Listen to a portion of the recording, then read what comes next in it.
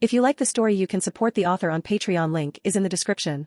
Additionally, if you would like to request novels and access my Google Drive where I have 200 plus audiobooks, then you can join my Patreon. Link is also provided in the description.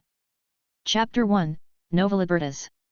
In the shadowed depths of the Imperial Palace, nestled beneath the towering peaks of the Himalayan mountains, lay the most secretive and vital of the Emperor's laboratories.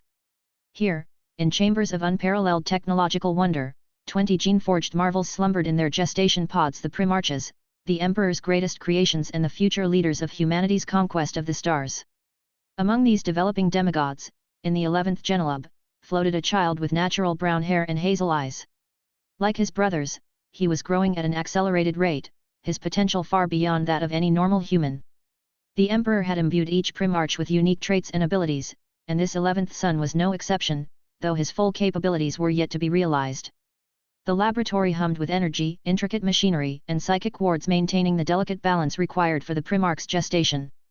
Servoskulls flitted between monitoring stations, while gene wrights and biosavants worked tirelessly under the Emperor's exacting supervision. The very air crackled with potential, as if the fate of the galaxy hung in this very chamber. But in the swirling eddies of the warp, dark forces were gathering. The Chaos Gods, those malevolent entities that held sway over the Immaterium, had become aware of the Emperor's great work. They saw in these Primarchs a threat to their power, a potential force that could tip the balance of the great game they played with the fate of all living things. With a concerted effort that belied their usual fractious nature, the ruinous powers reached out across time and space. Their influence seeped through cracks in reality, probing at the formidable psychic defenses the Emperor had erected around his laboratories. In an instant that seemed to stretch for an eternity, the careful balance was shattered. A great rent tore open in the fabric of reality within the gene labs, a howling maelstrom of warp energies that defied all natural laws. Alarms blared throughout the facility as the impossible occurred. The Geller fields and psychic wards that should have made such an incursion impossible were breached. The Emperor, engaged in matters of galactic importance elsewhere in the palace, felt the disturbance immediately. With speed that defied comprehension, he rushed to the laboratories, his auric power blazing like a newborn sun. But even for one such as he, it was too late. The gestation pods containing the Primarchs were ripped from their moorings, drawn inexorably towards the warp rift. Among them, the pod of the 11th, the child with brown hair and hazel eyes, spun in the vortex of energies. For a brief moment, it seemed as if the Emperor's hand might reach it, golden light straining against the pull of the warp. But the Chaos God's influence was too strong, their combined will focused with laser-like intensity on this singular moment. One by one, the pods vanished into the rift, scattered to the far corners of the galaxy by the capricious tides of the warp. As quickly as it had formed, the rift collapsed in upon itself, leaving the laboratory in ruins. Sparks flew from shattered machinery, and the moans of the injured filled the air. The Emperor stood amidst the devastation, his face a mask of fury and anguish. In that moment, the Emperor knew that his great plan had been derailed. The Primarchs, his sons created to lead humanity to its destiny among the stars, were lost to him. Yet, he was not one to succumb to despair. Already, his transcendent mind was formulating new strategies, adapting to this unforeseen calamity. The genetic material of the Primarchs remained, and from this, the Emperor would forge the Space Marine Legions. These genetically enhanced warriors would serve as a stopgap, a force to begin the great work of unifying humanity while the search for the scattered Primarchs continued. As for the 11th Primarch, the child with brown hair and hazel eyes, his pod hurtled through the warp, buffeted by currents of raw chaos. Protected by the Emperor's craftsmanship and perhaps by fate itself, it emerged from the Immaterium far from Terra, in a star system called the Independence Cluster. The pod streaked across the sky of a world that would come to be called Nova Libertas, a blazing comet that heralded great change. There, the child would be found, raised, and would grow to become Franklin Valorian, the Primarch of the Liberty Eagles. The Independence Cluster, a group of 300 worlds nestled in the treacherous halo stars, had been colonized during humanity's dark age of technology. Unlike many human settlements that had fallen into barbarism or technological regression during the Age of Strife, the Independence Cluster had managed to preserve much of its advanced technology, including crucial standard template constructs, STCs. The arrival of the infant Primarch on Nova Libertas was an event shrouded in mystery, yet destined to reshape the future of the Independence Cluster. Like his brothers scattered across the galaxy, Franklin Valorian descended from the heavens in a pod of unknown origin, crashing into the heart of the capital city of New Washington. The pod's discovery by the prominent Valorian family, known for their political influence and staunch belief in democratic values, set the stage for young Franklin's upbringing. Adopted into this household of movers and shakers, the child's superhuman nature quickly became apparent. As with all primarchs, Franklin's growth was accelerated and his abilities far beyond those of normal humans. By the age of 3, he stood as tall as a grown man and displayed an intellect that left his adoptive parents in awe. His charisma, even at such a young age, drew people to him like moths to a flame. The Valorian family, recognizing the potential in their adoptive son, ensured he received the finest education the Independence Cluster could offer. It was during these formative years that Franklin's personality began to truly shine. In his history classes, Franklin showed a particular interest in ancient Terran cultures, especially those that valued individual liberty and democracy. He would often engage his tutors in spirited debates, challenging established viewpoints with a mixture of logic and humor that was uniquely his own. "But Professor," Franklin would say with a mischievous glint in his eye, "if the ancient Athenians believed in democracy so much, why did they keep slaves? Isn't that a bit like saying you're on a diet while eating a triple cheeseburger?" His tutor, Dr. Eliza Hawthorne, struggled to maintain her composure. "Well, Franklin, historical contexts are complex. We must be careful not to judge past civilizations by our modern standards." Franklin nodded sagely, then grinned. "So what you're saying is, we should give them a pass because they didn't know any better. I wonder what future generations will say about us. Oh, those quaint 31st millennium folks, always worried about Xenos invasions. How charmingly paranoid they were." Dr. Hawthorne couldn't help but chuckle. "Your ability to find humor in even the most serious topics is unique, Franklin. Just remember, there's a time and place for everything." "Of course, Professor," Franklin replied with a wink. "And right now, it's time for me to place another witty observation." This exchange was typical of Franklin's approach to learning. He absorbed knowledge voraciously but always filtered it through his own unique perspective. His humor, often laced with irony, became a trademark of his personality. It served not only to entertain but also to disarm, allowing him to navigate complex social and political situations with ease. "Young Franklin, please explain to the class the fundamental principles of democracy," Professor Harriet Adamson requested, her eyes twinkling with anticipation. Franklin, now appearing to be a teenager despite being only a few years old, stood up with a grin. "Well, Prof, it's simple really. Democracy is like a big OL party where everyone gets to choose the DJ. Sometimes you end up with great tunes, other times it's a cacophony that makes your ears bleed.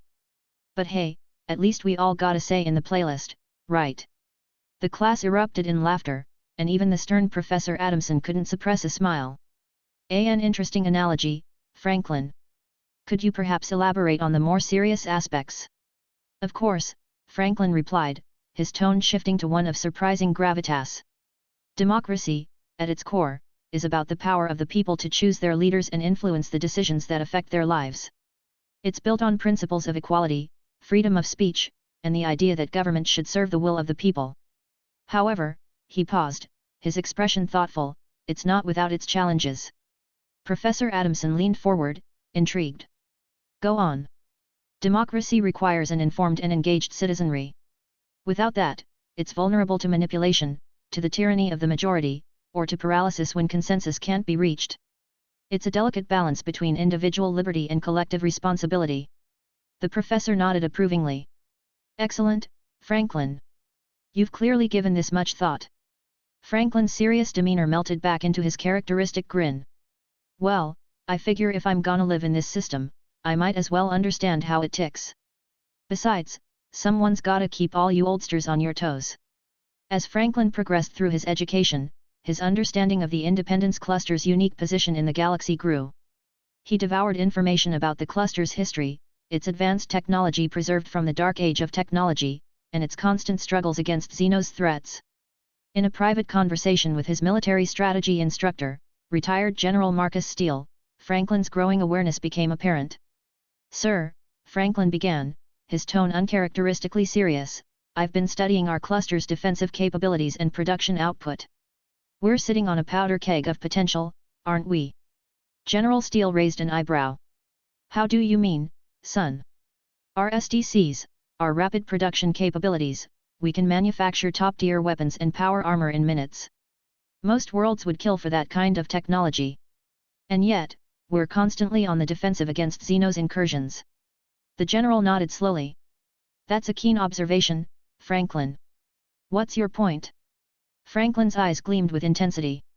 My point is, why are we just defending? With our capabilities, we could be expanding, pushing back against the threats that surround us. We have the means to not just survive, but to thrive. Careful, boy, Steele warned. That kind of talk sounds dangerously close to imperialism. We're a democratic society, not conquerors. Is it imperialism to want to secure our borders? To ensure our people can live without constant fear of Xeno's attack? Franklin countered. I'm not talking about subjugating other human worlds, sir. I'm talking about creating a buffer zone, expanding our sphere of influence to keep the monsters at bay. General Steele studied the young man before him, a mix of concern and admiration in his eyes. You're treading a fine line, Franklin. Remember, power corrupts, and absolute power corrupts absolutely. Our democratic system is designed to prevent any one person or group from gaining too much control. Franklin nodded, but there was a glint in his eye that suggested he wasn't entirely convinced. I understand, sir. But sometimes I wonder if our commitment to absolute democracy might be our Achilles heel. In times of crisis, decisiveness can be the difference between survival and extinction. As Franklin's education progressed, he found himself increasingly drawn to the study of historical leaders who had navigated the delicate balance between democratic ideals and necessary action in times of crisis. He was particularly fascinated by the concept of the Roman dictator, a leader granted temporary absolute power during emergencies. This interest led to a pivotal conversation with his political science professor, Dr. Ilera Voss. Dr. Voss, Franklin began, his tone carefully neutral, I've been researching historical models of governance, particularly those employed during times of extreme threat. I've noticed a pattern where many successful societies had mechanisms to temporarily consolidate power in crisis situations. What are your thoughts on this in relation to our cluster's constant state of alert against Xeno's threats? Dr. Voss peered at him over her glasses. An astute observation, Franklin. You're referring to systems like the Roman dictatorship or various emergency powers acts throughout history, I assume. Franklin nodded. Exactly. Given our unique situation, advanced technology, constant external threats, do you think our current system is optimally designed to respond to potential catastrophic events? Dr. Voss leaned back, a knowing look in her eye. You're wondering if pure democracy is always the answer. It's a question that's been debated for millennia, Franklin. Our system has safeguards, checks and balances designed to prevent the abuse of power. But those same safeguards can lead to gridlock and slow response times, Franklin countered. In a situation where minutes could mean the difference between survival and annihilation, can we afford the luxury of protracted debate? Dr. Voss studied him carefully. What are you suggesting, Franklin? Nothing concrete, Professor, Franklin replied with a disarming smile. Just thinking out loud. Perhaps a system that combines the best aspects of democracy with the ability to act decisively when necessary. A sort of managed democracy, if you will. Managed democracy, Dr. Voss repeated, her tone cautious. That's a slippery slope, Franklin. History is littered with examples of leaders who used similar reasoning to justify authoritarian rule. Franklin's expression grew serious. I'm not talking about authoritarianism, Dr. Voss. I'm talking about a system that respects the will of the people but is also capable of swift, decisive action when needed. A system that can harness the full potential of our cluster's capabilities without getting bogged down in political squabbles. And who would decide when such decisive action is necessary? Dr. Voss challenged. Franklin's response was immediate. The people, of course. Through their elected representatives. But with mechanisms in place to act quickly in genuine emergencies. Dr. Voss sighed. Franklin, your ideas are interesting. But be careful. The road to tyranny is often paved with good intentions. Franklin nodded, his trademark grin returning. Understood, Professor. It's all theoretical anyway. For now, I'm just a student, eager to learn. But as he left Dr. Voss's office, the wheels in Franklin's mind were turning. The seed of an idea had been planted, an idea that would one day reshape the Independence Cluster and beyond. As Franklin entered his teenage years, at least in appearance, his grasp of the Independence Cluster's unique position in the galaxy solidified. He understood that their preserved Dark Age technology, particularly their SDCs and rapid production capabilities, made them a potential powerhouse. Yet, they remained constantly on the defensive against Xeno's threats like the Rangan and Sloth. This realization led to many heated debates in his advanced military strategy classes. But sir, Franklin argued passionately, with our production capabilities, we could outfit an expansion fleet in a matter of weeks. We could establish forward bases, create a buffer zone against Xeno's incursions. His instructor, a veteran of countless defensive actions, shook his head. And spread our forces thin? Leave our core worlds vulnerable? It's too risky, Valorian. Franklin's eyes blazed with conviction. Riskier than sitting here, waiting for the next attack? We have the means to take the fight to them, to secure our future on our terms. These debates often ended in stalemates, but they fueled Franklin's growing conviction that the Independence Cluster needed to be more proactive in its defense and expansion. As Franklin's education neared its end, his reputation had grown far beyond the confines of the Academy. His intellect, charisma, and innovative ideas had caught the attention of military and political leaders across the cluster. At his graduation ceremony, Franklin delivered a speech that would be remembered for years to come. My fellow citizens of the Independence Cluster, he began, his voice carrying across the packed auditorium, we stand at a crossroads. For generations, we've preserved the legacy of humanity's golden age. We've defended our borders against countless threats. We've maintained our democratic values in the face of a hostile universe. He paused, his gaze sweeping across the audience. But is survival enough? Are we content to merely exist, always on the defensive, always waiting for the next crisis? I say no. The crowd stirred, some nodding in agreement, others shifting uncomfortably. We have the technology, the resources, and the spirit to do more than just survive. We can thrive. We can expand. We can secure a future not just for ourselves, but for all of humanity in this sector of the galaxy. His voice rose with passion. But to do this, we must be willing to adapt. To evolve. To create a system of governance that preserves our democratic ideals while allowing for decisive action when needed. A system that can harness the full potential of our technological superiority and the indomitable spirit of our people. Franklin's eyes blazed with intensity. I stand before you today not just as a graduate, but as a citizen ready to serve. Ready to help forge a new path for our cluster. A path of strength, of growth, of liberty secured through overwhelming firepower and unwavering resolve. He ended with a smile, his tone lightening. And hey, if we happen to make the galaxy a bit more fun along the way, where's the harm in that? The speech was met with thunderous applause from many, thoughtful silence from some, and wary concern from a few. But none could deny the charisma and vision of the young man who stood before them. As Franklin stepped down from the podium, he knew his journey was just beginning. The ideas of a managed democracy, of an expansion doctrine backed by overwhelming firepower, of a future where the Independence Cluster could stand proud and free in a hostile galaxy, these were no longer just academic theories. They were a roadmap for the future he intended to build. Little did he know that fate, and the machinations of powers beyond his comprehension, had an even grander destiny in store for him. The stage was set for Franklin Valorian to emerge as a leader, a warrior, and ultimately, a Primarch who would shape the future of not just the Independence Cluster, but the entire Imperium of Man. A/N, as I wrote this I'm starting to see why there are a lot of Space Marine books and etc. Chapter 2, The Duo. Franklin Valorian's entry into the Independence Cluster Defense Force, ICDF, was as unconventional as the man himself. On the day of his enlistment, he strode into the recruitment office, ducking to avoid hitting his head on the doorframe, a grin plastered across his face. Well, howdy folks. He boomed, causing several recruits to jump. I hear you're looking for some big damn heroes to keep our cluster safe. Where do I sign up? The recruitment officer, a grizzled veteran named Sergeant Harding, looked up at Franklin with a mixture of awe and suspicion. Son, we don't need heroes. We need soldiers who can follow orders and work as a team. Franklin's grin never wavered. Oh, I can do that too. But trust me, you're gonna want me on your team. I come with some, shall we say, unique qualifications.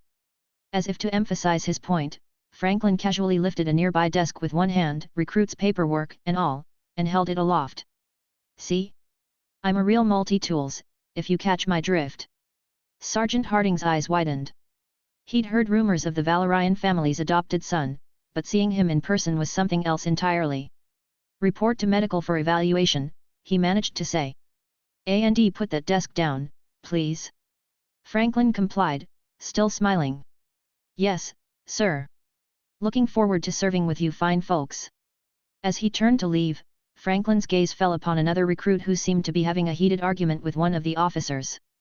The recruit, a tall, well-built black man, was gesturing emphatically while the officer wore an expression of thinly veiled disdain. Franklin's enhanced hearing picked up snippets of the conversation.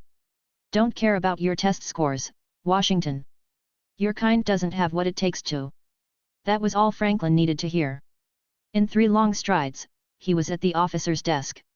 Excuse me, Franklin interrupted, his voice suddenly devoid of its usual humor. I couldn't help but overhear. Is there a problem here? The officer looked up, startled by Franklin's imposing presence. This is none of your concern, recruit. Move along. Franklin's smile returned, but it didn't reach his eyes. Oh, but I think it is my concern. See, I just enlisted to defend this cluster and all its citizens. And from where I'm standing, it looks like you're denying a qualified candidate based on, what, exactly? The color of his skin. The officer sputtered, but Franklin pressed on. Now, I may be new here, but I'm pretty sure that goes against everything the Independence Cluster stands for. So how about we start over? I'm Franklin Valorian, and I'd like to vouch for. He turned to the other recruit, extending his hand. I didn't catch your name, friend. Denzel Washington, the man replied, taking Franklin's hand with a firm grip and a look of grudging respect. Denzel Washington, Franklin repeated, turning back to the officer. I'd like to vouch for Mr. Washington here. If you have any issues with his enlistment, you can take them up with me. And trust me, you don't want to do that. The officer, faced with Franklin's imposing stature and unwavering gaze, finally relented. Fine. Washington, report to medical for evaluation. As Denzel gathered his papers, Franklin clapped him on the shoulder. Looks like we'll be serving together, Denzel. Something tells me this is the beginning of a beautiful friendship. Denzel looked up at Franklin, a wry smile on his face. I appreciate the help, but I can fight my own battles. Franklin's booming laugh filled the recruitment office. Oh, I don't doubt that for a second. But why fight alone when you can have a 15-foot tall friend backing you up? Come on, let's go get poked and prodded by the docs. I'll race you there. And with that, Franklin took off down the hallway, his long strides carrying him swiftly despite his massive size. Denzel, shaking his head in disbelief but with a growing smile, jogged after him. The following years saw Franklin and Denzel forge a friendship as strong as adamantium through the crucible of ICDF training and their first combat deployments. Franklin's superhuman abilities and tactical genius quickly became apparent, while Denzel's diplomatic skills and precise combat style complemented Franklin's more bombastic approach. Their first real test came during a Rangan incursion on the outer fringes of the Independence Cluster. The Xenos threat, with its mind-bending psychic abilities and horrific organic technology, had managed to establish a beachhead on one of the cluster's frontier worlds. Franklin, now a newly minted officer, found himself in command of a company tasked with pushing back the Rangan advance. As he surveyed the battlefield from a forward command post, Denzel at his side, the gravity of the situation weighed heavily on him. It's not looking good, Frank, Denzel said, his usual calm demeanor strained. The Rangan are pushing through our lines faster than we can reinforce them. We're outnumbered and outgunned. Franklin's face was uncharacteristically serious as he studied the tactical hololith. Then we change the game, he said, a familiar glint returning to his eye. Denzel, remember that crazy idea we talked about during training? The one the instructors said was too risky. Denzel's eyes widened. You can't be serious. That's suicide. Franklin's grin returned full force. Only if we do it wrong. And when have we ever done anything wrong? I can list at least a dozen times, Denzel retorted, but he was already reaching for his COMM unit. What do you need me to do? Get me every heavy weapons team we have, Franklin said, his mind racing with possibilities. And see if you can requisition some of those new grav shoots R&D has been working on. As Denzel moved to carry out his orders, Franklin turned to the rest of his command staff. Ladies and gentlemen, we're about to introduce the Rangan to a little thing I like to call overwhelming firepower. Here's the plan. Hours later, as the Rangan forces prepared for what they thought would be their final push to victory, the sky above them suddenly darkened.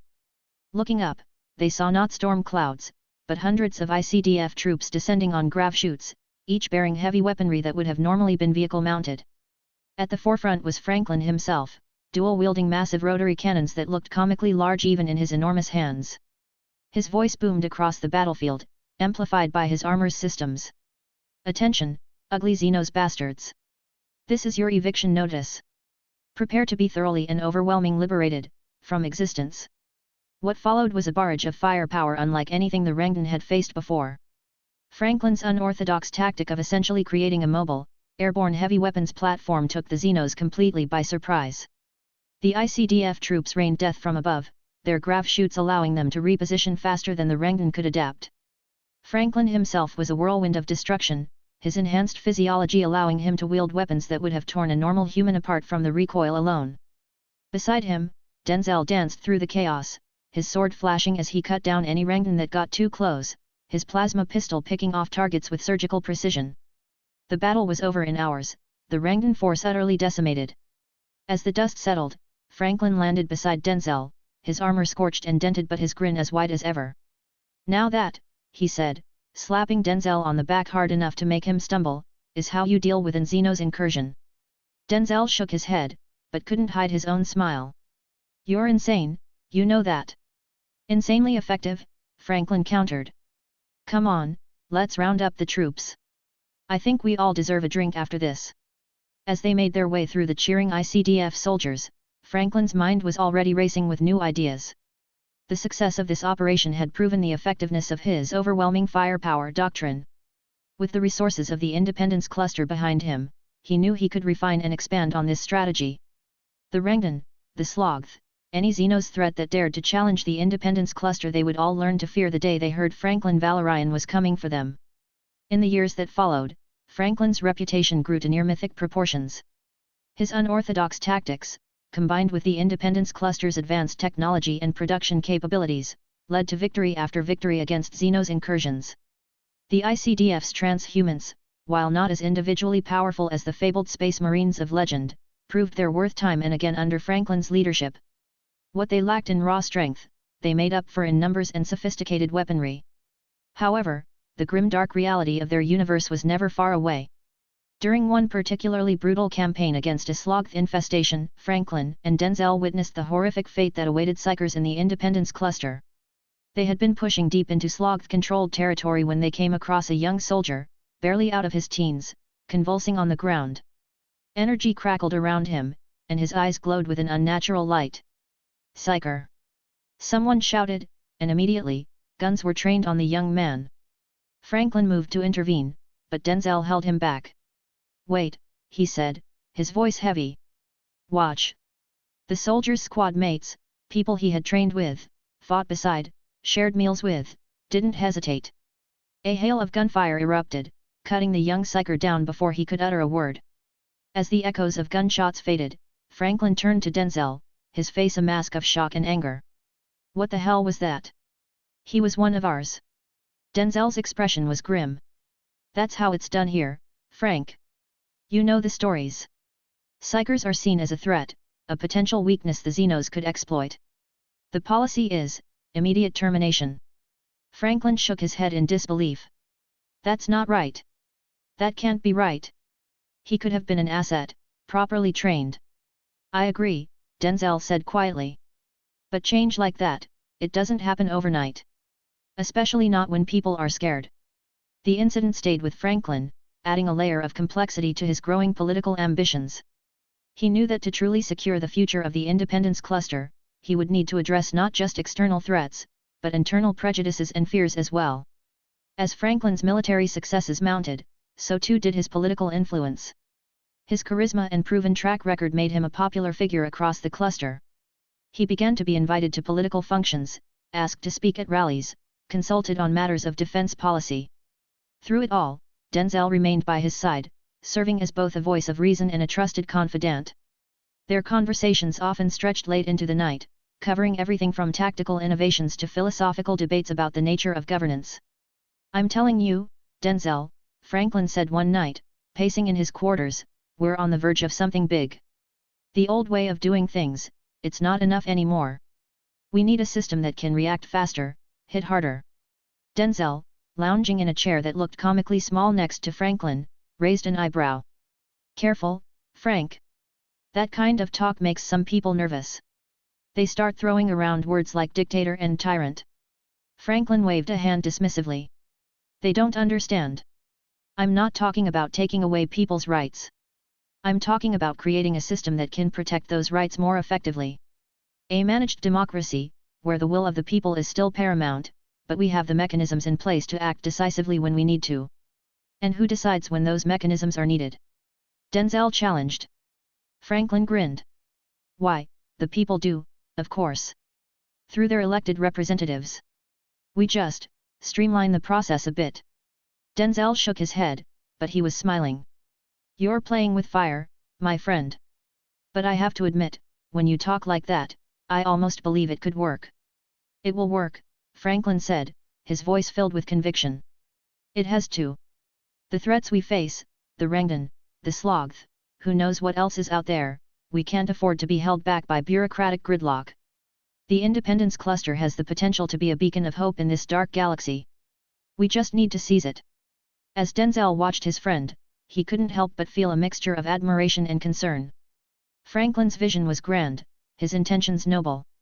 But the path he was proposing was fraught with danger. Only time would tell if Franklin Valorian would be remembered as the savior of the Independence Cluster, or as another tyrant who fell prey to the corruption of power. For now, though, Denzel knew his place was at Franklin's side. Whatever challenges lay ahead, they would face them together, the giant with the heart of a hero, and the diplomat with the soul of a warrior. The celebration in the ICDF barracks was in full swing. The air was thick with the smell of grilled meats, the sound of laughter, and the clinking of glasses. At the center of it all, as always, was Franklin Valorian, his booming laugh carrying over the din. And then, Franklin was saying, gesturing wildly with a massive mug of ale in his hand, the Rangan thinks he's got me cornered, right? So I look him dead in the eye. Well, I think it was his eye, hard to tell with those buggers, and I say, buddy, I'm about to introduce you to a little thing we call the Second Amendment. The crowd of soldiers around him erupted in laughter. Denzel, standing at Franklin's side as always, just shook his head with a grin. You know that's not how it happened, Frank, he said, taking a sip from his own drink. Franklin turned to his friend, feigning offense. Are you calling me a liar, Denzel? In front of all these fine folks? Not a liar, Denzel replied smoothly. Just creatively honest. This elicited another round of laughter from the gathered soldiers. Franklin's grin widened as he threw an arm around Denzel's shoulders, nearly knocking the smaller man off balance. See, this is why I keep him around, Franklin announced to the crowd. Keeps me honest. Well, mostly honest. Somewhat adjacent to honest. As the laughter died down, Franklin raised his mug high. A toast. He called out, his voice carrying to every corner of the barracks. To the brave men and women of the ICDF. To liberty, to overwhelming firepower, and to kicking Xeno's ass. To liberty. The crowd roared back, raising their own drinks. As the party continued around them, Franklin steered Denzel towards a quieter corner. Great bunch, aren't they? He said, his voice softer now, tinged with genuine affection. Denzel nodded, his expression thoughtful. They are. You know, when I first enlisted, I never thought I'd see anything like this. A giant of a man, a high-ranking officer drinking and laughing with the rank and file. Franklin's face grew serious for a moment. That's because they're not just soldiers to me, Denzel. They're family. Every single one of them. And family looks out for each other. Denzel smiled, clapping Franklin on the arm. And that, my friend, is why they'd follow you into hell itself if you asked. Their moment of reflection was interrupted by a group of female officers approaching, led by a tall, striking woman with short cropped hair and a scar running down her left cheek. Commander Valorian, she said, her tone professional but with a hint of warmth. Colonel Vasquez. Quite the party you've got going here. Franklin's grin returned full force. Major Chen. Glad you could make it. And please, it's just Franklin. Especially when I'm off duty and 3 ales in. Chen raised an eyebrow. 3 ales? I've seen Ogren drink more than that without breaking a sweat.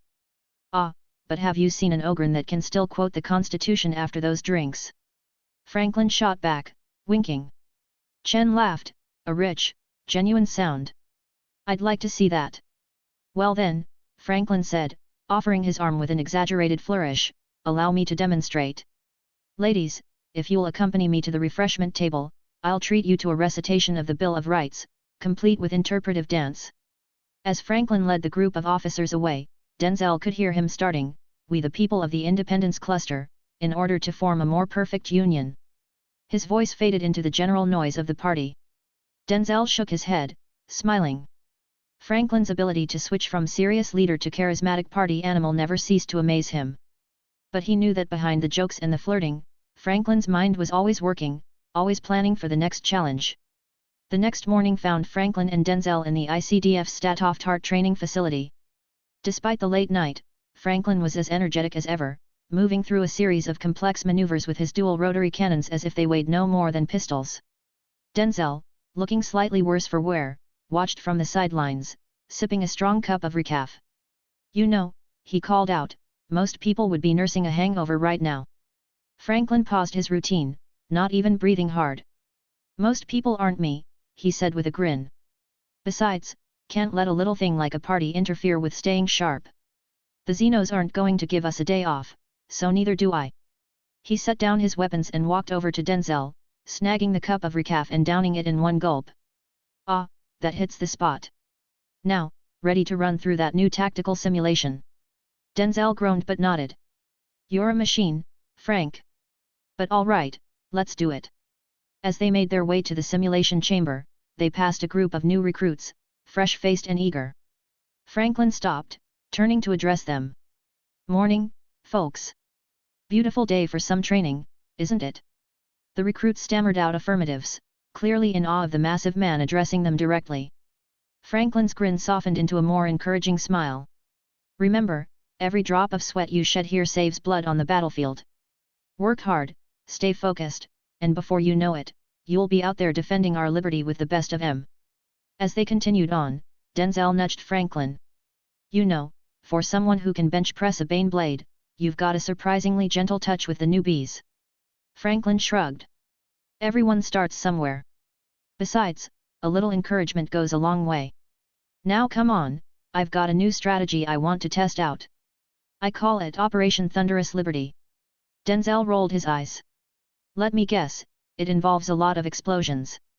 "Denzel, my friend," Franklin said, clapping him on the back, "when doesn't it?" Later that afternoon, Franklin found himself in a meeting with the cluster's political leadership. Despite his preference for the battlefield or the training grounds, he knew the importance of these sessions. "Gentlemen, ladies," he began, his usually boisterous tone tempered for the formal setting, "I understand your concerns about our latest defense budget proposal. But I assure you, every credit is necessary." An older man at the far end of the table spoke up. "Commander Valorian, while we all appreciate your enthusiasm, some of us are concerned about the scale of military expansion you're proposing. The Independence Cluster has always prioritized defense, not aggression." Franklin nodded, his expression serious. "Counselor, I respect your position. But let me ask you this, when a wildfire is approaching your home, do you simply build a firebreak and hope for the best? Or do you take steps to extinguish the fire at its source?" He stood, his massive frame dominating the room. "The threats we face, the Rangan, the Sloth, who knows what else lurks in the darkness of space, they're not content to simply probe our borders. They want to destroy us, to consume everything we've built. Our liberty, our way of life, it's all at stake." Franklin began to pace, his voice rising with passion. "The expansion I'm proposing isn't about aggression.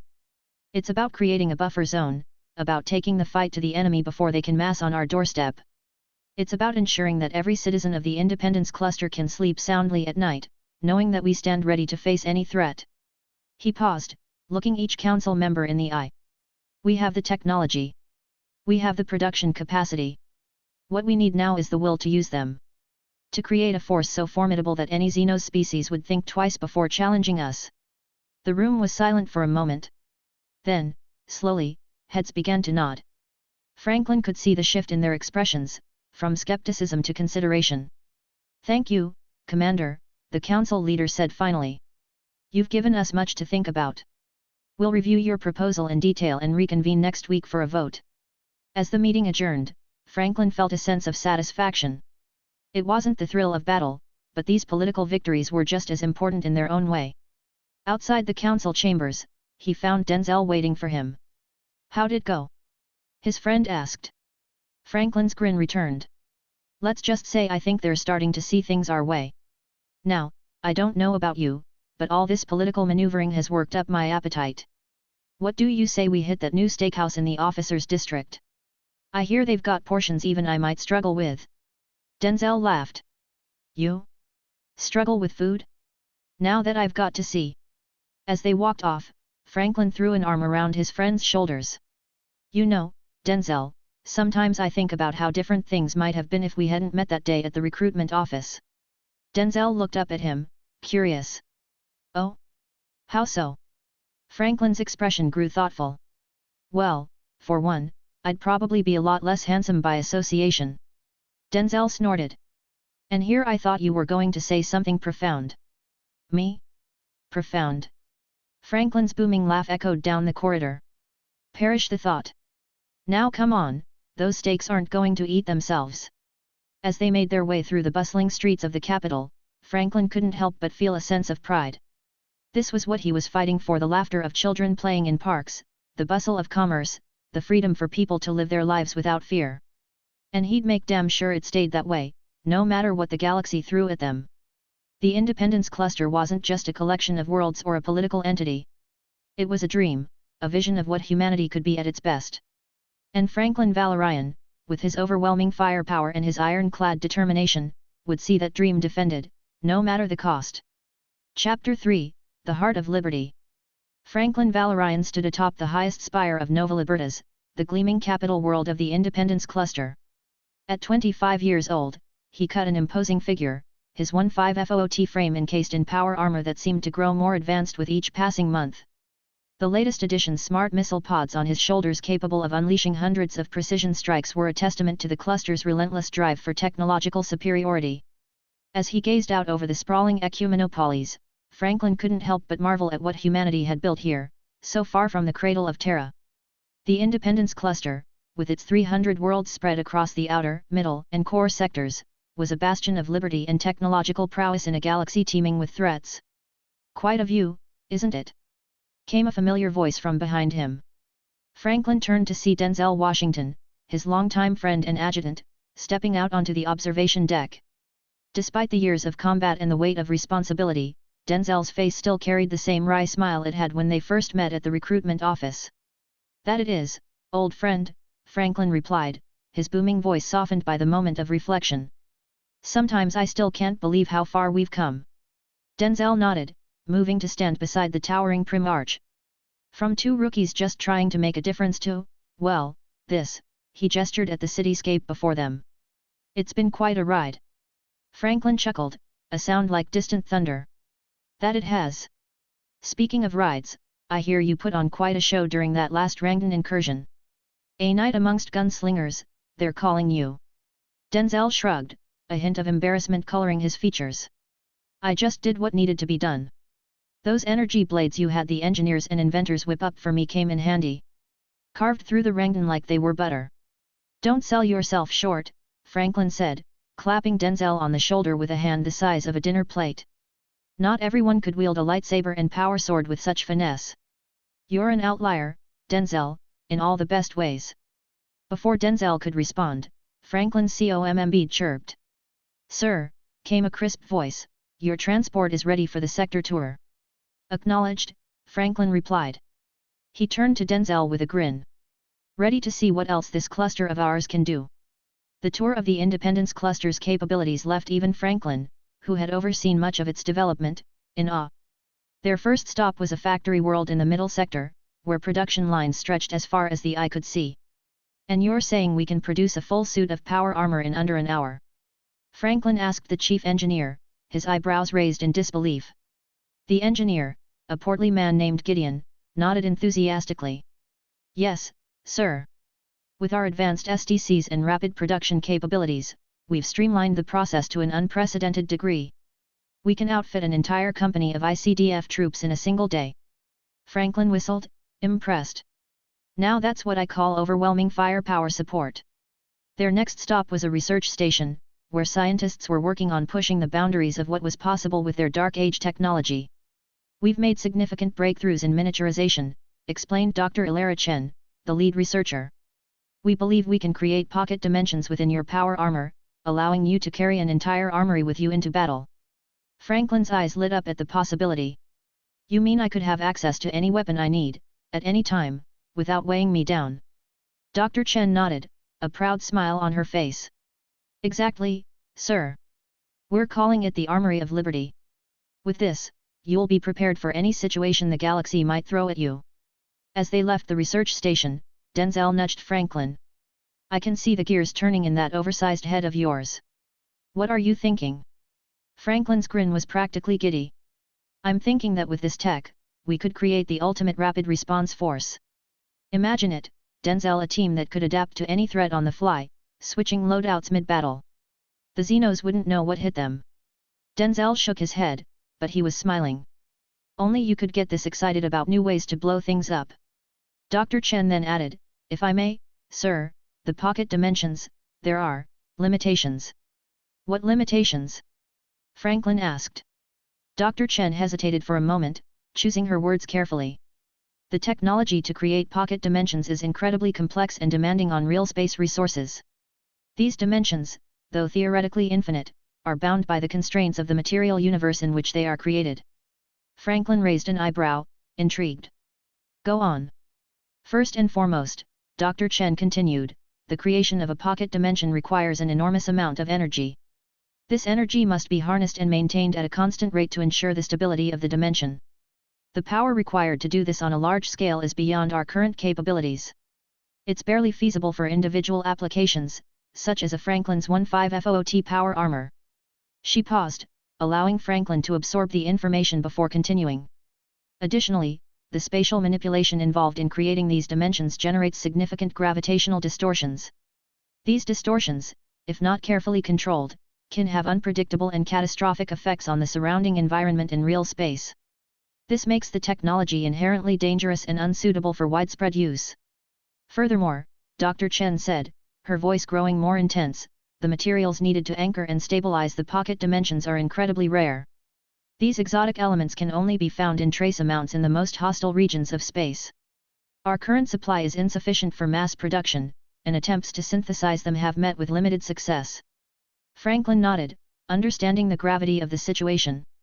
So, you're saying that while we can create pocket dimensions for specialized purposes, like my power armor, scaling up the technology for broader applications is practically impossible. Precisely, Dr. Chen confirmed. The theoretical framework exists, but the practical limitations, energy requirements, gravitational distortions, and material scarcity make it unfeasible for mass production. At least with our current level of technology and understanding. Franklin sighed, the weight of Dr. Chen's explanation settling over him. Thank you, Dr. Chen. It's clear that while pocket dimensions hold incredible potential, their use must remain highly restricted and carefully managed.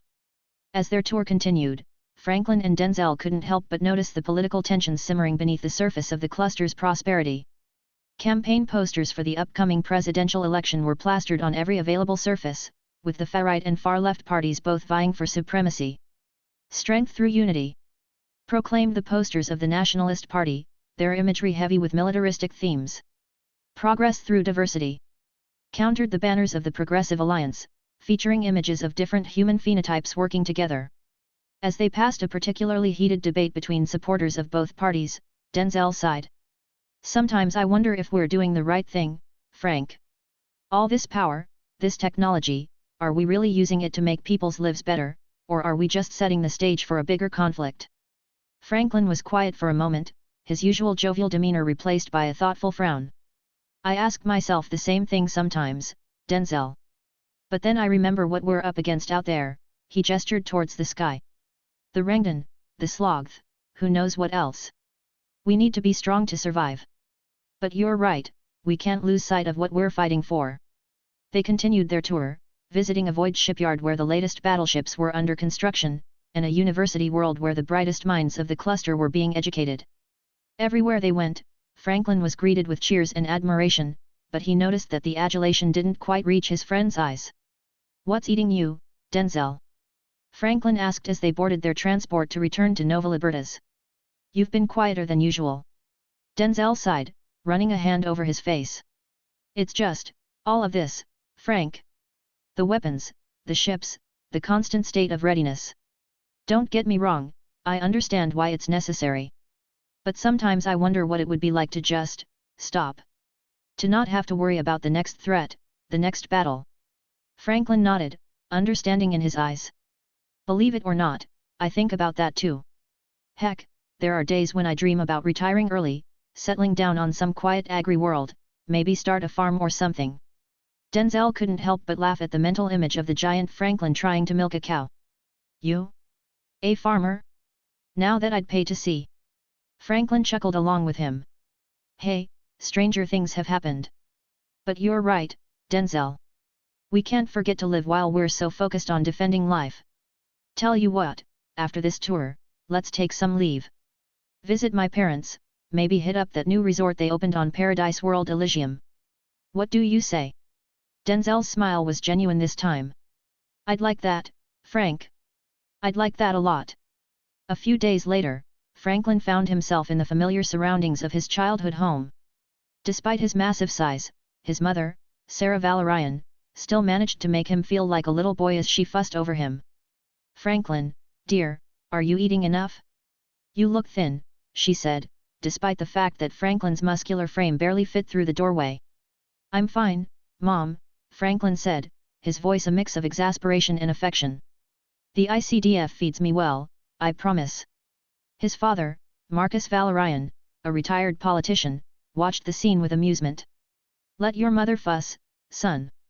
It's not often we get to see you these days." As they sat down to dinner, a spread that could have fed a small army, or one very hungry Primarch, the conversation turned to Franklin's work. "We're so proud of you, honey," Sarah said, beaming at her adopted son. "Defending the cluster, keeping everyone safe. But, are you happy?" Franklin paused, fork halfway to his mouth. It was a simple question, but one he rarely had time to consider. I think so, Mom. I mean, the work is important, and I'm good at it. But it's not all you are," Marcus finished for him. "Son, we've always known you were destined for great things. But don't forget, you're more than just a soldier or a leader. You're Franklin Valorian, our boy who used to dream about exploring the stars, who wanted to build things instead of destroy them." Franklin nodded, a lump forming in his throat. "I know, Dad. It's just, with everything that's out there, all the threats to our way of life." "You feel responsible," Sarah said softly. "Oh, my sweet boy. Just remember, you don't have to carry the weight of the entire cluster on your shoulders alone. You have Denzel, you have your troops, and you always have us." As Franklin looked at his parents, his mother's kind eyes, his father's proud smile, he felt a warmth in his chest that had nothing to do with his enhanced physiology. Here, in this moment, he wasn't the Primarch of the Liberty Eagles, the defender of the Independence Cluster. He was just Franklin, a son loved by his parents. "Thanks, Mom, Dad," he said, his voice thick with emotion. "I needed to hear that."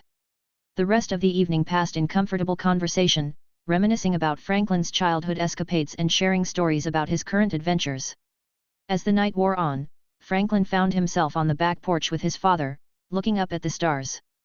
"You know," Marcus said, breaking the comfortable silence, "when we first found you, we had no idea what we were getting into. A child with your abilities, your potential, it would have been easy to see you as a weapon, a tool to be used. But your mother and I, we made a promise to raise you as our son first and foremost." Franklin turned to his father, curiosity in his eyes. "Do you ever regret it? Taking me in, I mean. Things might have been simpler if you hadn't." Marcus laughed, shaking his head. "Simpler, maybe. But nowhere near as rewarding. Franklin, you've brought more joy and pride into our lives than we ever thought possible. Yes, watching you take on the burdens you do is difficult sometimes. But we wouldn't change a thing." Franklin felt his eyes misting over. Without a word, he pulled his father into a gentle hug, mindful of his enormous strength. In that moment, he wasn't the Primarch of Liberty, the wielder of overwhelming firepower. He was just a son, grateful for the love and guidance of his parents. As Franklin and Denzel prepared to return to their duties, the political situation in the cluster was reaching a fever pitch. The presidential campaigns had intensified, with both the far-right Nationalist Party and the far-left Progressive Alliance pulling out all the stops to secure votes. Citizens of the Independence Cluster, boomed the voice of Maximilian Graves, the nationalist candidate, from vidscreens across Nova Libertas. Our liberty is under constant threat from Xeno's aggression and internal division. Only through strength and unity can we hope to survive. Elect me, and I promise to bolster our military might, to strike fear into the hearts of our enemies. In contrast, Arya Solaris of the Progressive Alliance offered a different vision. Fellow citizens, our greatest strength lies not in our weapons, but in our diversity, our innovation, our commitment to progress. We need not sacrifice our values in the name of security. Together, we can build a future where diplomacy and technology are our first lines of defense. As they watched the dueling speeches, Denzel turned to Franklin. What do you think, Frank? Where do you stand in all this? Franklin was quiet for a long moment, his expression thoughtful. Honestly, Denzel? I think they're both right, and they're both wrong. We do need strength to defend ourselves, but not at the cost of what makes us who we are. We need progress and innovation, but we can't ignore the very real threats out there. He sighed, running a hand through his hair. Sometimes I think the Independence Cluster needs a middle path. A way to be strong without being aggressive, progressive without being naive. But finding that balance, it's not easy. Denzel nodded, understanding in his eyes. No, it's not. But if anyone can help guide us there, it's you, Frank. You've got the strategic mind to understand the threats we face, but you've also got the heart to remember what we're fighting for. Franklin smiled at his friend, gratitude evident in his expression.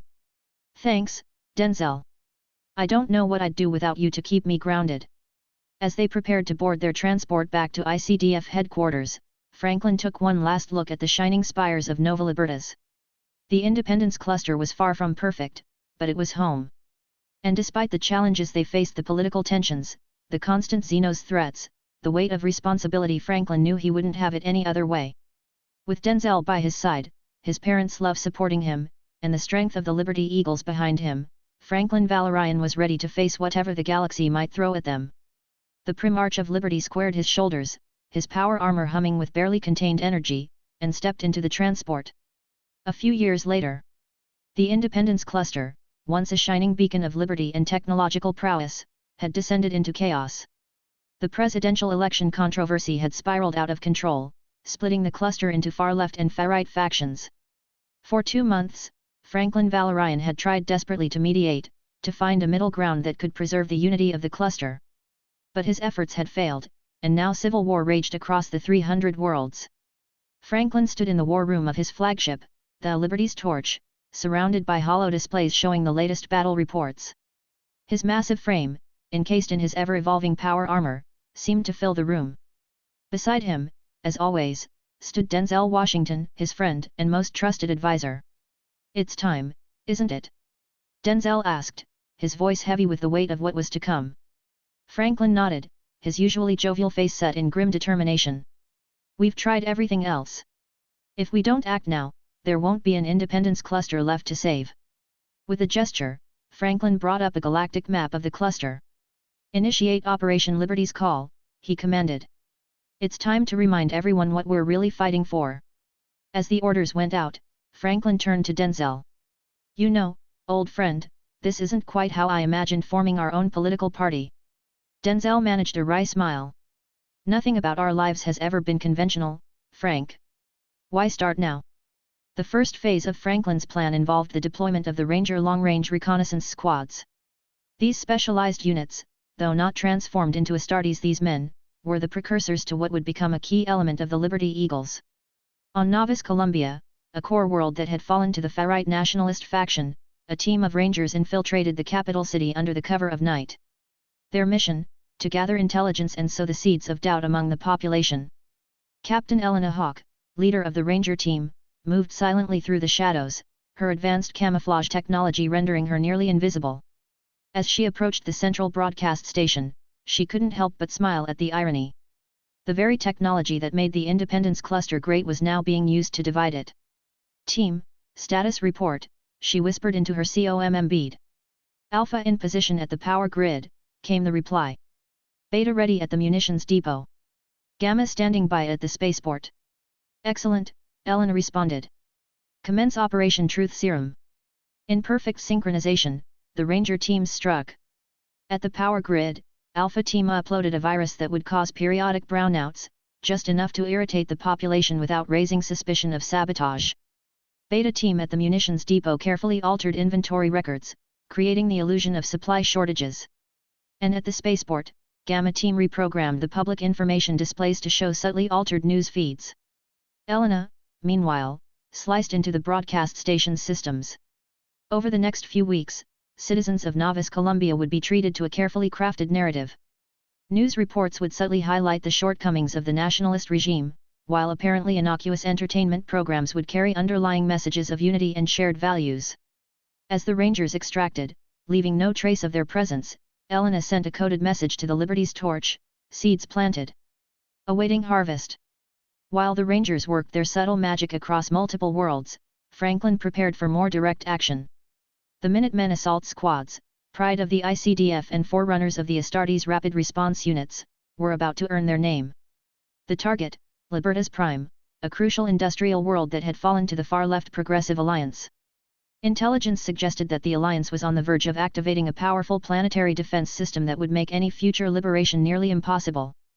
Minutemen, Franklin's voice boomed through the assault carriers, you have exactly 60 minutes to secure that defense control center before it comes online. The fate of Libertas Prime, and perhaps the entire cluster, rests in your hands. Liberty and justice await. With a roar of "For Liberty!"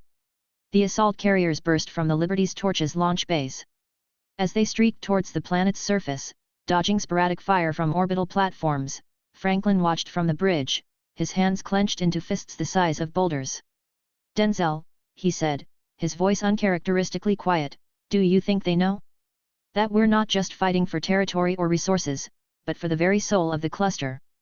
Denzel placed a hand on his friend's armored shoulder. They know, Frank. That's why they'll win. On the surface of Libertas Prime, the Minutemen lived up to their name. Drop pods slammed into key locations around the Defense Control Center, disgorging squads of heavily armed troops. Jump pack-equipped soldiers soared over barricades, their specialized close-quarters weapons making short work of the surprised defenders. 30 minutes remaining, came the update from the ground commander. Outer perimeter secured. Moving on the main complex now. Franklin watched the tactical displays, his enhanced mind processing the information faster than any normal human could. They're making good time, he murmured, but that second line of defense looks nasty. As if in response to his concerns, a new icon appeared on the display. A small, elite unit had dropped in behind enemy lines. The SEAL team, another precursor to the future Astartes Special Operations units, had joined the fray. With precision and speed that seemed almost superhuman, the SEAL team breached the control center's defenses from within. As the main Minutemen force engaged the defenders' Hedon, the SEALs systematically disabled key systems and eliminated high-value targets.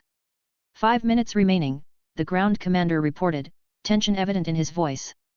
Franklin leaned forward, his massive frame casting a shadow over the hollow display. Come on, he whispered, come on. Control center secured. The report came through with just seconds to spare. Planetary defense system neutralized. Libertas Prime is ours, sir. A cheer went up on the bridge of the Liberty's torch. Franklin allowed himself a small smile. Well done, all of you. But remember, this is just the beginning. We're not here to conquer. We're here to liberate. As news of the victory on Libertas Prime spread, Franklin implemented the next phase of his plan. The Green Beret Special Forces, masters of unconventional warfare and the forerunners of the Astartes training cadres, were deployed across multiple worlds.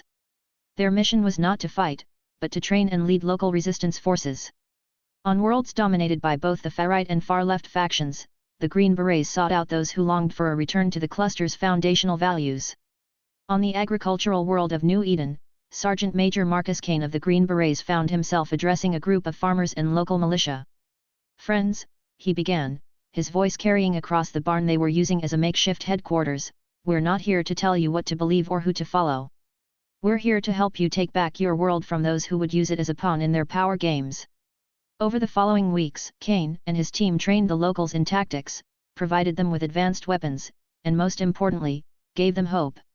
Similar scenes played out across dozens of worlds, with the Green Berets acting as the spark that ignited the flame of resistance. As the conflict intensified, Franklin deployed the Marine Expeditionary Units, the versatile backbone of his forces and the template for future Astartes combined arms operations. These self-contained units, capable of extended independent operations, became the hammer to the Rangers and Green Berets' scalpel. On the Forge world of Vulcania, a Marine Expeditionary Unit under the command of Colonel Saracen faced off against a combined force of far-right and far-left hardliners who had formed an uneasy alliance to maintain control of the planet's crucial production facilities. They may have the home field advantage, Chen told her troops as they prepared to drop, but we have something better. We have a righteous cause and the full might of liberty behind us. Show them what that means.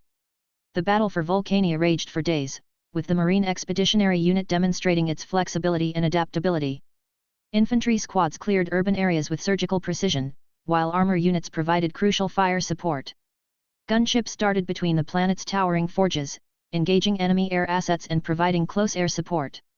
Throughout it all, Franklin coordinated the big picture from the Liberty's torch, his strategic genius guiding the flow of battle across multiple worlds simultaneously. But he was not content to remain removed from the action. "Denzel," he said, turning to his friend with a glint in his eye, "what do you say we lead from the front for a change?"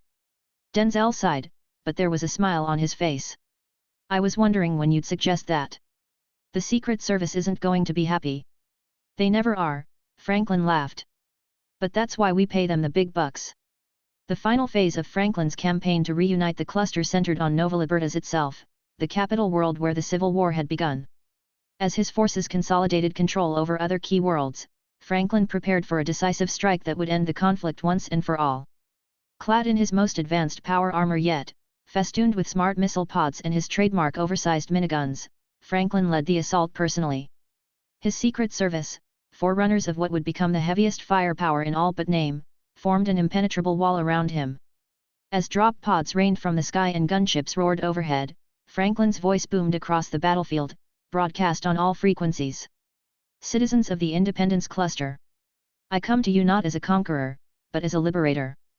For too long, we have allowed ourselves to be divided by those who would put their own power above the good of all. But no more." He strode through the war-worn streets of the capital, his presence alone enough to make enemy soldiers throw down their weapons and surrender. "We are not defined by our differences, but by what unites us. Our love of liberty, our belief in justice, our unwavering spirit in the face of adversity. It is time to remember who we are and what we stand for." As he spoke, hollow projectors across the city activated, showing scenes from across the cluster. Rangers revealing the lies and manipulations of both extreme factions. Green beretted resistance fighters reclaiming their worlds. Marine Expeditionary Units bringing order to chaos. "I offer you a new way forward. Not the tyranny of the far right, nor the chaotic excesses of the far left. But a middle path. A managed democracy where your voices are heard, your rights are protected, and our collective strength is used to defend liberty, not destroy it." The fighting began to sputter out as more and more citizens and soldiers alike responded to Franklin's words. In the central plaza of the capital, Franklin faced down the leaders of both warring factions, now stripped of their power and influence. "The war is over," he declared, his voice carrying the weight of absolute authority. "The time for healing begins now. Will you join me in rebuilding our cluster, stronger and more united than ever before?" One by one, then in groups, the people of Nova Libertas began to kneel. Not in submission, but in recognition of the truth Franklin represented. The Secret Service tensed, ready for any last-ditch attacks, but none came. As the sun set on Nova Libertas, Franklin stood tall, Denzel at his side, surveying what they had accomplished. The Civil War was over. The Independence Cluster was whole once more. But the real work was just beginning. "You know," Franklin said to Denzel, a hint of his old humor returning, "when I said I wanted to retire early, this isn't exactly what I had in mind." Denzel chuckled, shaking his head. "No rest for the righteous, Frank? Or should I say, for the symbol of liberty?" Franklin's expression turned thoughtful. "Symbol, you know, I'm still not sure what that really means. But if it gives me the power to protect our people, to safeguard freedom across the stars, then I'll bear the title gladly." As night fell on Nova Libertas, the citizens of the Independence Cluster looked to the sky with renewed hope. The Civil War had tested them, but they had emerged stronger, more united. And at their head stood Franklin Valorian, the symbol of liberty, ready to lead them into a future where freedom and justice would reign supreme. Little did they know that far across the galaxy, another being of immense power had taken notice of the events in the Independence Cluster. The Emperor of Mankind had sensed the awakening of one of his lost sons, and the Great Crusade was about to take an unexpected turn. Chapter 4, The Emperor. The Grand Plaza of Nova Libertas bustled with activity, its citizens gathered to hear their beloved leader speak. Franklin Valorian, the symbol of liberty, stood tall upon a raised platform, his imposing 15-foot frame dwarfing those around him. Despite his size, there was an easy charm to his demeanor that put the crowd at ease. My fellow citizens, Valorian's voice boomed across the plaza, a hint of mirth in his tone, I stand before you today not just as your leader, but as a man who's had one too many liberty stakes. The crowd erupted in laughter, and Valorian's grin widened. But fear not, for even with a full belly, I remain ever vigilant in our pursuit of freedom and prosperity. As he continued his speech, weaving jokes with serious policy points, Valorian's gaze swept across the sea of faces. Suddenly, his eyes locked onto a figure standing at the edge of the crowd. The man stood out not just for his impressive height, though still shorter than Valorian, but for the aura of power that seemed to emanate from him. Golden armor glinted in the sunlight, and piercing eyes met Valorian's own, and yet the crowd around him doesn't seem to notice him. For a moment, Valorian felt a flicker of recognition, as if he'd known this man all his life. But he pushed the feeling aside, flashing a grin at the stranger before returning his attention to his speech. And so, my friends, he concluded, let us raise our glasses, or in my case, my oversized mug, to liberty, to prosperity, and to the unbreakable spirit of the Independence Cluster. As the crowd cheered, Valorian stepped down from the platform, making his way through a throng of well-wishers. He noticed the golden-armored man had vanished, but somehow, he knew their paths would cross again soon. Hours later, in the privacy of his office atop the Liberty Spire, Valorian sat back in his chair, feet propped up on his desk. He was reviewing reports on the latest Xenos incursions when a knock at the door interrupted his reading. Come in, he called out, not bothering to change his relaxed posture.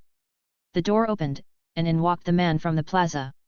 Up close, Valorian could see the intricate details of his armor, the wisdom and power in his eyes, and the slight smile playing at the corners of his mouth. Well, Valorian chuckled, if it isn't the man who outshone my armor polish this morning. To what do I owe the pleasure, mister? I have many names, the man replied, his voice resonant with authority yet tinged with amusement. But you may call me the Emperor. Valorian raised an eyebrow, his grin widening. The Emperor, eh? Of what?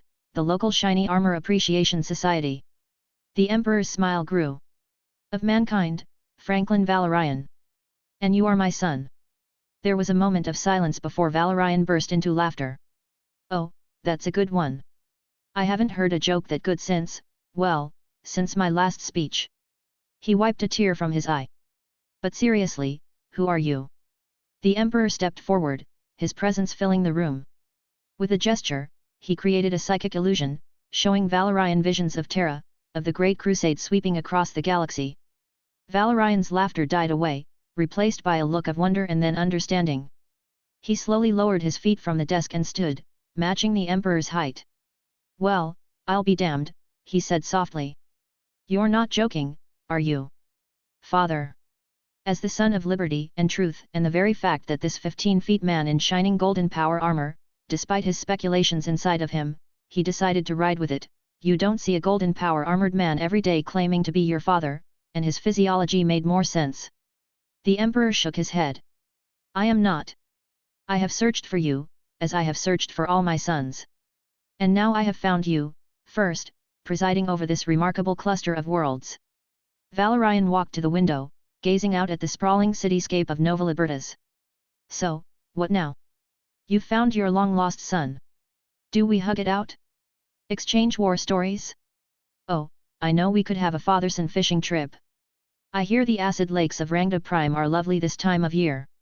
The Emperor chuckled, a sound that seemed to surprise even him. Your humor is unexpected, Franklin. But refreshing. No, what happens now is up to you. I have come to offer you a place by my side, to join the Great Crusade and help unite humanity. Valorian turned back to face the Emperor, his expression suddenly serious. Unite humanity? That's a tall order, even for a man of your stature. And what about my people here? The Independence Cluster has thrived under my leadership. We've pushed back Xeno's threats, preserved technology from the dark age of humanity, and created a society of true liberty. Why should we change that? The Emperor nodded, acknowledging Valorian's points. What you've built here is remarkable, truly.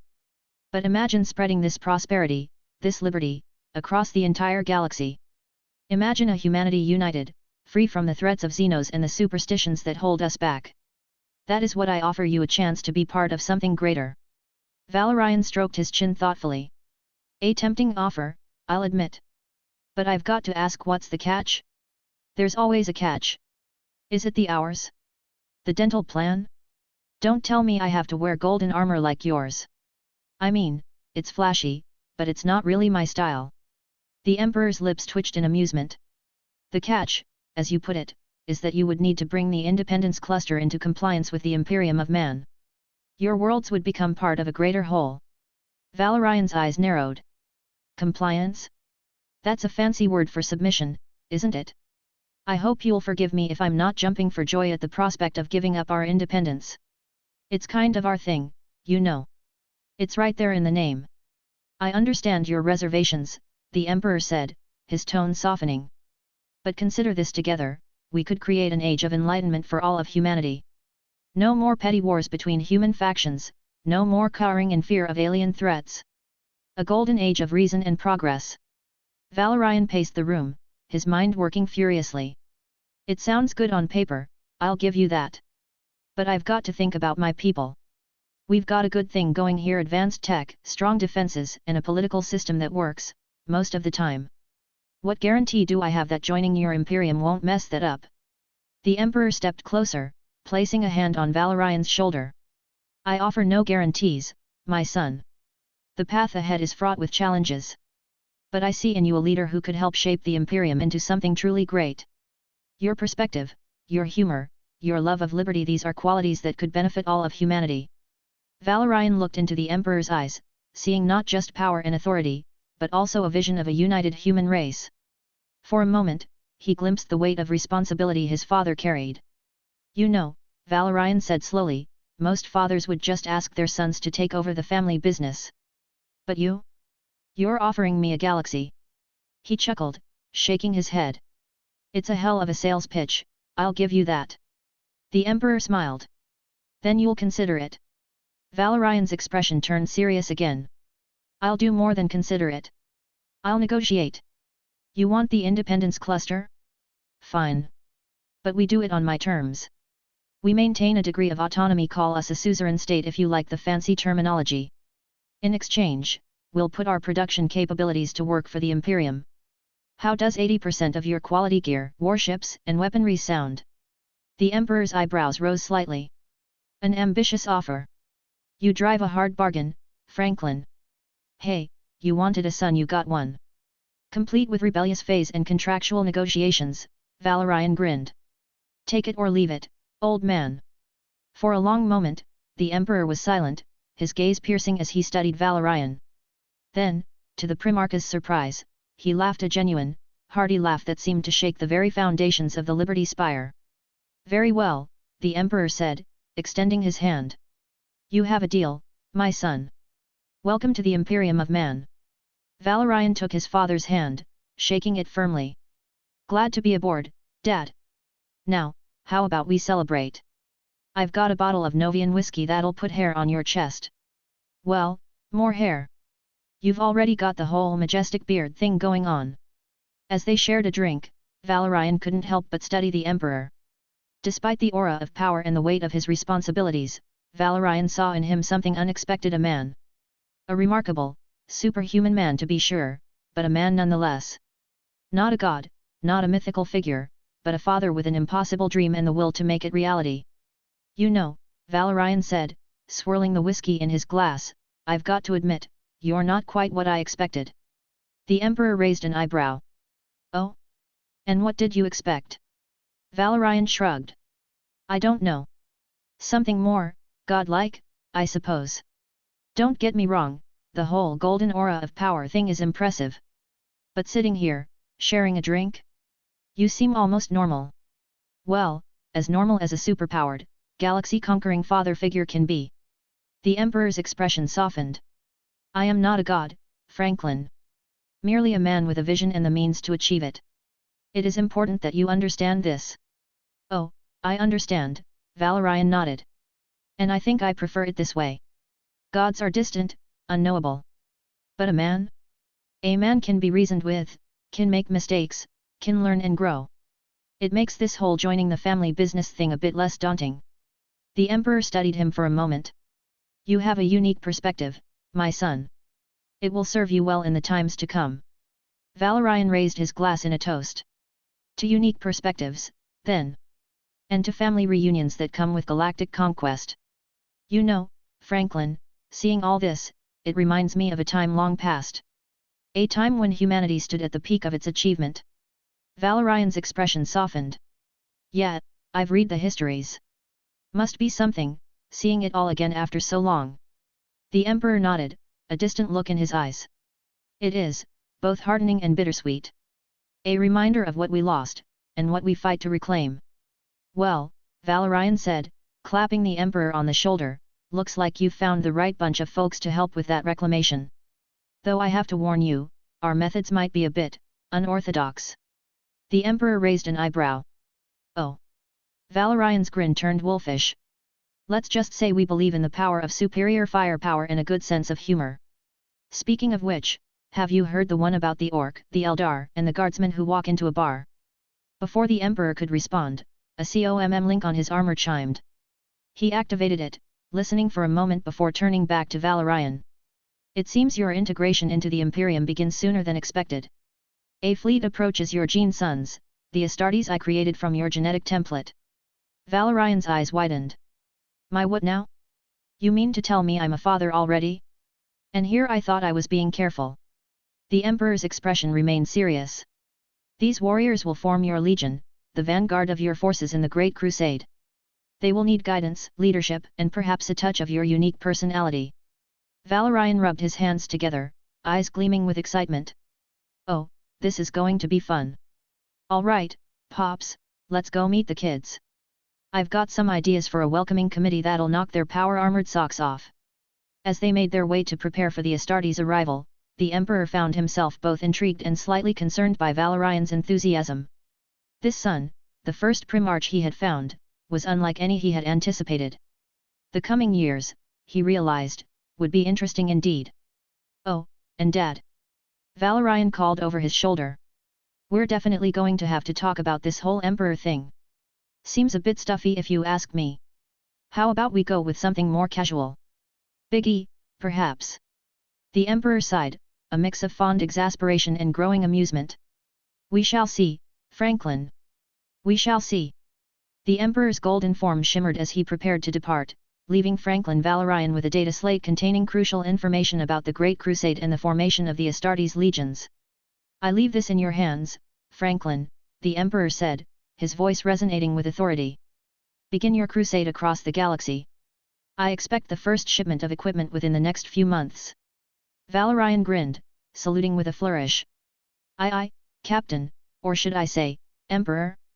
Don't worry, we'll have those goodies ready before you can say for the Imperium.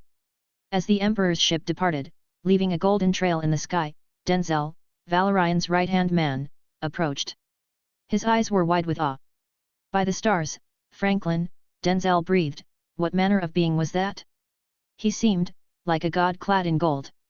Valorian chuckled, clapping Denzel on the shoulder. A god? Nah, just a man with a dream, my friend. A man who wants nothing more than to unite his people. Nothing more, nothing less. Denzel shook his head, still dazed. If you say so. But what now? What did he leave you with? Oh, just a little light reading, Valorian quipped, waving the data slate. Chapter 5, Difference.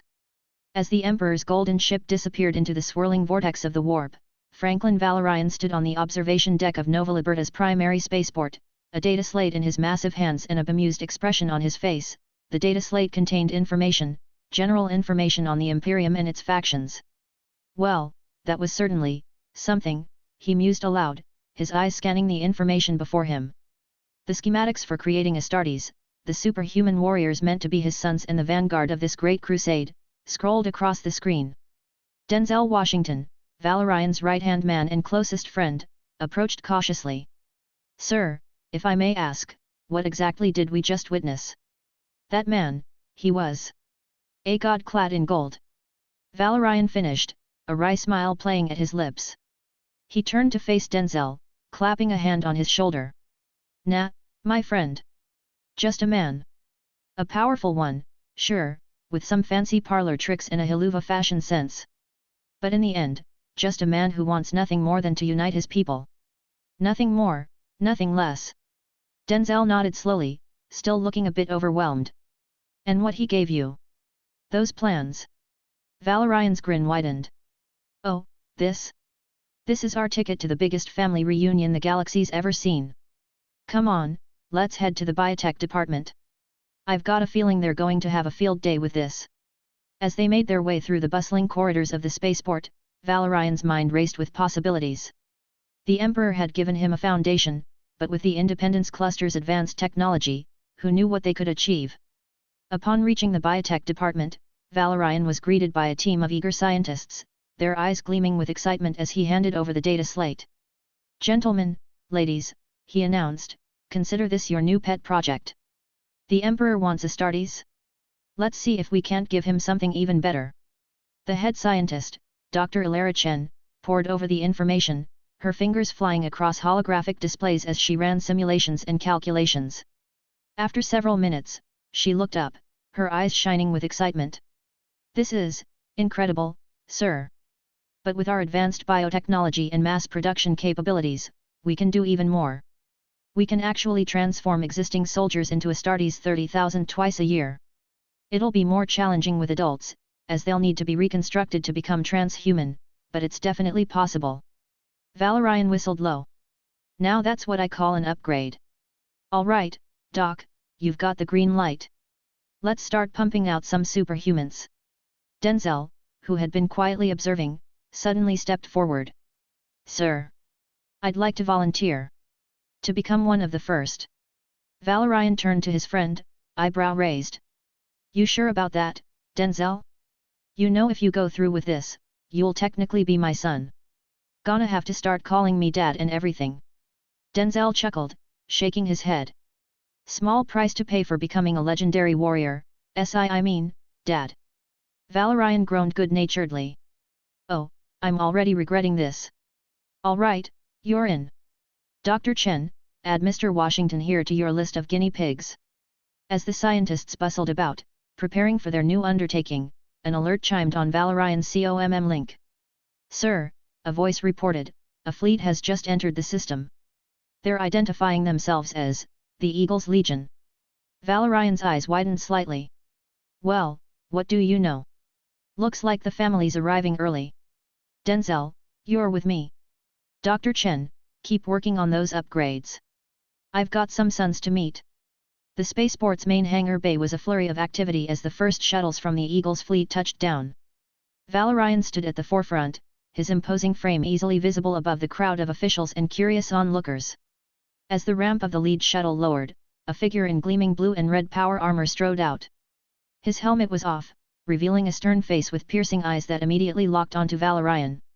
Primarch, the Space Marine said, his voice a low rumble. I am Captain John Ezra, Legion Master of the Eagles. We've come to pledge our allegiance and serve in your name. Valorian grinned broadly, stepping forward with arms outstretched. Well, aren't you just the spitting image of your old man? Come here, son. Let's skip the formalities and go straight to the family hug. Ezra's eyes narrowed slightly, clearly taken aback by Valorian's casual demeanor. Sir, with all due respect, we are warriors of the Emperor, not. His words were cut short as Valorian closed the distance between them in 2 long strides, easily lifting the Astartes off his feet in a bear hug. Rule number 1 around here, John. We take our work seriously, but never ourselves. Now, how about you and your brothers join us for a little welcoming party? Setting the stunned Ezra back on his feet, Valorian turned to address the rest of the disembarking Astartes. Boys, welcome to Nova Libertas. I hope you're ready for a crash course in liberty, firepower, and the fine art of kicking ass while having a blast. First lesson starts now. What followed was a whirlwind tour of the Independence Cluster's military facilities, punctuated by Valorian's constant quips and demonstrations of the advanced technology at their disposal. The Astartes, initially reserved and somewhat confused by their Primarch's behavior, gradually began to relax and even engage in the banter. However, tensions came to a head during a training exercise. Ezra, still struggling with Valorian's unorthodox leadership style, challenged his Primarch to a sparring match. Ezra's eyes narrowed. With all due respect, my lord, this is a serious matter. We are your gene sons, created to wage war in your name. We require proper guidance and leadership. Oh, I'll give you guidance all right, Franklin chuckled. Lesson 1, loosen up that armor, it's cutting off circulation to your sense of humor. Ezra's hand moved to his weapon. My lord, I must insist. In a blur of motion, Franklin had Ezra on the ground, the chapter master's arm twisted behind his back. Lesson 2, Franklin said, his voice still light but with an edge of steel. Never underestimate your opponent, especially if that opponent happens to be your gene father. He released Ezra, who stood, a new respect in his eyes. Forgive me, my lord. I see now that your unorthodox demeanor belies great strength. Franklin clapped him on the shoulder. No harm done, son. As they toured the facilities, many of the Astartes grew visibly uncomfortable at the prevalence of AI.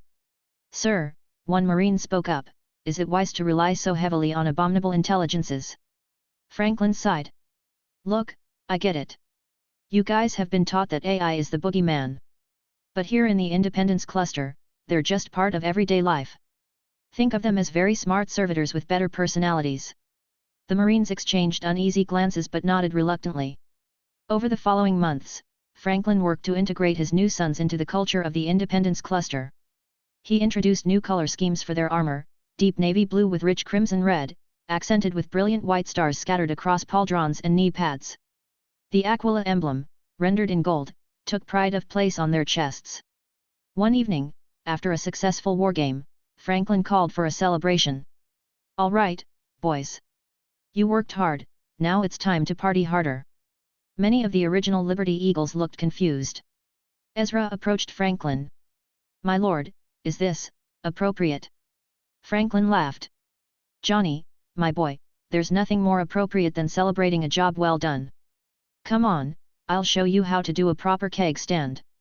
As the weeks passed, tensions occasionally flared between the original Liberty Eagles and the newly created Astartes from the Independence Cluster. Franklin found himself mediating more than one dispute. All right, knock it off. He roared, separating two brawling Marines. You're brothers, for liberty's sake. Act like it. The Marines looked sheepish. But sir, one protested, he said our battle cry should be yippee-ki-yay, Xeno lovers. Franklin pinched the bridge of his nose. Okay, first off, that's a terrible battle cry. We can workshop it. Secondly, you're both on latrine duty for a week. And I mean old-fashioned latrines, no fancy AI toilets for you. As the Marines trudged off, Denzel approached, now towering in his new Astartes form. Fatherhood suits you, sir, he chuckled. Franklin groaned. Don't you start with that father business. I'm still getting used to having one dad, let alone being 1 to 80,000 super soldiers. Denzel grinned. Whatever you say. Dad. Franklin playfully swatted at him. Keep it up, and you'll be joining those two on latrine duty. As time passed, the Legion began to gel. The stoic discipline of the original Eagles melded with the more relaxed, yet equally effective, approach of the Independence Cluster. Franklin watched with pride as his sons learned to work and play together. One day, as he oversaw a training exercise, Ezra approached him. My lord, I owe you an apology. Franklin raised an eyebrow. Oh? What for, Johnny? Ezra shifted uncomfortably. When we first met, I doubted your methods. I thought your levity was a sign of weakness. I see now that it is a strength.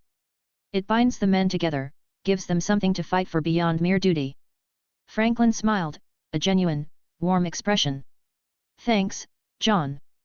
That means a lot coming from you. And hey, I've learned a thing or two from you as well. Your discipline and dedication are something to be admired. Ezra nodded, a small smile tugging at his lips. Perhaps you could show me how to do that keg stand you mentioned. Franklin's eyes lit up. Now you're talking my language. Come on, let's go make some memories you'll regret in the morning. A month later. Franklin Valorian strode into the main engineering bay of the Independence Cluster's central research facility, data slate in hand. The room buzzed with activity, hollow screens flickering with schematics and equations. All right, eggheads. Franklin called out, his booming voice cutting through the chatter. Who's ready for some homework? Dr. Ilara Chen, the head of bioengineering, approached with a mixture of excitement and trepidation. What have you got for us this time, sir? Another request for enhanced toothpaste dispensers in the Astartes helmets. Franklin chuckled. Not quite, Doc. Our new benefactor has provided us with some interesting designs. Power armor, void ships, the works. Thought you might want to take a look. He tossed the data slate to Dr. Chen, who caught it deftly. As she began to scroll through the information, her expression morphed from curiosity to disbelief, then to outright horror. Sir, she said, her voice strained, please tell me this is some kind of joke.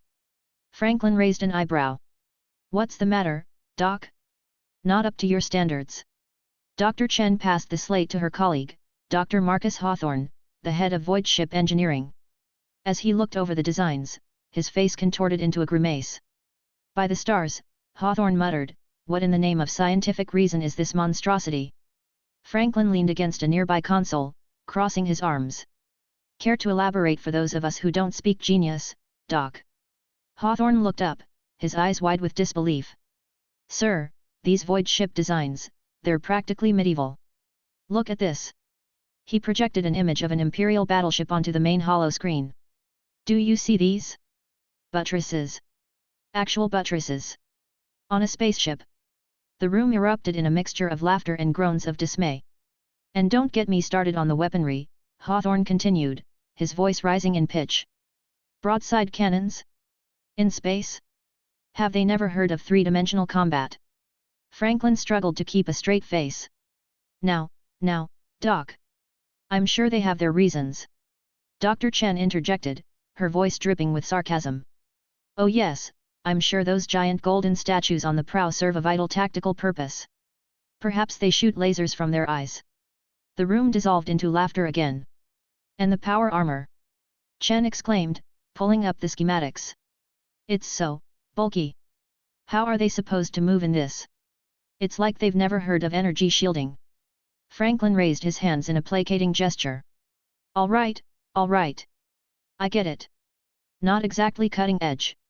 So, what do you propose we do about it? The engineers and scientists exchanged glances, a glint of mischief in their eyes. Give us a week, Hawthorne said, cracking his knuckles. We'll show you what real void ships look like. Chen nodded enthusiastically. And we'll redesign this power armor into something worthy of the name. Franklin grinned. You've got yourselves a deal. Just try to keep the Imperial aesthetic, all right? We don't want to give the old man a heart attack. A week later, Franklin stood in awe as he surveyed the new designs. The void ships were sleek, triangular behemoths that seemed to slice through space itself. The power armor was a marvel of ergonomic design, offering maximum protection with minimal bulk. Well, I'll be damned, Franklin muttered. You folks have outdone yourselves. Hawthorne beamed with pride. Wait until you see the flagship, sir. We're calling her Sweet Liberty. 70 kilometers from prow to stern, and enough firepower to make a sun think twice about shining too brightly. Franklin whistled appreciatively. Now that's what I call a ship. But, you did remember the Aquila, right? Don't want anyone mistaking us for Xenos. Chen rolled her eyes. Yes, sir. We've plastered the Eagle on every available surface. Though I still say it ruins the aesthetic. As they toured the newly constructed Sweet Liberty, Franklin couldn't help but notice the looks of disgust on the faces of his engineering team as they passed by some of the more traditional Imperial designs that had been incorporated for appearance's sake. Something wrong, folks? He asked innocently. One of the junior engineers, a young woman named Sarah, couldn't contain herself any longer. Sir, with all due respect, have you seen how they operate these ships? It's barbaric. Franklin raised an eyebrow. Oh? Do tell. Zara launched into a tirade. They use actual human beings to load the cannon shells. Manually.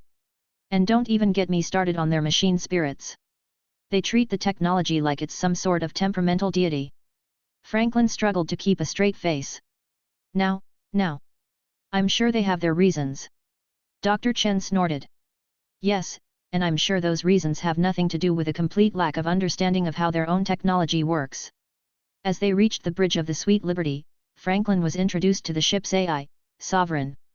Greetings, Primarch Valorian, the AI's smooth voice filled the room. It is an honor to serve as the central intelligence for your flagship. Franklin grinned. The pleasure's all mine, Sovereign. Though I have to ask, isn't an AI on board going to ruffle some imperial feathers? Dr. Hawthorne shrugged. We could always tell them it's a particularly advanced machine spirit if anyone asks. The room erupted in laughter once again. As the tour concluded, Franklin gathered his team of engineers and scientists. All right, folks. You've done an amazing job here. But I need you to level with me. Just how far has the Imperium regressed from humanity's peak? The room fell silent for a moment before Dr. Chen spoke up. Sir, based on what we've seen, it's as if they've forgotten the last 15,000 years of scientific progress. Their tech priests treat basic maintenance like some sort of religious ritual. It's honestly heartbreaking. Franklin nodded solemnly. I was afraid of that. Well, looks like we've got our work cut out for us. Any ideas on how we can bring them up to speed without causing a galaxy-wide existential crisis? Dr. Hawthorne scratched his chin thoughtfully. We could start by rediscovering some of the less advanced tech we have. Ease them into it. Maybe package it as newly uncovered STC designs. Good thinking, Franklin agreed. We'll have to be careful not to overwhelm them. Last thing we need is to be branded as heretics for knowing how to change a light bulb without incense and a 3-hour prayer. As the meeting wound down, Franklin couldn't help but feel a mixture of pride in his people and concern for the state of the wider Imperium. The road ahead would be challenging, but with the ingenuity of the Independence Cluster behind him, he felt ready to face whatever the galaxy might throw at them. All right, team, he said, clapping his hands together. Let's get to work. We've got a galaxy to drag kicking and screaming into the 31st millennium. And who knows? Maybe by the time we're done, we'll have taught the Imperium how to build a toaster that doesn't require a blood sacrifice to operate. A week later, Franklin Valorian strode through the gleaming corridors of the Liberty Eagle's barracks, his imposing figure dwarfing even the towering Astartes around him. Beside him walked Denzel Washington, now a formidable space marine himself, and John Ezra, the stoic head of the Primarch's Secret Service. Well, boys, Franklin boomed, his voice echoing off the metallic walls, let's see what our eggheads have cooked up for us this time. As they entered the main armory, Franklin's eyes widened in appreciation. Row upon row of sleek, advanced weaponry lined the walls, a far cry from the crude bolters he'd seen in the Imperial designs. Now that's what I call an upgrade, he whistled, picking up a pulse rifle. Denzel, remind me to give our R&D team a raise. Denzel chuckled, hefting a plasma pistol. Sir, I think they'd settle for not having to pretend these are newly discovered STC designs every time they make an improvement. Ezra, ever the serious one, interjected, my lord, while these weapons are indeed impressive, are you certain they will be accepted by the wider Imperium? Franklin clapped Ezra on the shoulder, nearly knocking the stern Astartes off balance. Johnny boy, that's why we're keeping the old stuff as backup. Can't have the Mechanics jealous and all that bullocks. As they moved through the barracks, they came across a group of Liberty Guardsmen, the mass-produced transhuman soldiers of the Independence Cluster commonly found in the ICDF. Their armor, while not as bulky as Astartes' power armor, was clearly a marvel of engineering. Now there's a sight, Franklin mused. The anvil to our hammer. Bet the Emperor never saw this coming when he handed over that data slate. Denzel nodded approvingly. The combined arms approach is working well, sir. The guardsmen's mobility complements the Astartes' raw power perfectly. As they continued their tour, they entered a vast workshop where tech marines and scientists worked side by side, a sight that would have given any Mars-trained Magos a conniption fit.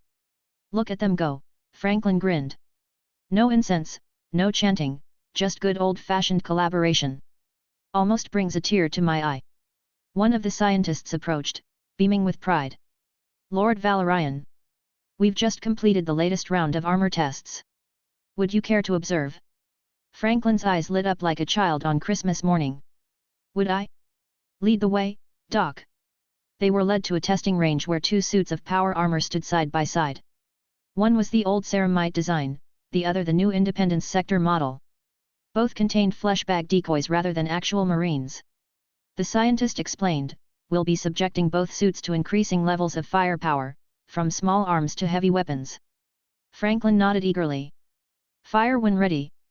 The barrage began with small arms fire.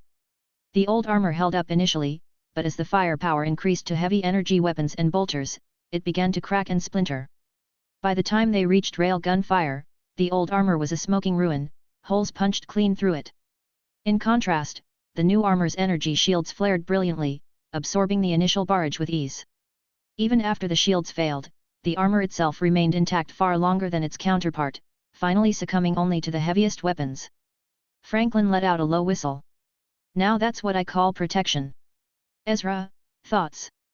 Ezra, usually stoic, couldn't hide his impressed expression. I must admit, my lord, this is far beyond what I expected. The survival rate of our brothers in combat will increase significantly with this technology." Denzel chimed in, "And think of the tactical advantages. We can be far more aggressive in our assaults knowing we have this level of protection." Franklin nodded, his expression turning serious for a moment. "True, but let's not get cocky. Superior gear is no substitute for skill and strategy." His trademark grin quickly returned. "But it sure as hell doesn't hurt." As they left the testing range, Franklin addressed the gathered scientists and tech marines. "Outstanding work, all of you. You're not just arming a legion, you're redefining warfare for the entire Imperium. Keep it up, and maybe one day we'll even teach Mars how to innovate without needing to unearth a dusty old STC." Franklin Valorian stood at the observation deck of the orbital station, his massive frame dwarfing the viewport as he gazed out at the assembled fleet. The void before him was filled with sleek, angular vessels that gleamed in the starlight, a far cry from the Gothic cathedral ships of the Imperial Navy. At the heart of the fleet, the Sweet Liberty hung in space like a titan of legend. Its triangular form, stretching an impressive 70 kilometers from prow to stern, was a marvel of engineering. The ship's hull was smooth and streamlined, broken only by the precisely placed weapons arrays that promised overwhelming firepower. Surrounding the flagship were battleships of similar design, each one a scaled-down version of the Sweet Liberty. Their hulls were adorned with barely noticeable imperial aquilas, a concession to imperial aesthetics that did little to detract from their alien appearance. Cruisers and escorts darted between the larger ships, their designs just as sleek and efficient. Unlike their imperial counterparts, these vessels were clearly built for speed and maneuverability as much as for firepower. Perhaps most impressive were the void carriers. These behemoths were unlike anything seen in the Imperial Navy. Their flat, elongated forms bristled with launch bays, promising to disgorge swarms of attack craft at a moment's notice. Franklin watched with pride as shuttles ferried Astartes and Liberty Guardsmen to their assigned ships.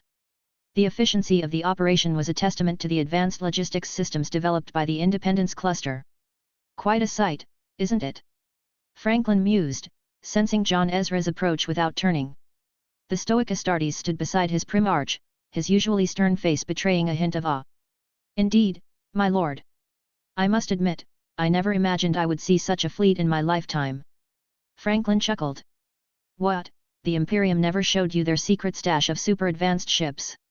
"I'm shocked." Ezra shook his head, a rare smile tugging at his lips. "No, my lord. In fact, I'm beginning to realize how much I didn't know. The efficiency of this operation, it's remarkable." As if on cue, a holographic display sprang to life beside them, showing real-time updates on the fleet's readiness. The AI's smooth voice filled the air. "Loading operations are proceeding 27% ahead of schedule, Lord Valorian. At current rates, we will be ready for departure in approximately 4.3 hours.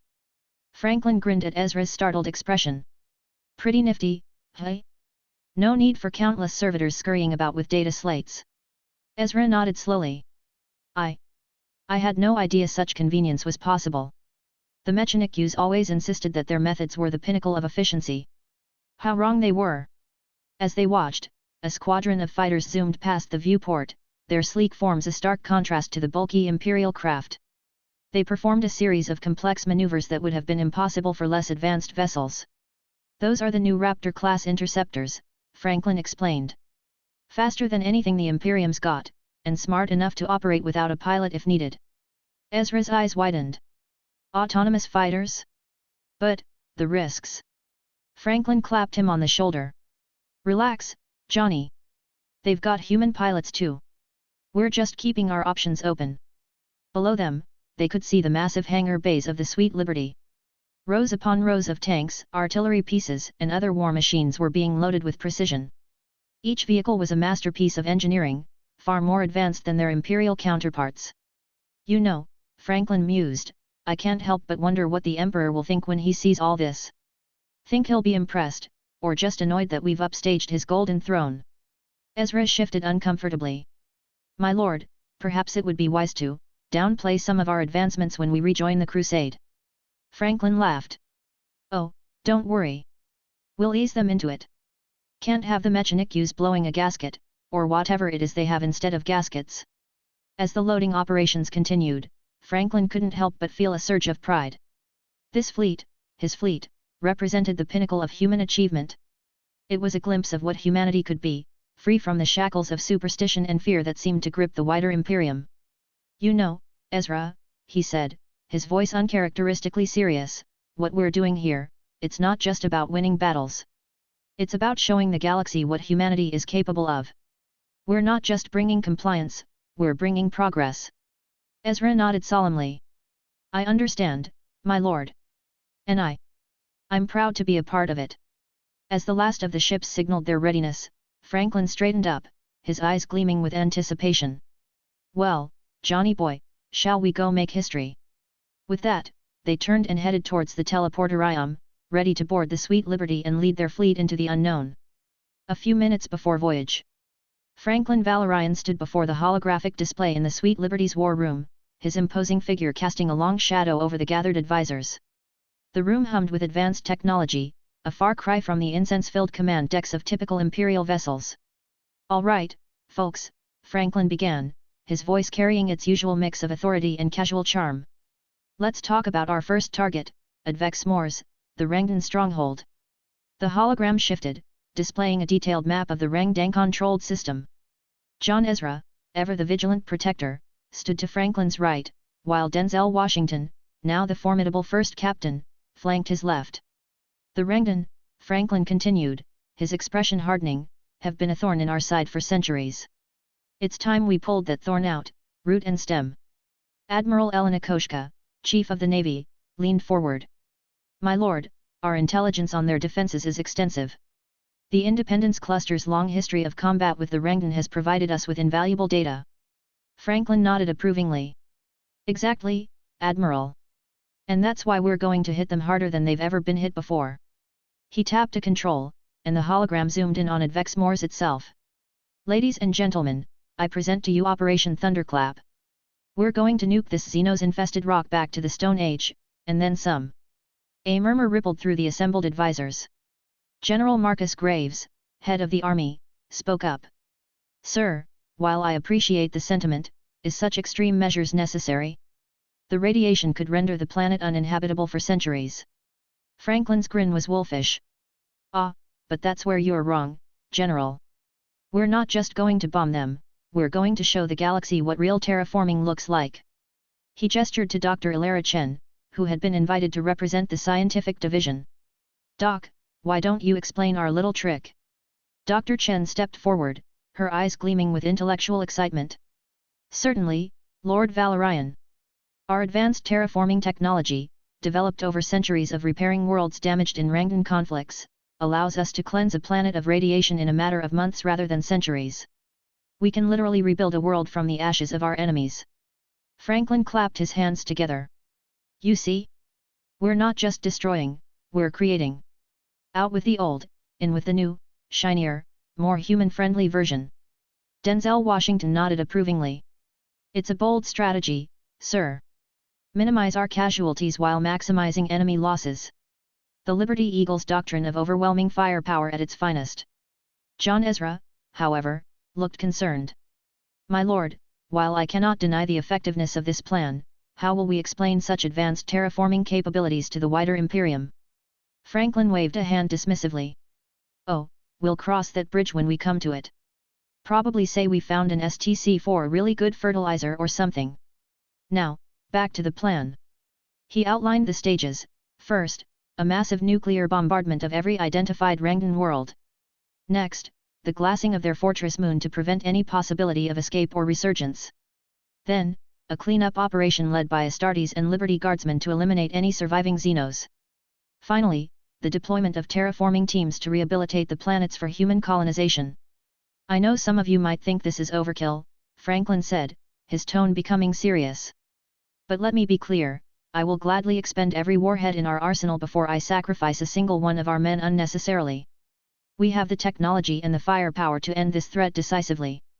So that's exactly what we're going to do. General Graves nodded slowly. I see the wisdom in it, sir. Minimize our casualties while ensuring total victory. It's refreshingly direct. Damn right it is, Franklin grinned. We're not here to play games or win glory through needless sacrifice. We're here to win, plain and simple. Admiral Koshka spoke up again. My lord, with our advanced void ships, we could potentially launch this attack from beyond the range of any Rangan countermeasures. They wouldn't know what hit them until it was too late. Excellent point, Admiral, Franklin approved. I want this to be as one-sided as possible. If they're not around to learn a lesson, at least the rest of the galaxy will get the message, don't mess with the Liberty Eagles. As the meeting continued, they hammered out the details of the operation. Launch sequences were planned, cleanup teams were assigned, and terraforming schedules were drafted. Throughout it all, Franklin's advisors couldn't help but marvel at the sheer efficiency and thoroughness of the plan. As the meeting drew to a close, Franklin addressed his team one final time. I know this might seem extreme to some of you. Hell, it might even seem a bit cruel. But remember this, every Rangan we eliminate today is one less threat to humanity tomorrow. We're not just winning a battle, we're securing our future. He looked around the room, meeting each advisor's eyes in turn. Any questions? The room remained silent, a mix of awe and determination on the faces of his advisors. All right then, Franklin said, his trademark grin returning. Let's go make some history. Operation Thunderclap begins in 24 hours. Dismissed. As the advisors filed out, Franklin turned to gaze at the holographic display of Advex S'mores. Soon, that world would be transformed, purged of Xenos taint and reborn as a bastion of humanity. It was more than just a military victory, it was a statement to the galaxy. The Liberty Eagles had arrived, and they were here to change the rules of the game. A/N, there is no Geneva Conventions in 40K. Chapter 6, The Inquisition and the Mechanics. The gleaming spires of Nova Libertas stood tall and proud, a testament to the technological prowess of the Independence Cluster. Weeks had passed since the Liberty Eagles departed on their crusade, leaving behind a world more heavily fortified than ever before. It was on a particularly busy Tuesday that the first Imperial ships entered the system. The sleek, advanced sensor arrays of the cluster immediately identified them as inquisitorial vessels. In the central command hub of Nova Libertas, Governor Marcus Valorian sighed. Well, folks, looks like the Emperor's favorite busybodies have come to pay us a visit. Aegis, be a dear and put on our best behavior protocols, would you? The AI's smooth voice filled the room. Of course, Governor. Shall I also activate the nothing to see here subroutines? Marcus chuckled. Might as well. And let's make sure all our citizens remember their how to act normal around paranoid Imperials training. In the months leading up to the Emperor's visit to the Independence Cluster, Franklin Valorian, ever the pragmatic Primarch, took extensive measures to ensure his citizens remained peaceful during the inevitable encounter with the Imperium's more intense factions. His adoptive son's intel had made it clear, while the citizens were fiercely devoted to their concept of true freedom, the real threat lay in how they might react to the Inquisition's rather heavy-handed approach. The cluster's laws, based on the ancient Terran Second Amendment, meant that every citizen was armed to the teeth. This might not have been an issue under normal circumstances, but as any Imperial visitor soon learns, the Independence Cluster's definition of armed could make even the most seasoned guardsmen reconsider their life choices. To prevent any unfortunate incidents such as a potential Inquisitor becoming a permanent fixture of the cluster's scenery, Franklin implemented what could only be described as an intergalactic version of how to act normal around paranoid Imperials training. This wasn't a training session for the Inquisitors, of course. Oh no, it was for the citizens. The training program was straightforward. When the Inquisition rolled into town, the citizens were instructed to keep their itchy trigger fingers in check, resist the urge to launch a preemptive strike, and, most importantly, act as though they were simply hosting a very normal, unremarkable day. The aim was to ensure that any Inquisitor, regardless of their intentions, could leave the cluster with their lives and dignity intact. In case of any lapse in decorum, read, an Inquisitor accidentally violating a cluster-wide no heresy rule, a swift and humorous subroutine would kick in. The Inquisition's ships and any unfortunate bodies would be promptly jettisoned into the warp, a sort of cosmic safety net ensuring that no unnecessary mess was left behind. After all, it wasn't the citizens who were in danger, it was the Inquisition that needed to watch their step. In this way, Franklin Valorian maintained a semblance of peace and humor while ensuring that the Independence Cluster stayed as true to its principles as ever. Because, in the end, when dealing with a cluster of citizens who believe in true freedom and armed readiness, the only thing more dangerous than an Inquisitor's wrath was the possibility of them misjudging a polite handshake. As the Inquisitorial team made landfall, they were greeted by smiling faces and immaculate streets. Every citizen they encountered was the picture of imperial compliance, spouting approved platitudes about the Emperor's greatness with almost unsettling enthusiasm. Lord Inquisitor Vax Holius, a grim-faced man with more cybernetic enhancements than original body parts, growled in frustration. This is unprecedented. Not a single sign of heresy, mutation, or Xeno's influence. It's unnatural. His aide, a nervous young man named Tips, timidly suggested, perhaps, my lord, they are simply very loyal subjects of the Emperor. Holius rounded on him. Nonsense. No one is this clean. There must be something we're missing. But despite their best efforts, the Inquisitorial team could find no fault with the Independence Cluster. Every inspection, every interrogation, every surreptitious skin came back clean. It was as if the entire system was a model of imperial compliance. After a week of fruitless investigation, a frustrated Lord Inquisitor Holius prepared to depart. As he boarded his shuttle, Governor Marcus approached with a genial smile. Leaving so soon, Lord Inquisitor? I do hope you found everything to your satisfaction. Holius glared at him suspiciously. Your cooperation has been noted, Governor. The Emperor protects. The Inquisitors, finding nothing amiss, and perhaps a bit unnerved by the lack of anything to investigate, departed quietly, their coffers a bit heavier with samples of advanced technology. Marcus had a small smirk. Well done, everyone. Aegis, you can stand down the protocols now. The AI's voice had a distinctly amused tone. Certainly, Governor. Shall I also cancel the order for 10,000 I Love the Emperor t-shirts? Marcus laughed. Might as well keep them. Could come in handy next time the Imperium decides to drop by unannounced. However, the peace was short-lived. Barely a day after the Inquisition's departure, a new fleet entered the system. This time, the vessels bore the distinctive cog mechanicum of the Mechanicum of Mars. In the command center, alarms blared. Aegis's voice cut through the chaos. Governor, I'm detecting a significant Mechanicum presence.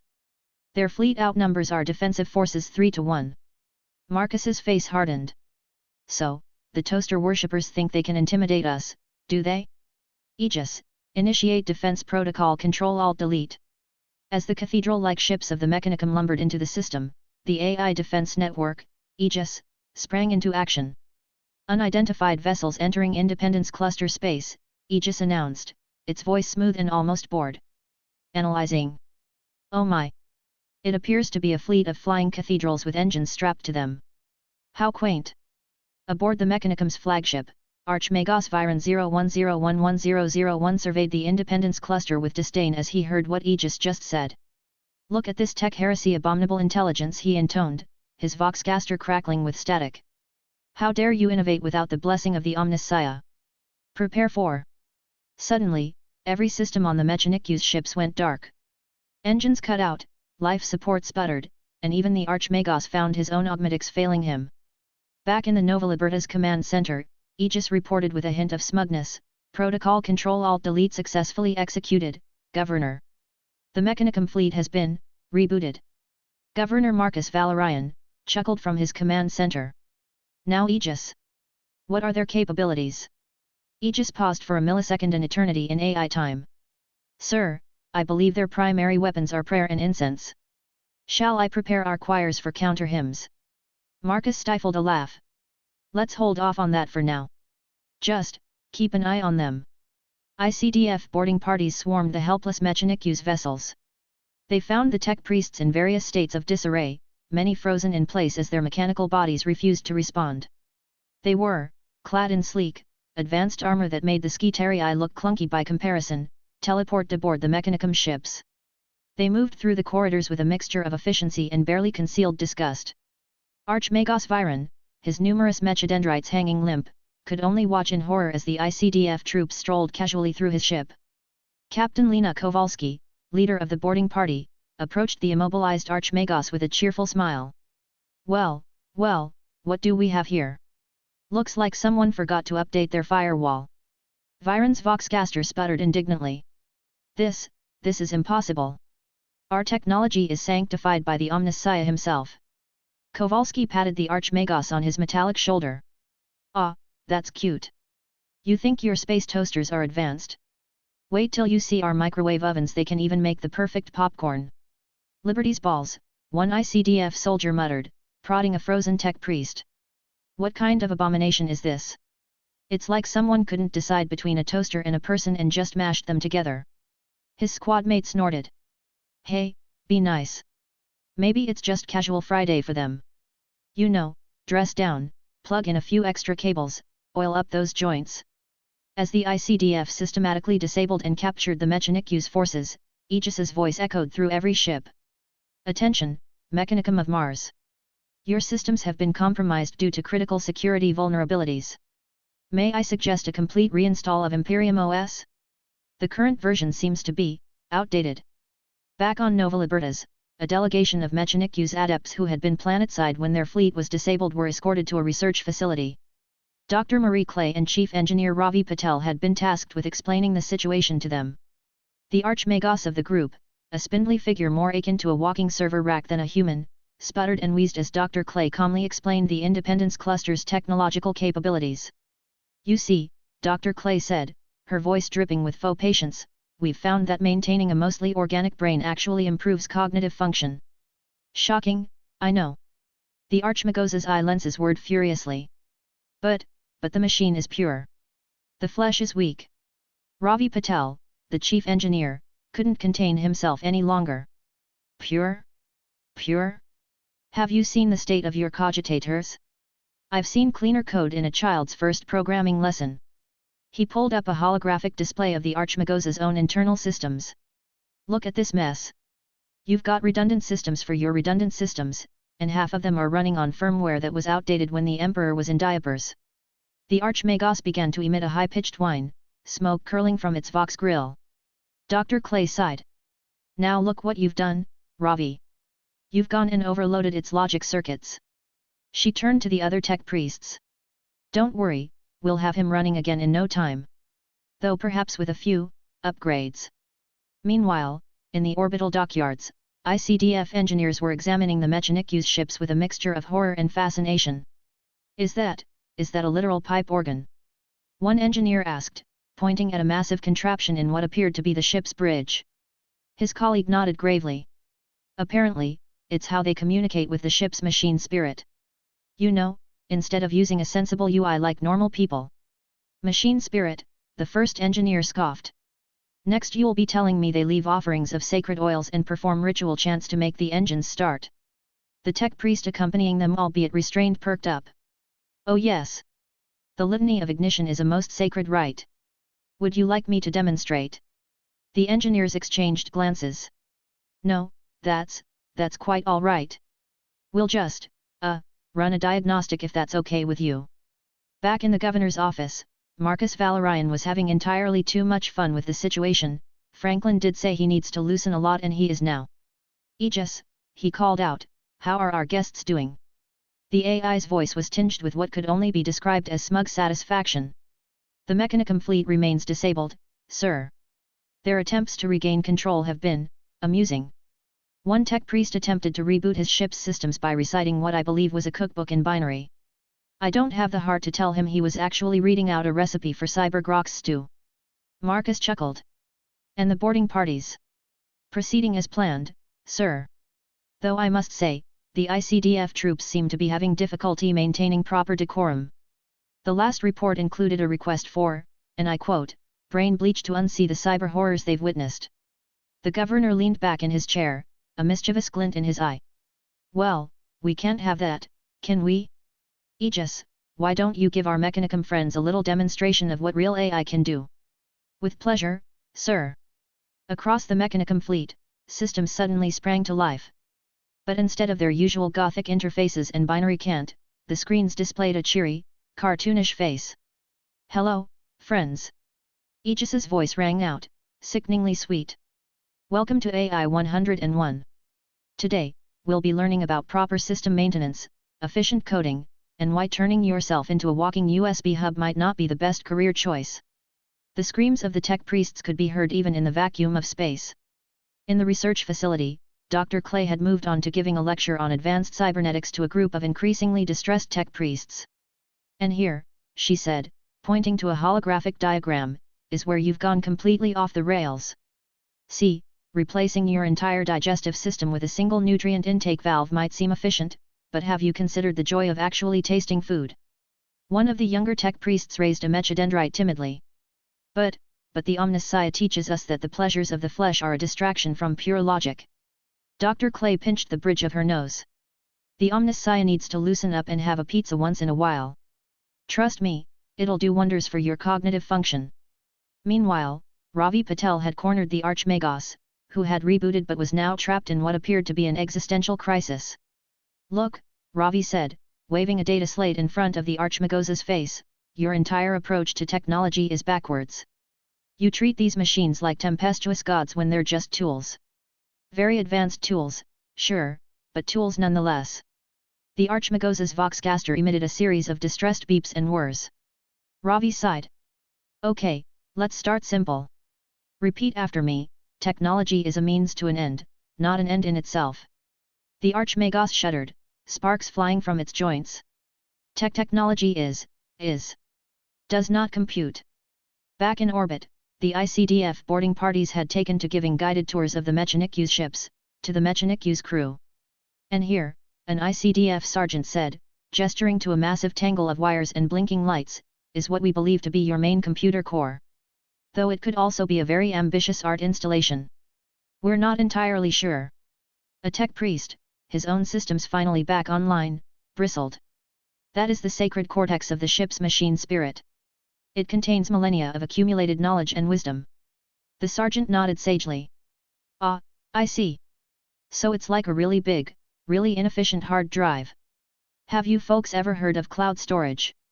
A few hours later. In the Nova Liberta's command center, Governor Marcus watched the proceedings with amusement. Aegis, compile a list of all the logical fallacies and technical inaccuracies in the Mechanicum's so-called sacred programming, would you? I think our guests might benefit from a little education. Aegis's reply was filled with artificial glee. With pleasure, Governor. Shall I prepare it in the form of a PowerPoint presentation? I believe that format might be more their speed. As the last of the Mechanicum's forces were rounded up, Marcus addressed the captured tech priests. Gentlemen, ladies, and others, welcome to the Independence Cluster. I see you've already experienced some of our hospitality. Now, who's ready for a crash course in Technology 2.0, beyond the toaster?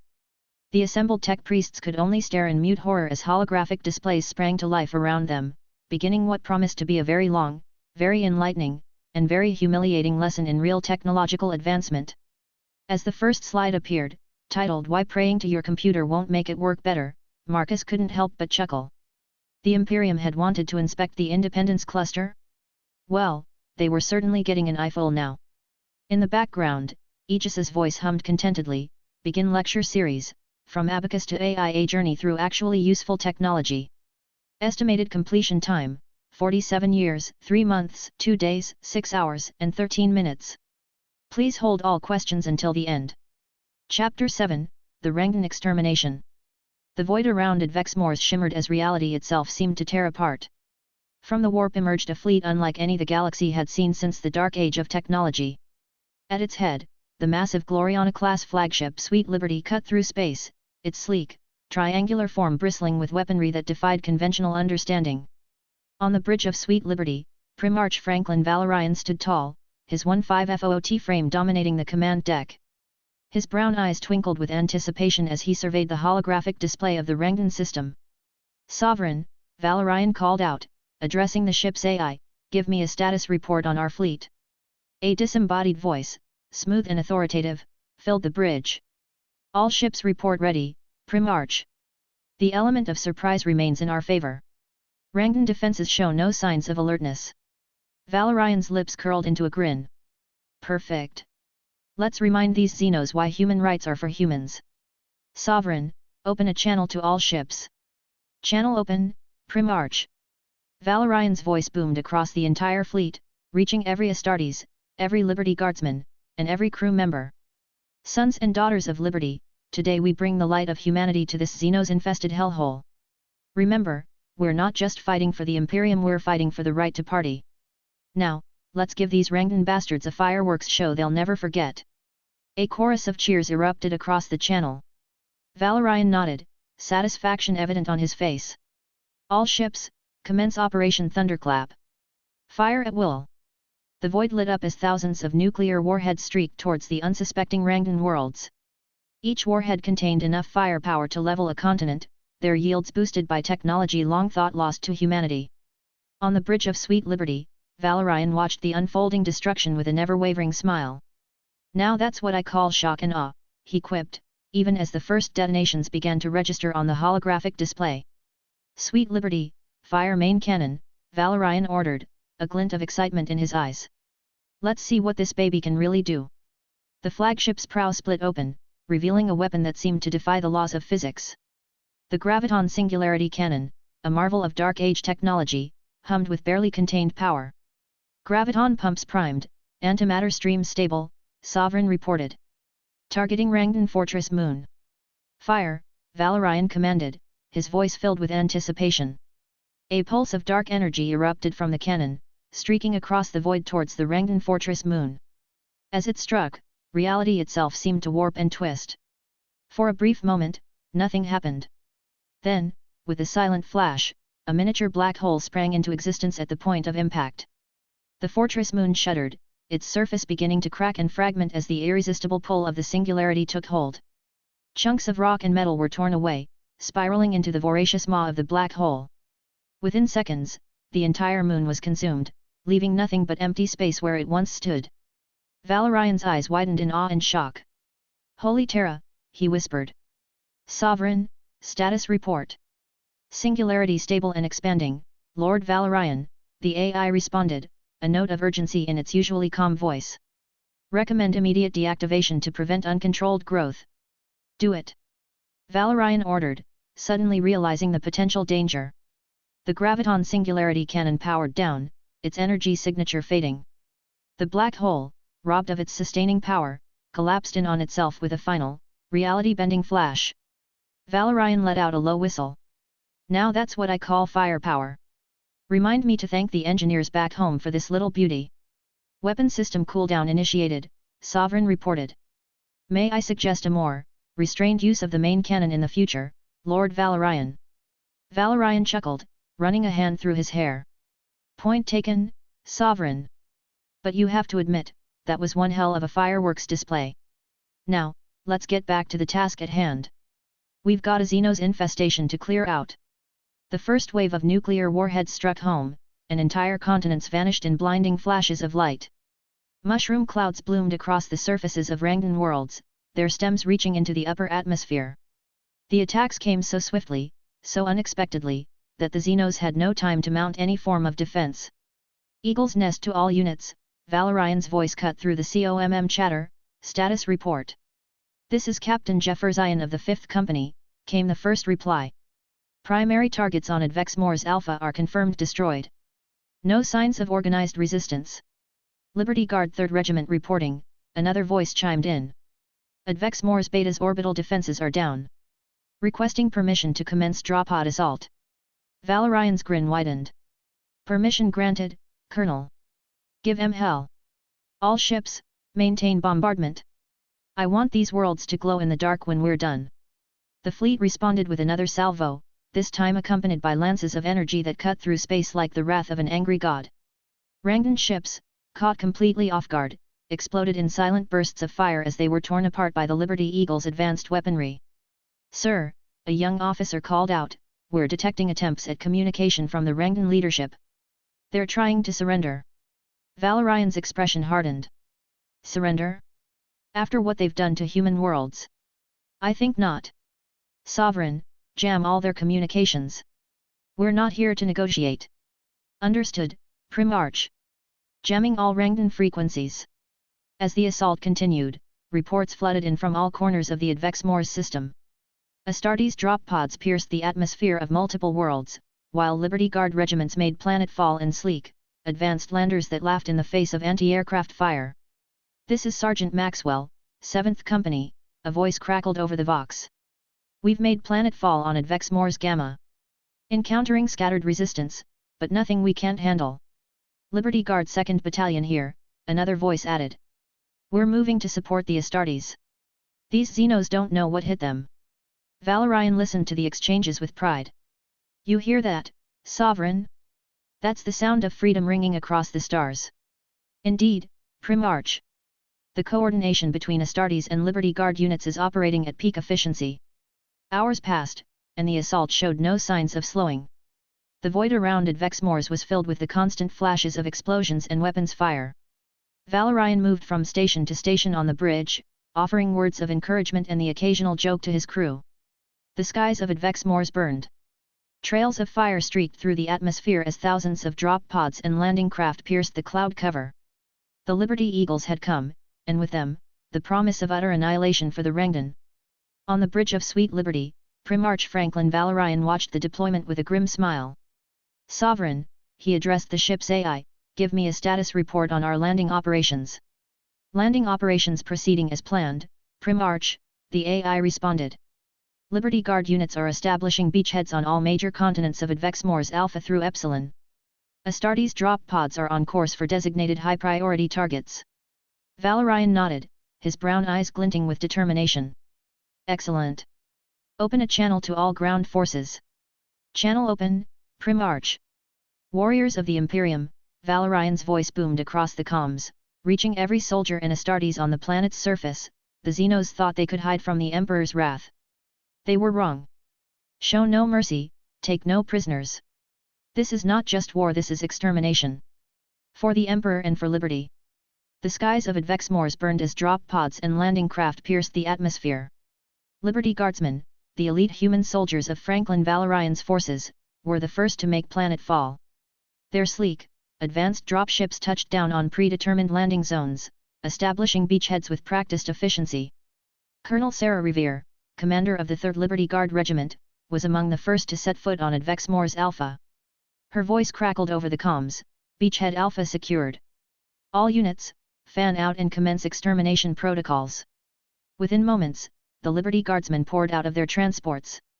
Clad in advanced carapace armor that put standard Imperial Guard equipment to shame, they moved with purpose and deadly intent. Tanks rolled out of larger landers, their energy shields shimmering as they took up defensive positions. The air filled with the distinct whine of pulse weapons as the guardsmen opened fire on any surviving Rangan. Blue bolts of energy cut through the alien ranks with devastating effect, each shot finding its mark with unerring accuracy. "Move it, people!" she barked. "Establish the perimeter and prepare for the next wave."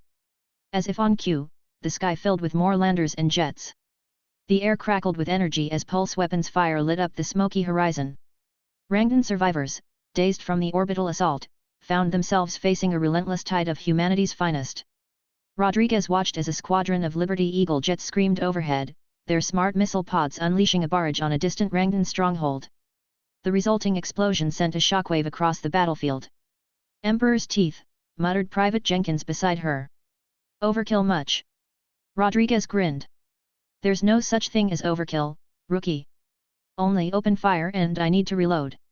As the guardsmen pushed forward, establishing beachheads across the planet's surface, the distinctive sound of Astartes drop pods hitting the ground echoed across the battlefield. Captain Alexandros of the Liberty Eagle's 3rd Company emerged from his drop pod, heavy pulse rifle scanning for targets. "Brothers, to me!" He called out. The Xenos' filth ends here. The Astartes moved with superhuman speed and precision, their advanced power armor shrugging off the sporadic Rangan return fire. Energy shields flickered as they absorbed impacts, leaving the Space Marines unscathed. For the Emperor and Imperium! Shouted Brother Sergeant Octavius, a veteran of countless campaigns. For freedom! Added Brother Novius, one of the newer recruits. Captain Alexandros nodded approvingly. For freedom, Emperor and Valorian! He roared, uniting the battle cries of old and new. As the Astartes advanced, they coordinated seamlessly with the Liberty Guard units. The mortals provided cover fire and identified targets, while the Space Marines delivered devastating strikes against the most fortified Rangan positions. We've got heavy resistance in Sector 7. Rodriguez's voice crackled over the vox. We need some big boys over here. A deep, rumbling chuckle came over the channel. Did somebody say big boys? Brother Maximus of the Astartes responded. Hold tight, guardsmen. The Emperor's finest are incoming. Moments later, a squad of Astartes in Terminator armor teleported into the heart of the Rangan position. Their heavy pulse cannons made short work of the Xenos' defenses, clearing the way for the Guard to advance. As the battle raged on, the superior technology of the Liberty Eagles became increasingly apparent. Rangan energy weapons, formidable against most foes, barely scratched the paint on the Astartes armor. Each revealed position was met with overwhelming firepower, smart missiles homing in on targets with unerring accuracy. Private Jenkins stared in awe as an Astartes effortlessly lifted a wrecked Rangan vehicle, clearing a path for the Guard's armored column. I knew they were strong, but damn! Rodriguez chuckled. That's why we call them the big boys, rookie. Now keep your eyes on the objective. Across the planet, similar scenes played out. The Liberty Eagles and their Guard allies moved with ruthless efficiency, their advanced detection technology ensuring no Rangan escaped their notice. On Advex Mors Gamma, Brother Apothecary Lucius scanned a seemingly empty building with his auspex. Life signs detected, he reported. Xenos biosignatures. Captain Titus nodded. Flush them out. No survivors. A barrage of smart missiles reduced the structure to rubble, and any Rangan that emerged were cut down by precise pulse rifle fire. The camaraderie between the Astartes and Guardsmen was evident throughout the operation. Veterans of both forces fought side by side, their trust forged in the fires of countless battles. Watch your left, big guy. A guardswoman called out to an Astartes, moments before a Rangan ambusher revealed itself. The Space Marine spun, his reflexes enhanced by both training and technology. His pulse rifle spoke once, and the Xenos threat was eliminated. My thanks, sister, he nodded to the guardswoman. The Emperor protects, but so do vigilant allies. As the day wore on, the Rangan resistance crumbled. Their once mighty fortresses lay in ruins, their advanced technology no match for the relentless assault of the Liberty Eagles. Primarch Franklin Valorian's voice boomed across all channels. Outstanding work, my sons and daughters. The Xenos threat is nearly eradicated. Let's finish this with style. On Advex Mors Gamma, a squad of Liberty Guardsmen approached a fortified Rangan structure. Without hesitation, the squad leader signaled for his men to halt. Corporal, he barked, prep the Rajri-nads. Let's make sure this building is nice and toasty before we go in. The corporal nodded, a grim smile on his face. With pleasure, sir. Multiple rad grenades sailed through the air, crashing through windows and landing inside the structure. Moments later, sickly green light poured from every opening, accompanied by inhuman shrieks of agony. In the midst of this carnage, a massive Stormbird gunship descended from the clouds. Its ramp lowered, revealing the towering form of Primarch Franklin Valorian, flanked by his elite Secret Service bodyguards. Well, boys, Valorian grinned, his voice carrying easily over the din of battle, shall we join the party? With a roar of approval from his men and the cautious look of John Ezra, his head of the Secret Service, Valorian strode forward, his massive frame moving forward. He paused at the edge of the front lines, surveying the battlefield with a critical eye. Suddenly, Valorian's head jerked to the side, a hypersonic round passing through the space where it had been a split second before.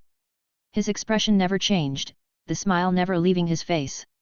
Denzel, he said casually to his first captain, from which direction did our Xenos friend just try to ruin my day? That way, sir. Denzel said. Valorian's grin widened, a mischievous glint in his eye. That way, you say? Well, my good friend, I believe I would very much like that way deleted from the map. Be a pal and make it happen, would you? Denzel's smirk turned predatory, matching his Primarch's humor. With pleasure, sir. I've always wanted to delete a direction from existence. He keyed his vox, his voice now deadly serious. All units, priority target. Delete that way. Fire for effect. The response was immediate and overwhelming. Every weapon on the battlefield capable of reaching the target zone swiveled and opened fire.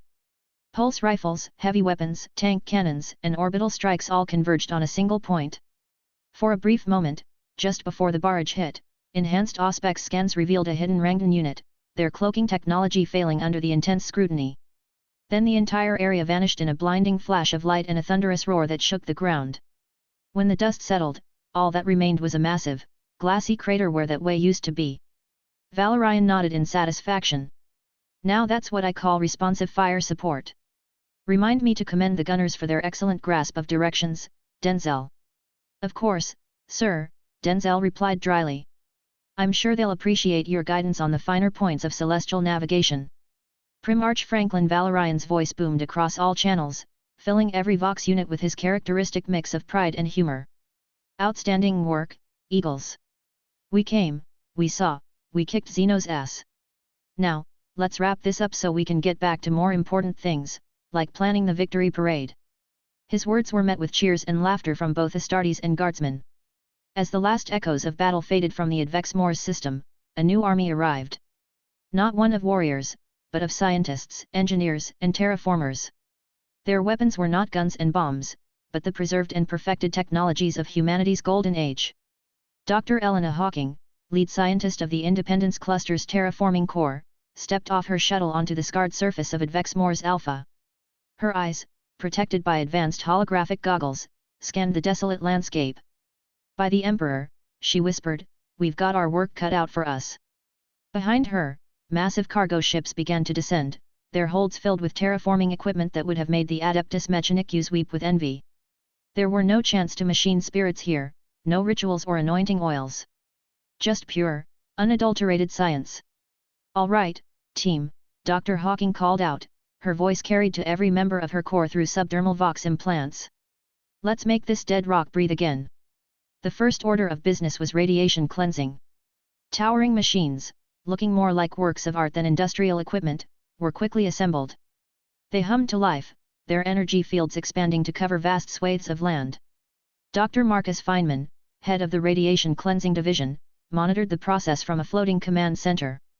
Incredible, he muttered, watching as the radiation levels plummeted on his holographic displays. At this rate, we'll have the entire planet cleansed in a matter of days, not years. Meanwhile, on Advexmore's Beta, atmospheric restoration was already underway. Massive atmospheric processors, each the size of a small city, had been deployed from orbit. They worked tirelessly, converting the toxic atmosphere into breathable air. Dr. Sophia Curie, leading the atmospheric division, smiled as she reviewed the data. Oxygen levels are rising steadily. We're introducing the tailored bacteria now to speed up the process. At this rate, we'll have a breathable atmosphere in less than a month. Back on Alpha, Dr. Hawking was overseeing the most ambitious part of the terraforming process, geological restructuring. Machines that could have been mistaken for Imperial Titans, if not for their distinctly non-militaristic design, were literally moving mountains. Careful with that tectonic shifter. She called out to an operator. We want to create a mountain range, not a volcanic chain. The operator, his mind directly linked to the machine through a neural interface, made minute adjustments. Slowly but surely, a new mountain range began to rise from the once flat plain. On Advexmore's Gamma, the focus was on hydrosphere restoration. Dr. Alan Turing II, great-grandson of the legendary tech pioneer, was directing the creation of new oceans. Comets incoming, he announced, as specially prepared ice comets, towed from the system's Oort cloud, were guided to precise impact points on the planet's surface. Each impact released massive amounts of water and vital minerals, jump-starting the planet's water cycle. As the first rains began to fall on Gamma, Dr. Turing allowed himself a moment of pride. Take that, Mars, he chuckled. We'll have oceans here before you get your first puddle. The terraforming process continued at an astonishing pace. Where the Adeptus Mechanicus might have taken centuries, the scientists and engineers of the Independence Cluster were working miracles in months. On Delta, Dr. Hawking was overseeing the introduction of genetically engineered flora. These plants are designed to thrive in the new environment we're creating, she explained to a group of colonists who had arrived to begin construction of the first outposts. They'll accelerate the oxygen production and help stabilize the soil. As she spoke, automated planting drones swarmed across the landscape, sowing the seeds of forests that would grow at an accelerated rate. Within weeks, the first green shoots would appear. Within months, vast forests would cover the once barren plains. Meanwhile, on Epsilon, Dr. Feynman was tackling a unique challenge. The Rangan left some nasty surprises in the planet's crust, he reported to Dr. Hawking. Some kind of xenotech that's interfering with our terraforming efforts. Dr. Hawking frowned. Can you neutralize it? Feynman grinned. Already on it. We've repurposed some of the Liberty Eagle's advanced detection tech. We're not just cleaning the planet's surface, we're purging every last trace of Xeno's influence right down to the core. As the terraforming efforts continued, the first human colonies began to take shape. Unlike the crude hablocks often seen in rushed imperial colonization efforts, these were marvels of engineering and comfort. Architect Zaha Hadid IV, descendant of the famous Old Earth designer, stood proudly before the first completed colony dome on Advexmoor's Alpha. We're not just building shelters, she declared to the assembled colonists. We're creating homes. Each dome is a self-contained arcology, capable of supporting tens of thousands in comfort and safety. As the months passed, the transformation of the Advexmoor's system was nothing short of miraculous. Barren wastelands became verdant paradises. Toxic atmospheres turned to sweet, breathable air. Dead worlds pulsed with new life. Dr. Hawking, standing on a bluff overlooking a newly created sea on Advexmoor's Alpha, allowed herself a moment of reflection. We've done in months what the Imperium at large would take millennia to achieve, she mused. This is the true power of science, unfettered by superstition or dogma. The massive hall of events of Sweet Liberty had been decorated for partying, numerous long tables groaning under the weight of food and drink. The air was thick with the smell of barbecue and the sound of laughter. Primarch Franklin Valorian stood at the center of it all, a massive tankard in one hand and an equally large turkey leg in the other. His booming voice carried over the din, "All right, my eagles. We worked hard, we kicked Xeno's ass, and now it's time to party like there's no tomorrow." A deafening cheer went up from the assembled Astartes and Liberty Guardsmen. The celebration had begun in earnest. Captain Jefferson, his usual stern demeanor softened by several pints of Liberty beer, raised his glass. To the Emperor, to Valorian, and to freedom. To freedom. The crowd roared back, downing their drinks in unison. Near the barbecue pits, Sergeant Maxwell was engaged in an intense eating contest with a group of Liberty Guardsmen. Despite their enhanced physiology, the Astartes were finding the humans to be fierce competitors when it came to consuming vast quantities of ribs and brisket. By the Emperor, Maxwell gasped, sauce dripping from his chin, "Where do you put it all, Private Rodriguez?"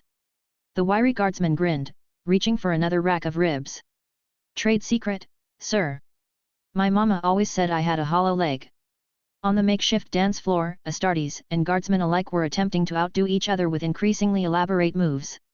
Brother Tech Marine Frank Linson, his servo arms swaying to the beat, was proving to be an unexpectedly graceful dancer. "Who knew the Omnissiah blessed you with such rhythm, brother?" shouted Captain Adamson over the pounding music. Frank Linson's reply was lost as the crowd erupted in cheers. Primarch Valorian had taken to the dance floor, his massive frame moving with surprising agility. The sight of their gene father cutting loose only fueled the party's energy. In one corner, a group of veterans had set up an impromptu arm wrestling tournament. Brother Sergeant Washington, his biceps straining, was locked in an epic battle with Colonel Sarah Revere of the Liberty Guard. "Come on, Colonel," Washington grunted, a bead of sweat rolling down his forehead. "Show us what the Guard is made of." Revere, her face red with exertion, managed a grin. "Oh, I intend to, Sergeant. I intend to." To the shock and delight of the onlookers, Revere slammed Washington's arm to the table with a triumphant yell. The Astartes stared in disbelief for a moment before breaking into appreciative applause. "Well done, Colonel." Washington laughed, shaking out his arm. "I think I'll stick to arm wrestling orcs from now on." Near the drink stations, an enterprising group of guardsmen had set up a series of drinking games. Beer pong, flip cup, and more esoteric contests involving elaborate drinking vessels were in full swing. Private Zhen, swaying slightly, attempted to explain the rules of a particularly complex game to a bewildered-looking Astartes. So, you see, brother, when the Grox-headed emperor is face up, you have to. The explanation was cut short as Zhen's attempt to demonstrate ended with him face-planting into a nearby table, much to the amusement of his audience. In the center of the hangar, a massive holographic display showed the ongoing terraforming efforts on the Advexmore's planets. Even in the midst of celebration, many partygoers paused to marvel at the transformation taking place. Dr. Elena Hawking, enjoying a rare moment of relaxation, found herself explaining the process to a group of fascinated Astartes. You see, brothers, the atmospheric processors are now in their final stage.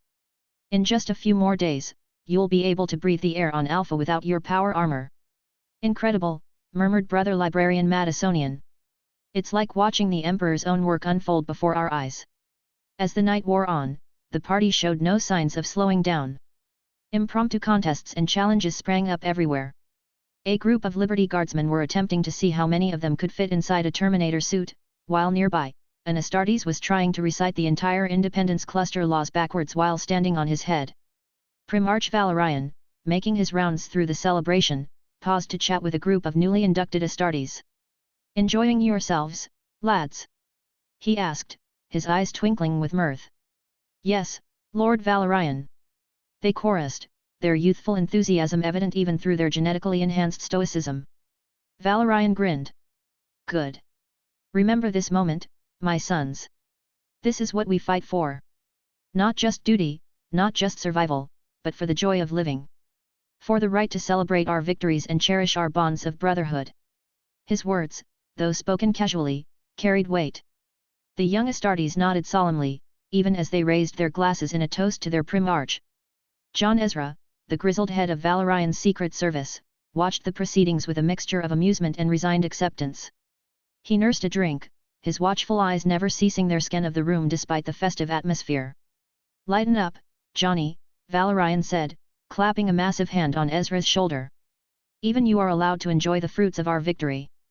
Ezra's stern expression softened slightly. "Someone has to keep a clear head, sir. But I must admit, it is good to see the men and women letting loose after such a campaign."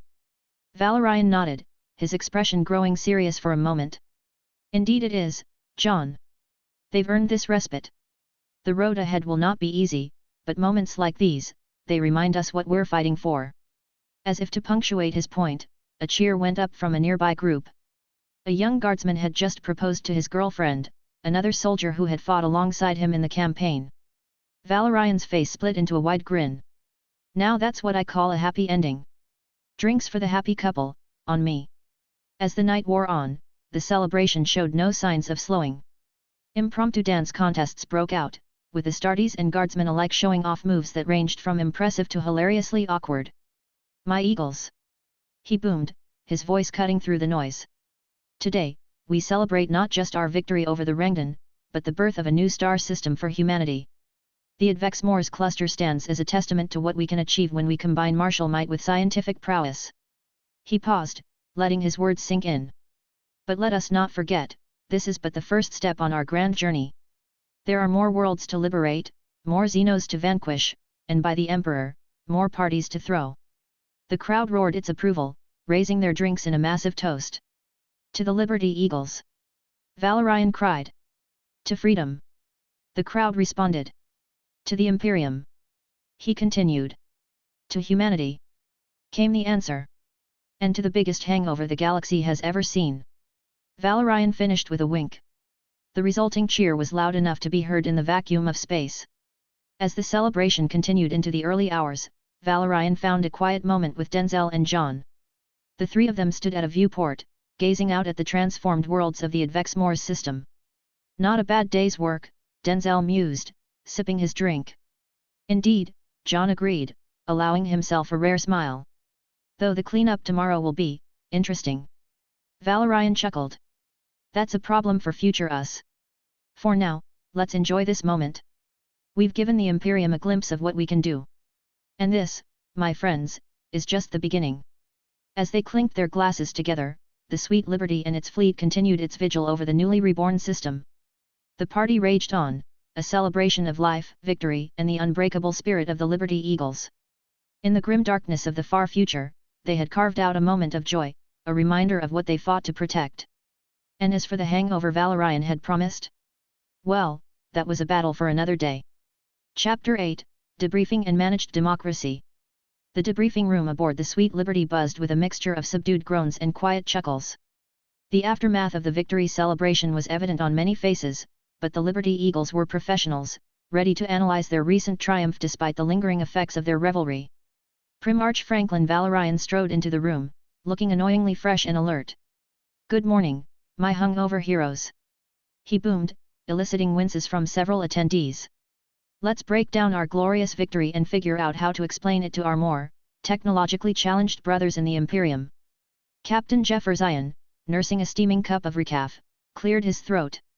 "Sir, perhaps we could start with the fortification of the Advexmore's system." Valorian nodded. "Excellent idea. Dr. Hawking, if you would." Dr. Elena Hawking stepped forward, activating a holographic display of the system. "We've established a comprehensive defense network across all 5 planets," she began. "Advanced long-range sensors, automated defense platforms, and a series of strategically placed fortress monasteries." "Excellent," Valorian said. "Now, how do we dumb this down for the report?" Colonel Sarah Revere, looking slightly green but determined, spoke up. "We could describe the sensors as blessed auspex arrays guided by the Emperor's light." A ripple of laughter went through the room. Valorian grinned. "Perfect. And the automated platforms?" "Servitor manned gun emplacements," suggested Brother Tech Marine Franklinson. "We'll just neglect to mention that our servitors have more processing power than most Mechanicus cogitators." Valorian clapped his hands together. "Now you're getting it. Remember, we need to emphasize our martial prowess without revealing the full extent of our technological edge." The meeting continued, with the Liberty Eagles finding increasingly creative ways to describe their advanced technology in terms that wouldn't raise eyebrows in the wider Imperium. "Now," Valorian said, his expression growing more serious, "let's discuss the integration of Advexmores into the Independence Cluster's sphere of influence." "Ideas." Dr. Marcus Feynman stepped forward. "We've already begun implementing our standardized governance protocols. Each world will have a democratic system overseen by an appointed governor with checks and balances to prevent abuses of power." Valorian nodded approvingly. "Excellent. But for the report, let's just say we've installed loyal imperial governors to oversee the Emperor's will. No need to go into the details of our political system." As the meeting progressed, they moved on to analyzing the effectiveness of their tactics during the campaign. "The combined arms approach worked beautifully," Captain Adamson reported. "The coordination between our Astartes, Liberty Guard, and air support was seamless." "Indeed," Valorian agreed. "But we need to be careful not to reveal the full extent of our inter-unit communication capabilities. In the report, let's emphasize good old-fashioned military discipline and the Emperor's guidance." John Ezra, the head of Valorian's Secret Service, spoke up. "We should also address the effectiveness of our intelligence gathering. Our advanced probes and AI analysis gave us a significant advantage." Valorian stroked his chin thoughtfully. "True, but highly sensitive.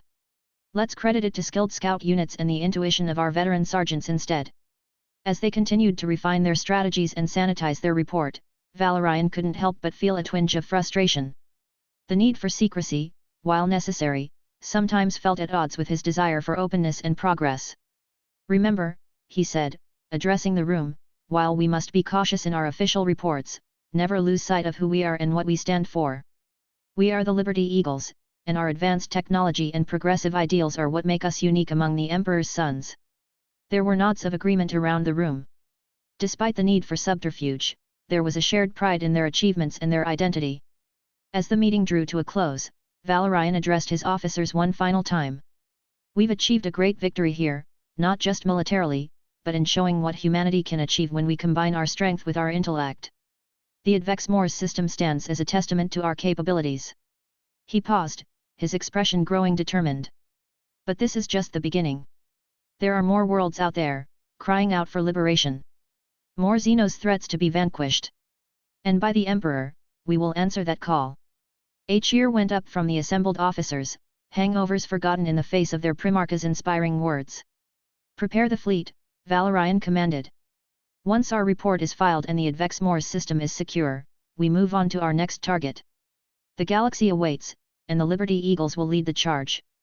As the meeting adjourned and his officers filed out to prepare for their next campaign, Valorian remained in the debriefing room, gazing at the holographic display of the galaxy.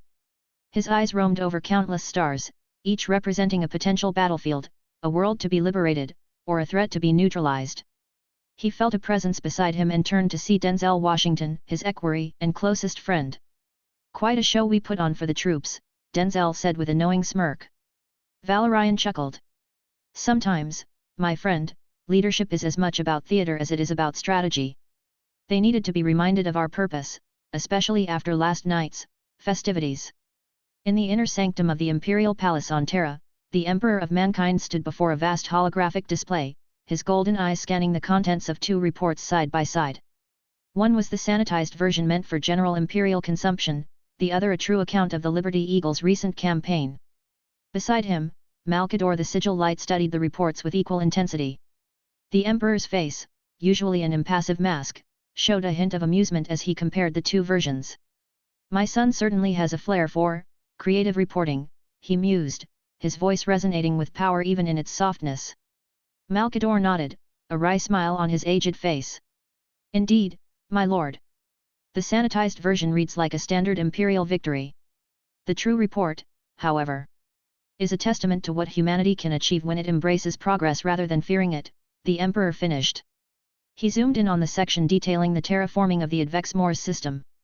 In mere months, they accomplished what would take the Mechanicues centuries, if they could manage it at all. The Emperor fell silent for a moment, his mind processing the implications of Franklin's achievements. The Independence Cluster's technology was a double-edged sword, a beacon of hope for humanity's potential, but also a potential source of discord in a galaxy he was trying to unite under a single banner. "What troubles you, my friend?" Malkador asked, sensing the Emperor's contemplation. The Master of Mankind turned to his most trusted advisor. "Franklin's ideals of freedom and liberty are admirable, Malkador. In many ways, they echo the dreams I once had for humanity. But in these times, you fear they may be premature," Malkador finished. The Emperor nodded. "The galaxy is a harsh place. Unity is crucial for our survival. Franklin's notion of managed democracy is intriguing, but it could sow seeds of dissent if not carefully implemented." Malkador stroked his beard thoughtfully. "Yet, is it not a step towards the enlightened human society you envision? A middle ground between total authoritarianism and unrestricted freedom?" "Perhaps," the Emperor conceded. "But it must be carefully guided. The wrong word in the wrong ear could spark rebellion across newly compliant worlds." They turned their attention to the military aspects of the report. The Emperor's eyes glowed with pride as he reviewed the tactical acumen displayed by his son and the Liberty Eagles. "His strategy is sound," the Emperor noted. "Efficient, minimal casualties, and highly effective against Xeno's threats. And this integration of Astartes and mortal soldiers. The Liberty Guard," Malkador supplied. "An interesting concept. It could serve as a model for closer cooperation between Astartes and the Imperial Army." The Emperor nodded, but his brow furrowed slightly. "Yet it also binds his mortal forces closer to him than to the Imperium at large. A double-edged sword, like much of what my son does." As they delved deeper into the report, the Emperor's expression grew more thoughtful. "His technological achievements are remarkable. This level of advancement, if spread throughout the Imperium, could revolutionize our efforts. But it could also destabilize the careful balance we've struck with the Mechanicues," Malkador pointed out. "Not to mention the potential dangers if such technology fell into the wrong hands." The Emperor sighed, a rare display of weariness. "Always, we must balance progress against stability. Franklin's heart is in the right place, but his eagerness could lead to complications." Malkador nodded in agreement. "What will you do, my lord? Will you censure him?" The Emperor was silent for a long moment, his gaze distant as if seeing far beyond the walls of the palace. When he spoke, his voice was resolute. "No. Franklin's achievements are too valuable, his potential too great. We will watch, we will guide, but we will not stifle his innovation." He turned to Malkador, his eyes blazing with determination. "We'll need to manage this carefully. Franklin's ideals of liberty and democracy have their place, but they must be tempered with the realities of our crusade. His managed democracy may prove a useful tool in transitioning worlds to imperial rule. Malkador nodded, already formulating plans. I'll ensure that knowledge of the Independence Cluster's true capabilities remains limited. We can use Franklin's sanitized reports to set the bar for other legions and their future primarches without revealing the full extent of his technological advantage. The Emperor agreed. Good. And we'll need to keep a close eye on how he implements his ideals on newly compliant worlds. His methods could provide valuable insights for the future of the Imperium. As they concluded their analysis, the Emperor's expression softened slightly. My son has done well, Malkador. His first campaign is a resounding success, both militarily and in terms of human progress. We must nurture this potential while guiding it along the path that best serves humanity's future. Malkador bowed slightly. As always, your wisdom guides us, my lord. Shall I prepare a response to Franklin's report? The Emperor nodded. Yes. Commend him on his victory and the efficiency of his campaign. Encourage his innovative spirit, but remind him of the need for unity in these trying times. And he paused, a faint smile touching his lips. Tell him I look forward to seeing these achievements firsthand when next we meet. As Malkador moved to carry out his instructions, the Emperor turned back to the holographic display. He studied the image of Franklin Valorian, his 11th son, the Liberator. Pride warred with concern in his heart, hope with caution. My son, he murmured, too softly for even Malkador to hear, you carry the flame of humanity's potential. May you light the way for us all, without burning down what we've built. With a gesture, the Emperor dismissed the holographic display. The reports vanished, but the implications of Franklin's actions would resonate far beyond this moment. As the Great Crusade continued to unfold, the ideals of the Liberty Eagles would play their part in shaping the future of the Imperium for better or for worse. The Emperor of Mankind strode from the chamber, his mind already turning to the countless other concerns of his vast empire. But a part of him remained fixed on the promise and the challenge presented by his 11th son. In Franklin Valorian, he saw a reflection of humanity's highest aspirations, and its potential for both greatness and folly. Only time would tell which would prevail. The Battlefleet Liberty tore through the fabric of reality, emerging from the swirling madness of the warp into the cold void of real space. At its head, the flagship Sweet Liberty, a behemoth of adamantium and advanced technology, led the way. Aboard its bridge, Primarch Franklin Valorian stood, his imposing 15-foot frame dwarfing even his transhuman sons. Well boys, looks like we've stumbled upon some lost cousins, Valorian grinned, his brown eyes twinkling with mischief as he surveyed the Auspex readings. 4 planets, 4 governors. Time to bring them into the fold. The fleet's sudden appearance sent shockwaves through the system. On each world, warning klaxons blared as the sleek, hyper-advanced designs of the Liberty Eagle's ships were mistaken for a Xenos invasion force. Valorian chuckled, all right, let's not keep our long-lost family waiting. Open communications. The Vox crackled to life, and Valorian's booming voice echoed across the system, greetings, fellow children of Terra. This is Primarch Franklin Valorian of the Liberty Eagles, 11th Legion of the Emperor's Astartes. We come bearing the light of the Imperium and an invitation to rejoin humanity's Grand Crusade. The response was mixed. 3 of the 4 governors, their faces edged with fear and suspicion, refused outright and cut communications. Valorian sighed, shaking his head. Well, can't say we didn't try the nice way first. The 4th governor, however, was more receptive. Governor Adam of Hive Primus cautiously agreed to a meeting. Valorian grinned, now that's more like it. Prepare my shuttle and someone grab me a case of our finest whiskey. Nothing breaks the ice like a good drink. As Valorian's Stormbird descended towards Hive Primus' capital Hive City, he couldn't help but wince at the dilapidated structures and polluted atmosphere. By the Emperor's shiny codpiece, this place needs some serious work. The meeting with Governor Adam was tense at first, but Valorian's disarming charm and the promise of imperial technology soon won him over. As they shared a toast, Valorian leaned in, now, about those other 3 stubborn neighbors of yours. Adam hesitated, my lord, they've been our trading partners for centuries. Surely there's a peaceful solution. Valorian's smile never wavered, but his eyes hardened slightly. Peace is always the goal, Governor. But sometimes, to achieve true liberty, one must be willing to fight for it. Over the next few days, Valorian's engineers began work on improving Hive Primus's infrastructure, while he turned his attention to the remaining holdouts. Daily broadcasts were sent, alternating between promises of prosperity and thinly veiled threats. "You know," Valorian mused to his equerry, "I always did enjoy a good game of chicken. Let's see who blinks first." Governor Adam stood atop the highest spire of Hive Primus, his eyes wide with disbelief as he watched the transformation unfold before him. Just days ago, he had reluctantly agreed to compliance with the Imperium of Man, represented by the towering figure of Primarch Franklin Valorian and his Liberty Eagles. Now, he could scarcely recognize his own world. The year was 800.M30, and Novice Prime had become the first human-occupied world to welcome the newly discovered Primarch and his legion. Adam, at a mere 35 years old, was the youngest of the 4 governors in this system. His initial skepticism had quickly given way to awe and admiration. "Quite a view, isn't it, Governor?" A deep, jovial voice boomed from behind him. Adam turned to see the massive form of Franklin Valorian, the Primarch's brown eyes twinkling with humor despite the formal occasion. "Lord Valorian," Adam stammered, bowing slightly. I never imagined." Franklin chuckled, a sound that seemed to vibrate through the very floor. "Please, call me Franklin. And stand up straight, man. You're making me feel like I should be wearing a crown or something." Adam straightened, a small smile tugging at his lips despite his nervousness. "As you wish, Franklin. I must admit, when your fleet first appeared, I feared the worst. But this..."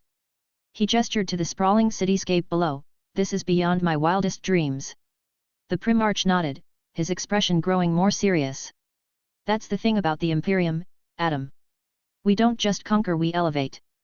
We bring worlds into the fold of humanity and help them reach their full potential." As they spoke, swarms of servitors and tech priests scurried about the lower levels, guided by the efficient commands of Liberty Eagle Tech Marines. The once decrepit hablocks were being systematically dismantled and rebuilt, their rusted frames replaced with gleaming plasteel and ceramite. "Tell me," Franklin said, leaning against the railing with a casualness that belied his enormous size, "what was your biggest challenge before we arrived?" Adam sighed, running a hand through his graying hair. "The Undercity," he admitted. "Gangs, mutants, unspeakable horrors. We'd lost control of it generations ago." Franklin's eyes sparkled with mischief. "Well, my friend, I've got good news and bad news. The bad news is, your Undercity problem is about to get a whole lot worse." Adam's heart sank, but before he could respond, Franklin continued with a grin, "The good news is, it's only going to get worse for the gangs and mutants. Watch this." The Primarch produced a small voxcaster from his robes and spoke into it. "Green team, you're up. Time to fumigate." Almost immediately, the ground began to tremble. Adam watched in astonishment as massive drilling machines burst from the lower levels of the hive, followed by squads of power-armored Liberty Eagles and regiments of Liberty Guardsmen. "What you're seeing," Franklin explained, his tone a mix of pride and amusement, "is a little maneuver we like to call spring cleaning. Those drills? They're creating new access points and ventilation shafts. The squads? They're going to systematically clear out every nook and cranny of that Undercity." Adam's jaw dropped as he watched the operation unfold. Liberty Eagles, their armor adorned with symbols of freedom and eagles, moved with lethal precision. They were supported by Liberty Guardsmen, elite human soldiers equipped with technology that put Adam's best forces to shame. But the casualties?" Adam stuttered, thinking of the dense population in the Undercity. Franklin's expression softened. "We're not barbarians, Adam. Look closer." As Adam peered down, he noticed something he'd missed before. Ahead of the combat squads, other teams were moving through the newly opened shafts. They carried banners of peace and imperial aquilas. "Those are our evacuation teams," Franklin explained. "They're offering sanctuary to any civilians willing to accept imperial rule. As for the rest..." He shrugged, his massive shoulders rising and falling like mountains. "Well, let's just say they'll have a choice between compliance and a rather explosive retirement plan." Adam couldn't help but chuckle at the Primarch's gallows humor. "You make it sound so simple."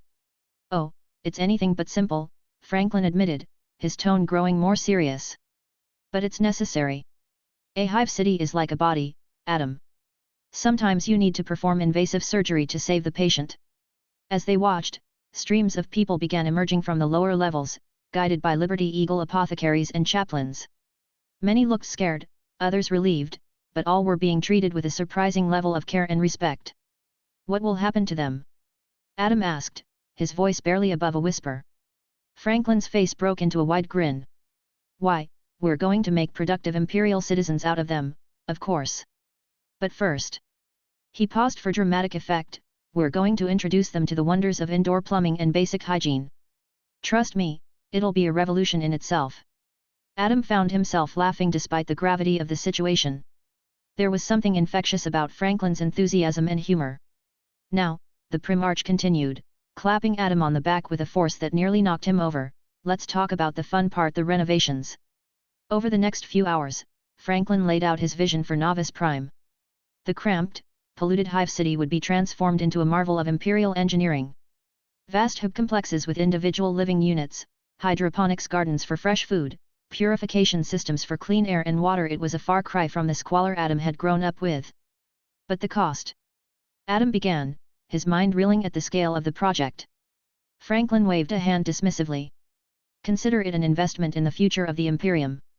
Besides, he added with a wink, I've got a little thing called an STC database that makes resource management a breeze. As the day wore on, Adam found himself increasingly drawn into Franklin's vision. The Primarch's enthusiasm was contagious, and his ability to explain complex concepts with humor and simple analogies made even the most daunting tasks seem achievable. By nightfall, the transformation of Novice Prime was well underway. The Undercity had been largely pacified, with most of its inhabitants either integrated into the new Imperial system or dealt with. The upper levels of the hive were a hive of activity, with construction and renovation proceeding at a pace Adam had never thought possible. As they stood once again atop the highest spire, now adorned with the Imperial aquila, Franklin turned to Adam with a serious expression. I know this has been a lot to take in, the Primarch said, his voice uncharacteristically solemn. And I won't lie to you, being part of the Imperium comes with responsibilities. There will be tithes to pay, soldiers to provide for the Imperial war machine, and laws to uphold. Adam nodded, feeling the weight of his new role settling on his shoulders. But, Franklin continued, a smile breaking through his serious demeanor, it also means you're part of something greater. The largest, most kick-ass family in the galaxy. And let me tell you, our family reunions? They're out of this world. Literally. Although he has yet to know the rest of his brothers. Adam couldn't help but laugh. I think I'm beginning to understand why they call you the Liberator, he said. Franklin's eyebrows shot up in mock surprise. Oh? And here I thought it was because of my dashing good looks and charming personality. As they shared a laugh, Adam felt a sense of hope he hadn't experienced in years. Yes, compliance with the Imperium would bring challenges, but it also brought opportunities he could never have imagined. So, Franklin said, extending a hand the size of Adam's torso, ready to make Novice Prime the jewel of this sector. Adam took the Primarch's hand without hesitation. Ready and willing, Lord Valorian. Franklin groaned dramatically. What did I say about the Lord business? It's Franklin, or if you must be formal, your supreme awesomeness will do. As Adam chuckled, Franklin's expression softened. In all seriousness, Adam, you've taken a brave step today. Change is never easy, but I promise you, the best is yet to come. With those words, they turned back to the vista of the transforming hive city. Lights flickered on in newly constructed hablocks, and the sounds of construction mixed with the cheers of a populace experiencing hope for the first time in generations. Novice Prime was being reborn, and with it, a new chapter in the history of the Imperium was beginning. As Adam watched the Primarch's massive form silhouetted against the setting sun, he knew that his world and his life would never be the same again. And somehow, despite all the uncertainty, he found himself looking forward to whatever challenges tomorrow might bring. After all, with allies like Franklin Valorian and the Liberty Eagles, how could the future be anything but bright? From the bridge of his flagship Sweet Liberty, Franklin Valorian gazed upon the three non-compliant worlds, his usual jovial demeanor replaced by a calculating stillness. The massive view screen before him displayed real-time updates from his covered operatives on each planet. Beside him stood his first captain and closest confidant, Denzel Washington, his dark features set in a grim expression. Well, my friend, Franklin said, breaking the silence, it seems our wayward governors have chosen the hard way. Shame, really.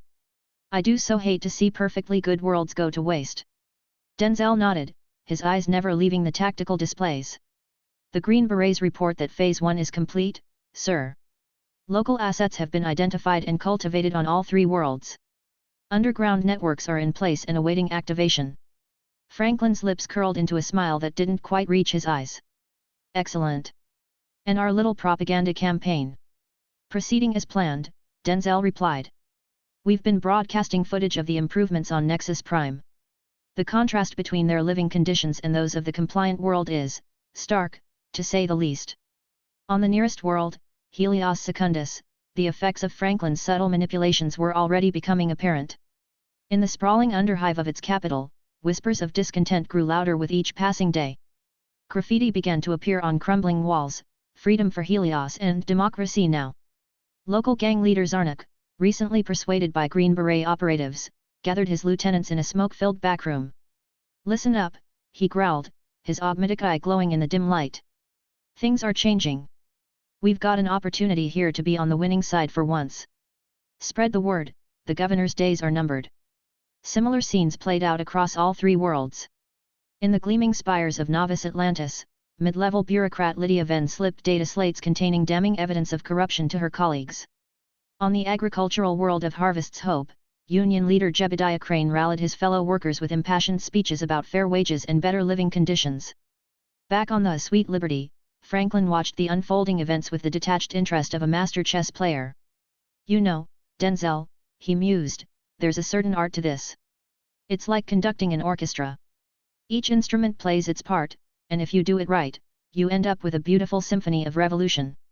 Denzel raised an eyebrow. A rather bloody symphony, sir. Franklin shrugged. Can't make an omelette without breaking a few eggs. Besides, we're giving these people what they want. They just don't know they want it yet. As weeks turned into months, the carefully planted seeds of discontent began to sprout. On Helios Secundus, what started as isolated protests soon grew into mass demonstrations. The planetary governor, a corpulent man named Tiberius Grax, appeared on public voxcasts, his jowls quivering as he denounced the protesters as malcontents and traitors. Franklin watched the broadcast, chuckling. Oh, Tiberius, you fat fool. You're playing right into our hands. Indeed, every heavy-handed response from the planetary authorities only served to swell the ranks of the dissidents. Green Beret operatives, disguised as local agitators, skillfully guided the growing movement. They introduced the concept of managed democracy, presenting it as a middle ground between the current authoritarian regime and total anarchy.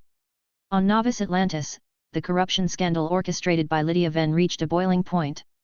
High-ranking officials were implicated in massive embezzlement schemes, with evidence suggesting the planetary governor himself was complicit.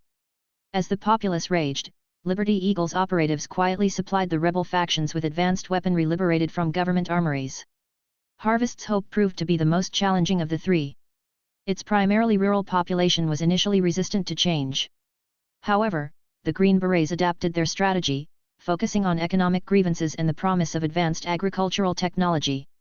They spread tales of the bountiful harvests on compliant worlds, where farmers worked less and produced more thanks to imperial technology.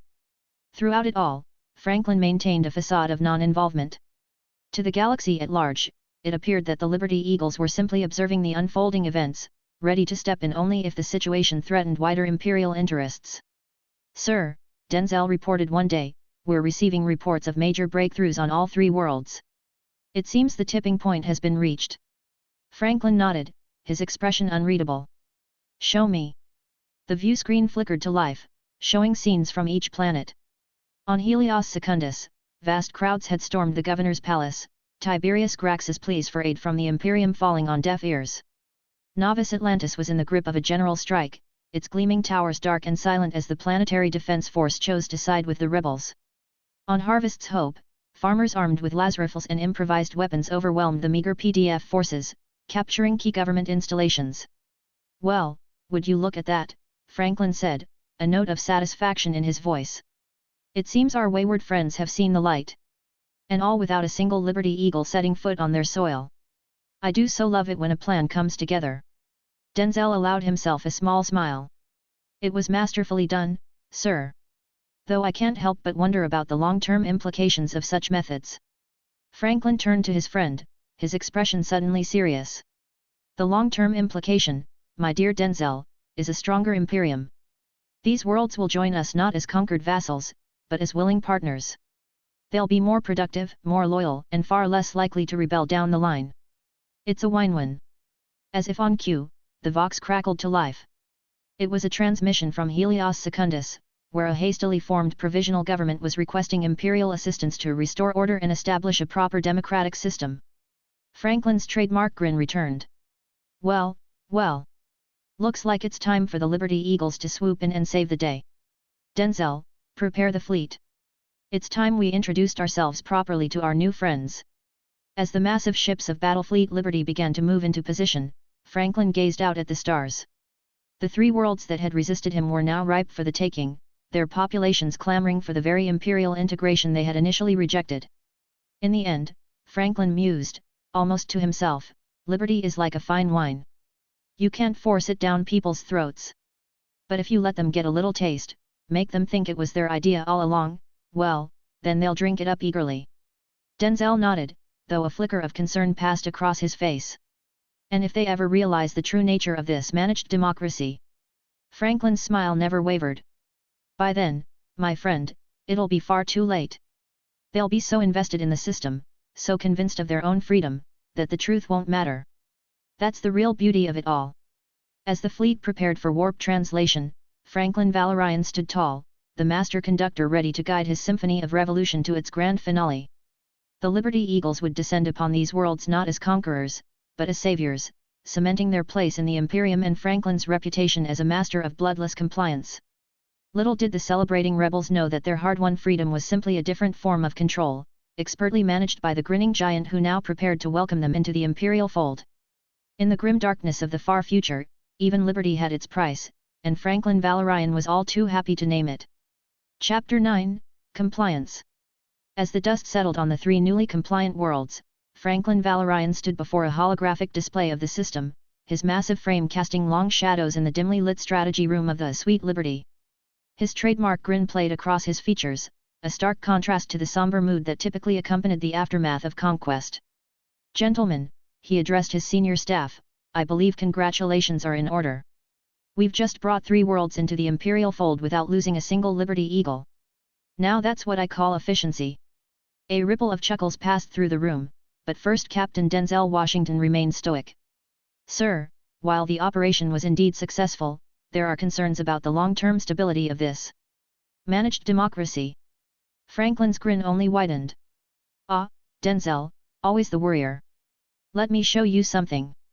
With a wave of his hand, the holographic display zoomed in on the capital city of Helios Secundus. Streets that had been filled with rioters mere days ago now bustled with orderly activity. Citizens moved about their business, many wearing newly minted badges proudly declaring their imperial citizenship. You see, Franklin explained, his voice taking on a professor-like tone, the beauty of managed democracy lies in its illusion of choice. These people believe they've won their freedom. They've overthrown their oppressors and installed leaders of their own choosing. The fact that those leaders were handpicked by us? Well, that's just a minor detail they don't need to worry about.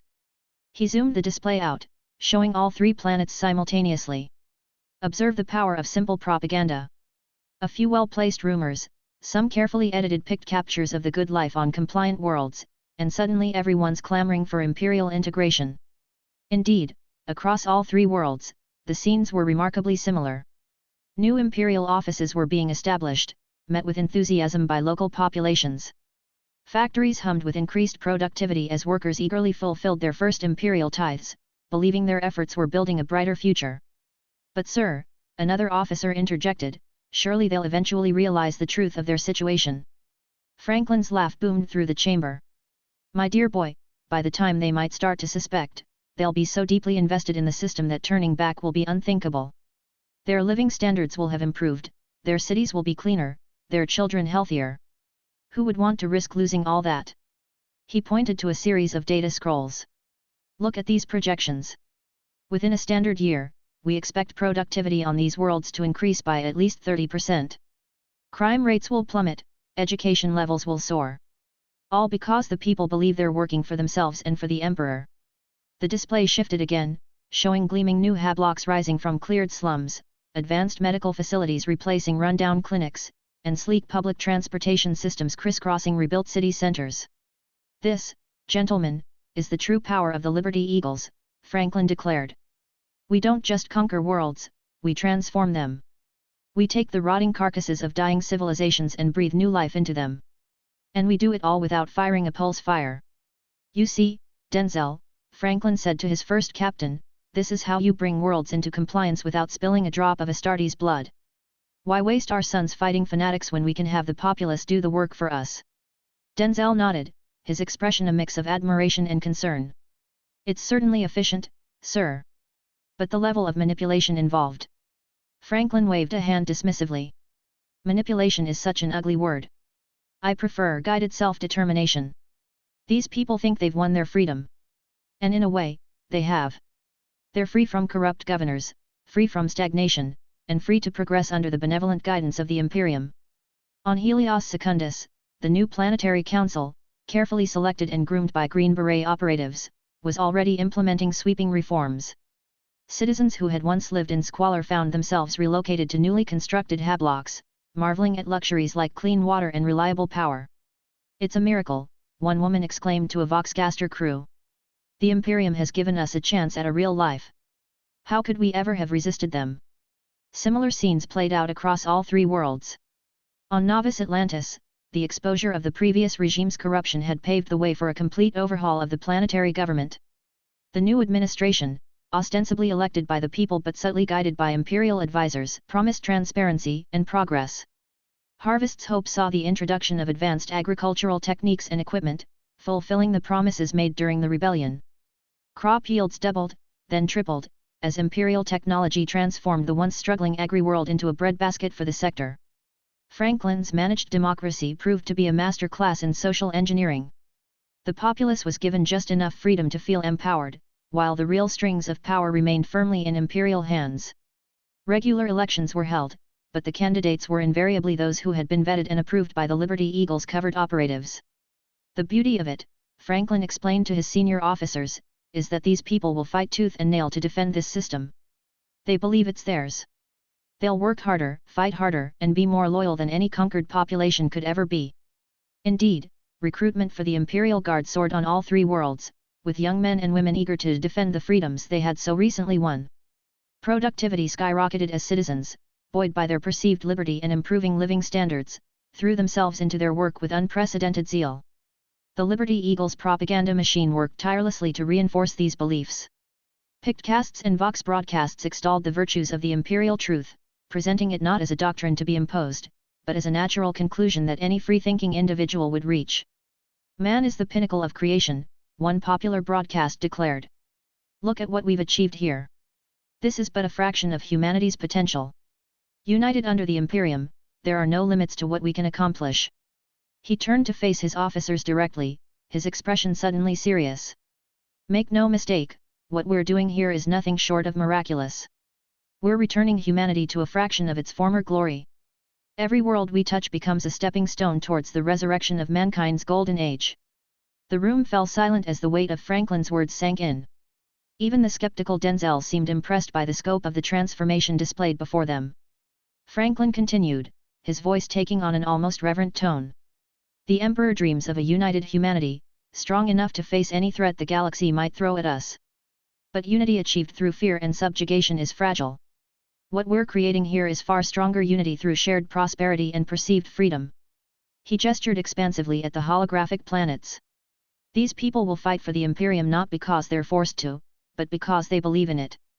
They'll see the Emperor not as a distant tyrant, but as the source of their newfound wealth and happiness. That, my friends, is how you build an empire that lasts. As if to underscore his point, reports began flooding in from the planetary governors, all handpicked by Franklin's team, of course. Industrial output was exceeding expectations, voluntary recruitment for the Imperial Guard was at record highs, and public approval ratings for the new regime were through the roof.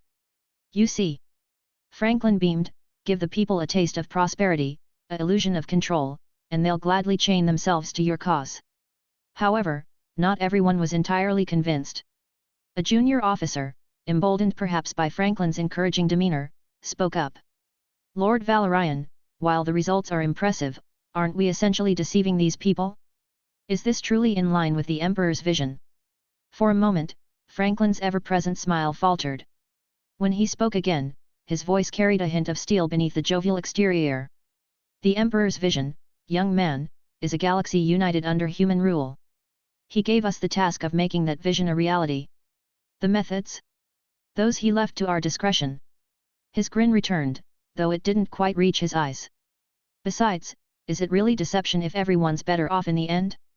These people have better lives, the Imperium gains productive worlds with minimal bloodshed, and potential hotbeds of rebellion are transformed into bastions of loyalty. I'd call that a win-win situation. As the meeting concluded and the officers filed out, Franklin held Denzel back. Once they were alone, the Primarch's facade dropped slightly, revealing a hint of the calculating intellect that lay beneath the affable exterior. "You still have doubts, old friend?" he asked quietly. Denzel hesitated before responding. "The results speak for themselves, sir. I cannot deny the effectiveness of your methods. But I fear the potential long-term consequences. What happens when other future Primarchs learn of these managed democracies?" Franklin's laugh was softer now, almost rueful. "Ah, Denzel, always thinking ahead. That's why you're my right hand." He placed a massive hand on his first captain's shoulder. "Let them learn. By the time they do, we'll have a string of compliant, productive worlds to show for it. Results, my friend, speak louder than any moral quibbling. Besides, I received a reply from our Uncle Malkador that Father supports my approach and is looking forward to my achievements next time we meet." As Denzel left, Franklin turned back to the holographic display. He zoomed in on a public square on Novus Atlantis, where citizens were erecting a statue in his likeness. The irony wasn't lost on him, a monument to liberty that was, in truth, a symbol of subtle control. As the dust settled on the three newly compliant worlds, Franklin Valorian stood before a sea of faces on Helios Secundus. The Grand Plaza, once reserved for the planetary governor's pompous displays, now teemed with citizens eager to hear from their liberator. "My friends," Franklin's voice boomed, amplified by voxcasters, "today marks the dawn of a new era for your worlds. You have cast off the shackles of tyranny and embraced the light of the Imperium." Cheers erupted from the crowd, their faces beaming with hope and adoration. Franklin allowed himself a small, satisfied smile. This was the culmination of months of careful planning and manipulation, a master class in bloodless compliance.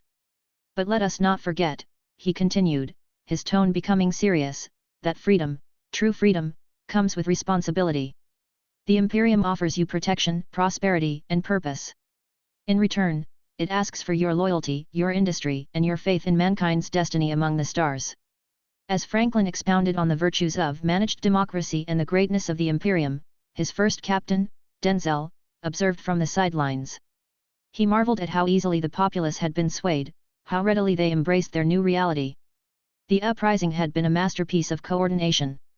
On all three worlds, the rebellions had ignited simultaneously, catching the old regimes off guard. Years of resentment, carefully stoked by Franklin's operatives, had exploded into action. The non-compliant governors, isolated and overwhelmed, had fallen with surprising speed. Now, as Franklin's words washed over the crowd, Denzel reflected on the efficiency of this approach. Not a single Liberty Eagle had fallen in combat. The worlds had been won through whispers, through carefully crafted narratives, through the power of ideas. "Look around you," Franklin gestured broadly, his charisma palpable. "Already, you can see the benefits of imperial integration.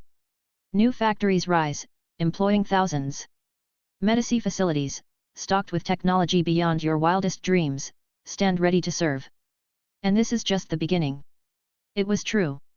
Even in the short time since the uprising, visible changes had swept across the planets.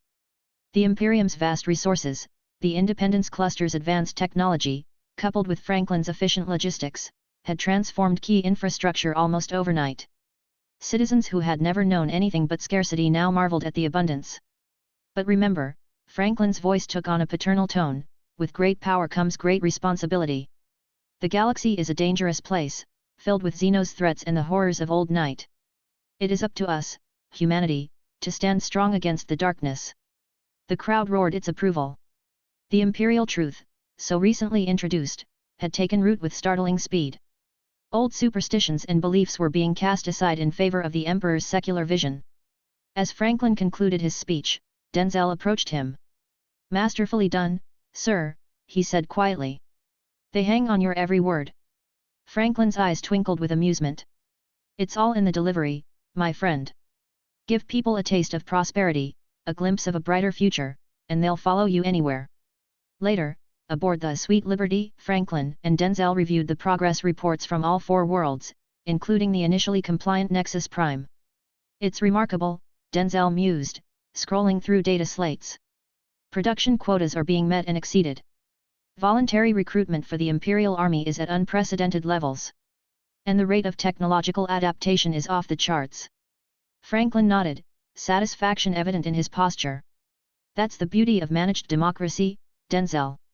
They think they're free, so they work harder, fight harder, believe harder than any conquered population ever would. And the propaganda?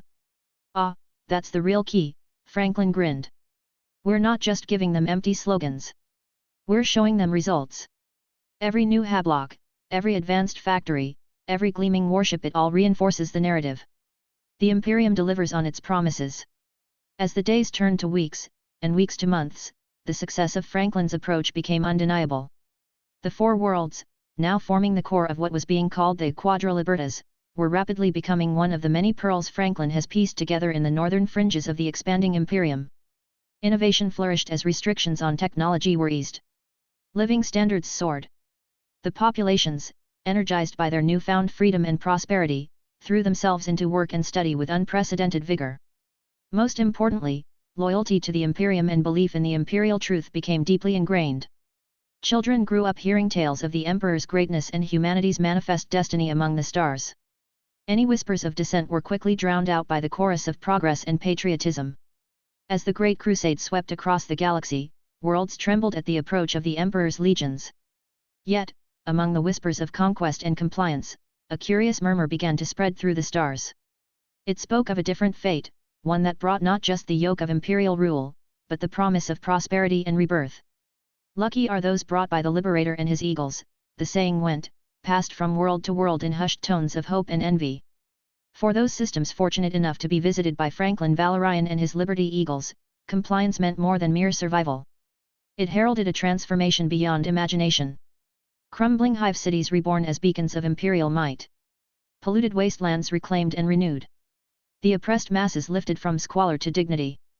As news of these miracles spread, many worlds began to look to the stars not with dread, but with anticipation. They prayed that when the imperial ships arrived, they would bear the insignia of the eagles, and at their head, the towering figure of the Liberator himself.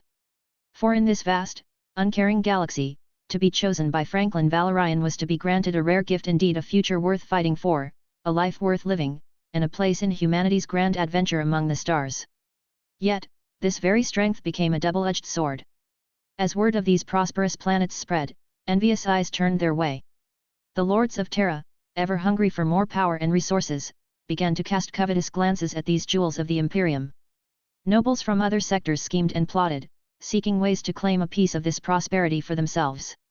The worlds of the Liberator found themselves in a precarious position. Their very success made them targets. The higher standard of living, the advanced technology, the efficient governance all became points of contention in the ever-shifting political landscape of the Imperium.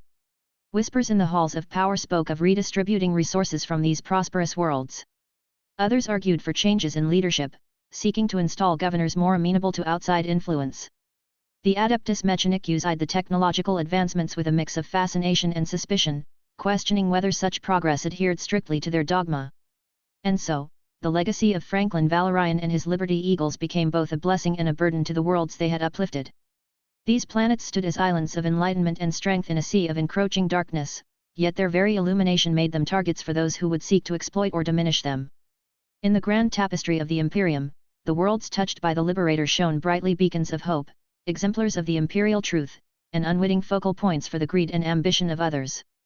Their fate would become inextricably linked with that of their benefactor, for better or for worse, as the galaxy spiraled towards the cataclysmic events that would reshape the Imperium forever. Chapter 10, First Contact with Chaos. As the Gloriana-class battleship Sweet Liberty emerged from the warp, Franklin Valorian stood on the bridge, his imposing 15-foot frame dwarfing even his Astartes officers. The view screen before him showed a system of 10 planets orbiting a dim star, all overshadowed by a colossal, swirling vortex of warp energy. Sovereign, Franklin addressed the ship's AI, "What are we looking at here?" The AI's voice resonated through the bridge. "Unknown system, Lord Valorian. The warp anomaly is unlike anything in our records. Extreme caution advised." Franklin stroked his chin, a grin spreading across his face despite the ominous sight. "Well, ain't that just the dandiest thing you ever saw?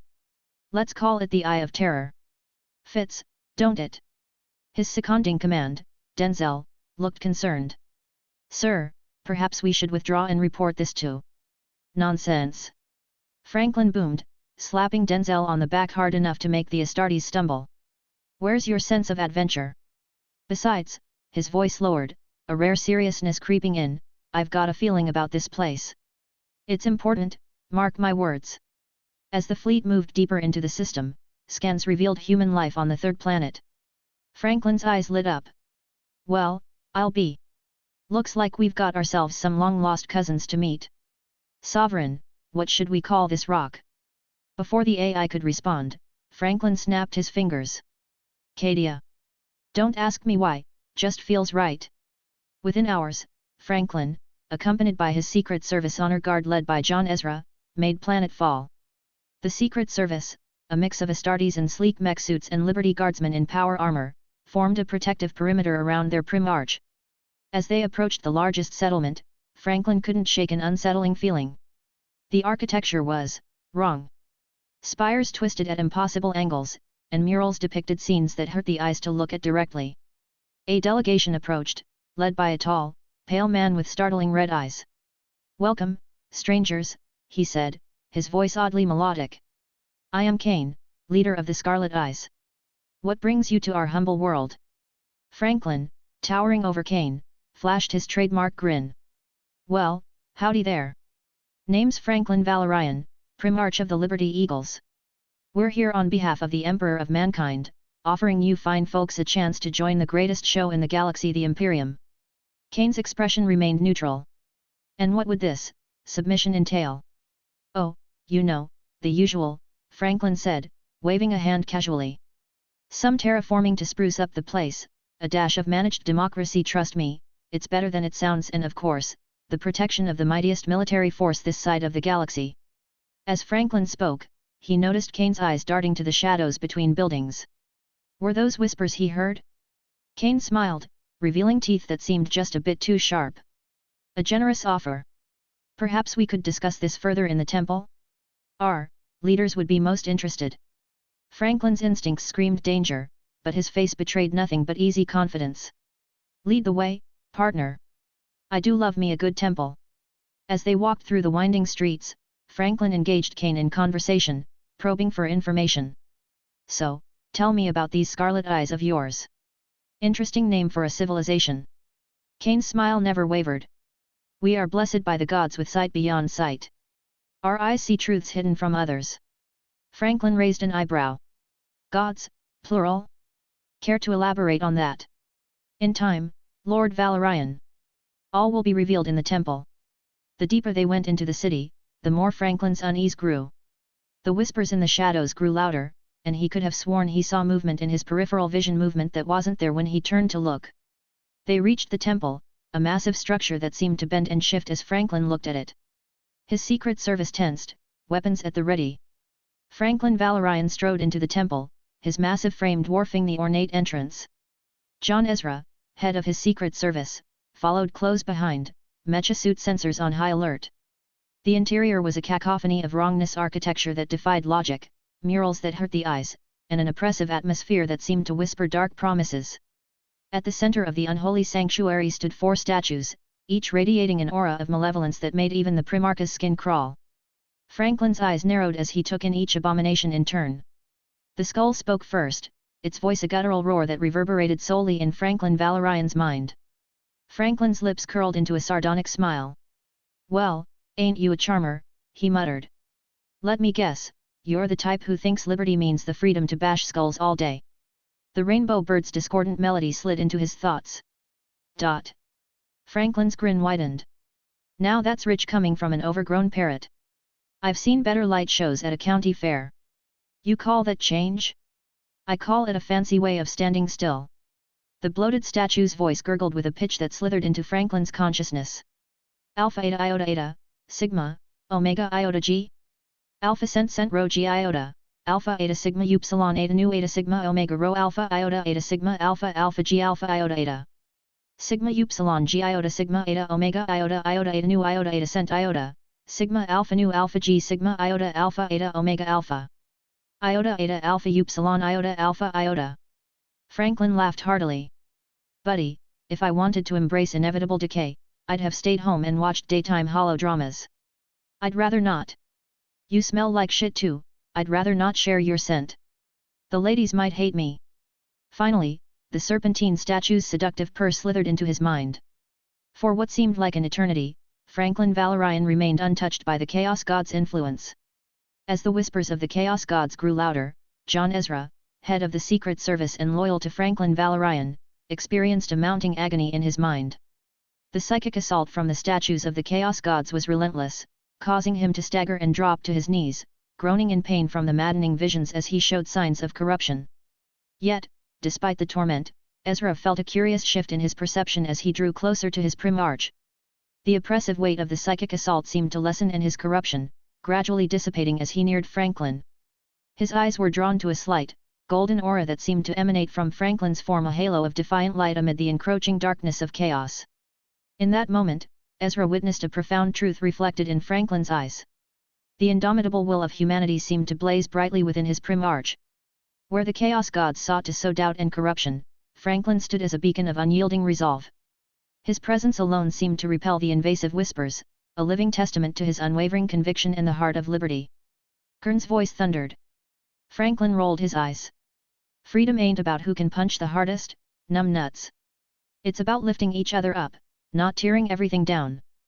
Xiancha's honeyed tones slithered. Change for the sake of change is just running in circles, Franklin retorted. Real progress comes from building on what works, not tearing it all down every Tuesday. Nurgle's gurgling voice oozed Alpha Cent Rho G Iota, Alpha Eta Sigma Upsilon Rho Sigma Rho Omega Iota Eta Sigma Omega Sigma Sigma Alpha, Sigma Rho Alpha Iota Eta, Sigma Alpha Eta Eta Sigma Iota Iota.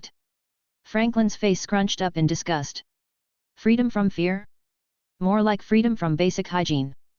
Hard pass, puss bucket. Slainsh's seductive purr drifted through his thoughts. Lady, alphabet, he corrected himself, noting the voice's fluid shift between genders. If you think that's freedom, you've clearly never had to pay a bar tab, Franklin chuckled. Real liberty comes with responsibility, not just doing whatever the hell you want. As the whispers crescendoed into a cacophony, John Ezra fell to his knees, racked with agony from the psychic assault he hid behind his Primarch's massive frame to ease the pain. As the Chaos Gods unleashed their psychic assault upon Franklin Valorian, their visions grew increasingly vivid and horrific. Each entity sought to shatter his unyielding will with a series of grim prophecies, depicting a future steeped in suffering and chaos should he refuse their seductive offers. The first vision was a maelstrom of devastation. Franklin saw his beloved Independence cluster engulfed in flames, its cities burning and its people screaming in terror. The once thriving planetary system was reduced to ashes, its citizens enslaved and forcibly converted into servitors, dehumanized husks of their former selves, bound in chains and subjected to horrific experiments. The sight was a harrowing portrayal of a future where the might of the Imperium and the Mechanics had turned his vibrant world into a desolate wasteland. The vision climaxed with the crushing realization that these horrors were the direct result of his refusal to embrace the gifts of the Chaos Gods.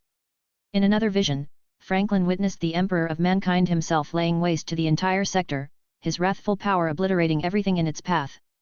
The Emperor's destructive fury extended to his own brother Primarchs, who were shown in a twisted display of betrayal and carnage.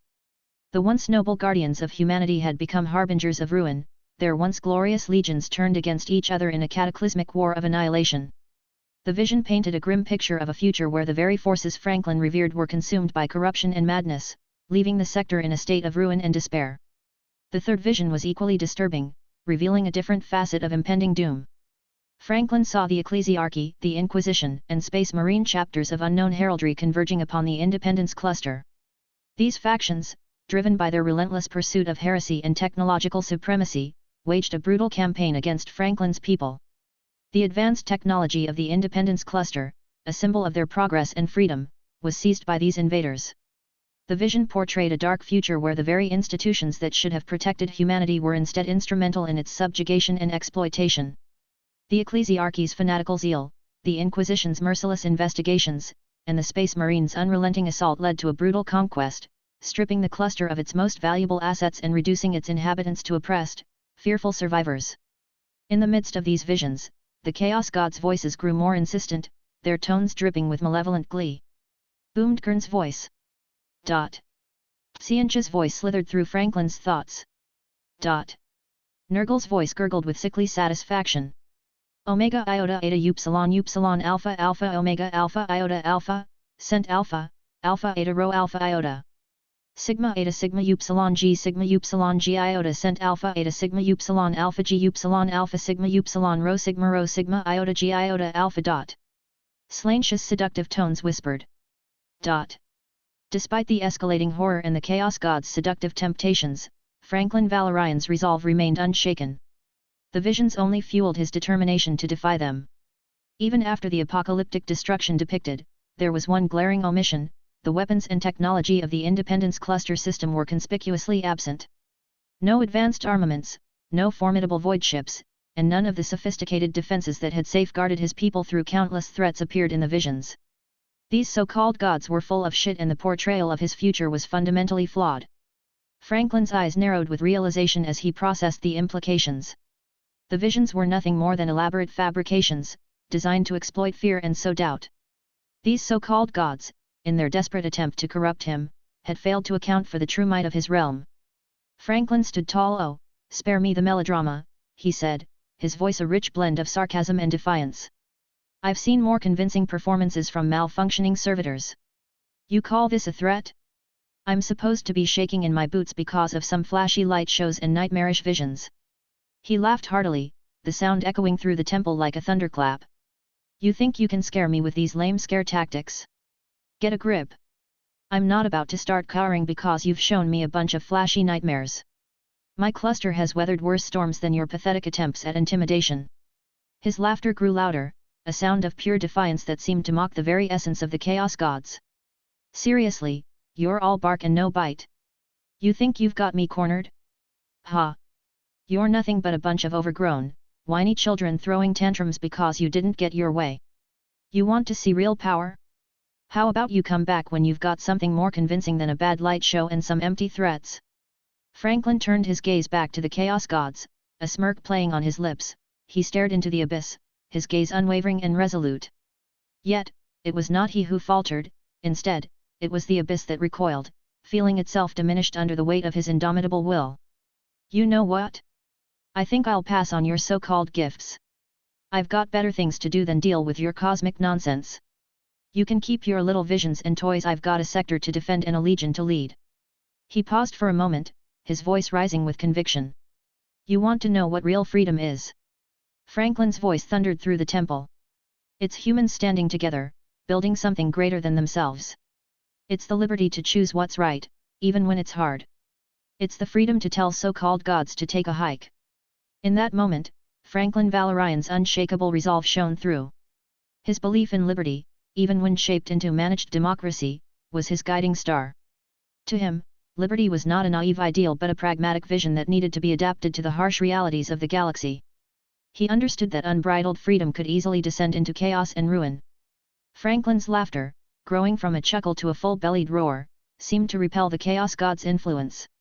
The symbols of chaos wavered and distorted as Franklin's golden light intensified, accompanied by the piercing cry of an eagle. The statues trembled in rage. Cain, who had been watching in growing horror, let out an inhuman howl and began to transform into a horrific amalgamation of flesh and warp energy. John Ezra, recovering from the psychic onslaught, didn't hesitate. Every weapon on his mecha suit opened fire, tearing into the mutating cultist leader. Outside, the sound of intense gunfire erupted as the Secret Service engaged waves of cultists and demons pouring from every shadow. Franklin grinned, the sound of overwhelming firepower music to his ears. "Time to blow this popsicle stand," he announced, pulling a compact but deadly-looking device from a hidden compartment in his armor. "John, you might want to start running." As they sprinted from the temple, Franklin armed the miniature nuclear device and tossed it casually over his shoulder. They were barely clear of the building when a massive explosion vaporized the unholy site, along with a good chunk of the surrounding area. "Fall back to the landing zone," Franklin ordered, his voice carrying over the din of battle. As they retreated, a massive portal tore open in reality itself. From its swirling depths emerged a towering figure of red muscle and brass armor, axes bigger than tanks gripped in its mighty fists. "Franklin Valorian!" The creature bellowed, its voice shaking the very air. "I am Skarbrand. Your Skullfurkern."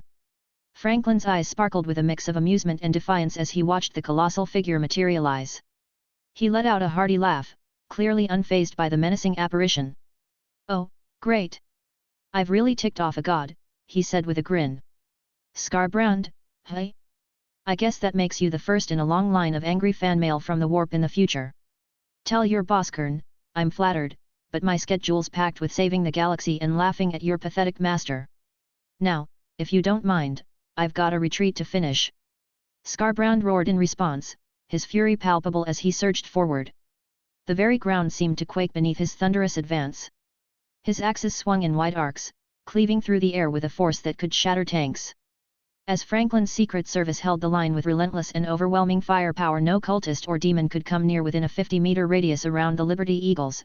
Franklin himself stood resolute, his power armor beginning to hum with a deep, resonant energy. Massive missile launchers materialized on his shoulders from the pocket dimensions embedded within his armor, a marvel of Dark Age technology. His miniguns, already bristling with destructive potential, were aimed squarely at Skarbrand.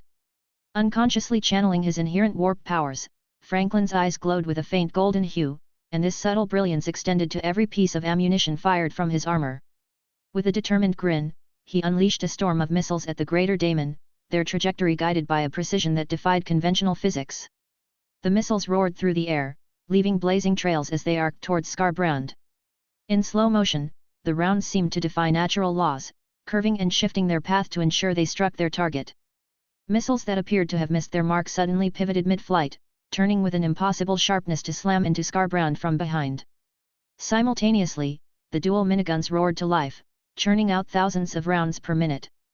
The sheer volume of firepower created a maelstrom of destruction, the bullets curving with uncanny precision to hit Skarbrand. The ground around the Greater Daemon was obliterated, the miniguns ensuring that every possible avenue of escape was sealed. Behind Skarbrand, the remaining missiles rained down with devastating accuracy, turning the area into a hellscape of fire and rubble. The once formidable swarm of demons found themselves caught in the crossfire, their ranks disintegrating under the relentless assault. Despite the chaos and destruction, Franklin's laughter rang out, his voice cutting through the din of battle. "Is that all you've got?" he called, his tone filled with a mix of derision and exhilaration. "I was expecting a bit more from a servant of a god. Maybe next time bring your A game." As Skarbrand charged forward, the Liberty Eagle's strategy of overwhelming firepower became even more evident. The barrage of missiles and bullets created a wall of deadly energy and explosive force that pushed back against the Greater Daemon's advance. The sheer volume of firepower directed at Skarbrand created a bubble of exclusion around Franklin's position, forcing the Daemon to plow through a storm of projectiles and energy beams.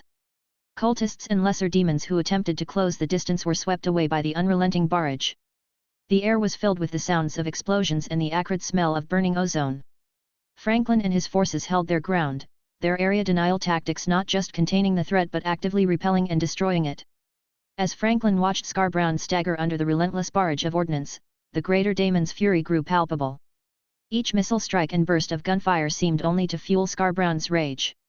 The Greater Daemon roared defiantly, its massive form charging forward with a speed and power that belied its size. The earth trembled beneath its feet as it surged through the chaos, its crimson and brass armor glinting ominously. The surge of cultists and lesser demons around them intensified, a relentless tide of corruption and malice swarming towards the Liberty Eagle's position. The air was thick with the stench of brimstone and the cacophony of frenzied battle cries. The thunderous roar of engines filled the air. The Thunderbird, Franklin's personal gunship, screamed overhead, its weapons systems unleashing hell upon Skarbrand's form and the waves of lesser demons following in his wake. "That's our ride, boys!" Franklin shouted as the Thunderbird came to hover near their position. "Let's not overstay our welcome." As they boarded, Franklin saw a tide of red, demonic forms swarming towards them, Skarbrand at their head. The Primarch's eyes narrowed, a plan forming. "Hey, Sovereign," he voxed to the orbiting fleet, you see that big red son of a bitch down there? Affirmative, Lord Valorian, the AI responded. Threat level, extreme. Well then, Franklin's grin turned predatory, I reckon it's time for some orbital bombardment. Light 'em up. As the Thunderbird ascended, the full might of Battlefleet Liberty was unleashed upon the corrupted landscape below. The sky ignited with the fury of man-made stars as lance batteries and nova cannons opened fire in a symphony of destruction. Skarbrand, the exiled one, stood defiant amidst the chaos, his massive form a testament to the power of Kern. The first beam struck him square in the chest, causing the bloodthirster to stagger back, his brass armor glowing white-hot. But still, he roared his challenge to the heavens. A second beam lanced down, catching Skarbrand in the shoulder, vaporizing one of his mighty arms and the axe it held. The daemon's bellow of pain and rage echoed across the burning plains, audible even over the cacophony of destruction. The third strike was the coup de grace. It caught Skarbrand full in the face, and for a brief moment, the greater daemon's form was outlined in blinding white light. Then, like a sand castle before a tidal wave, Skarbrand simply ceased to be. Where once stood the mightiest of Kern's servants, now there was only a rapidly expanding cloud of superheated gas.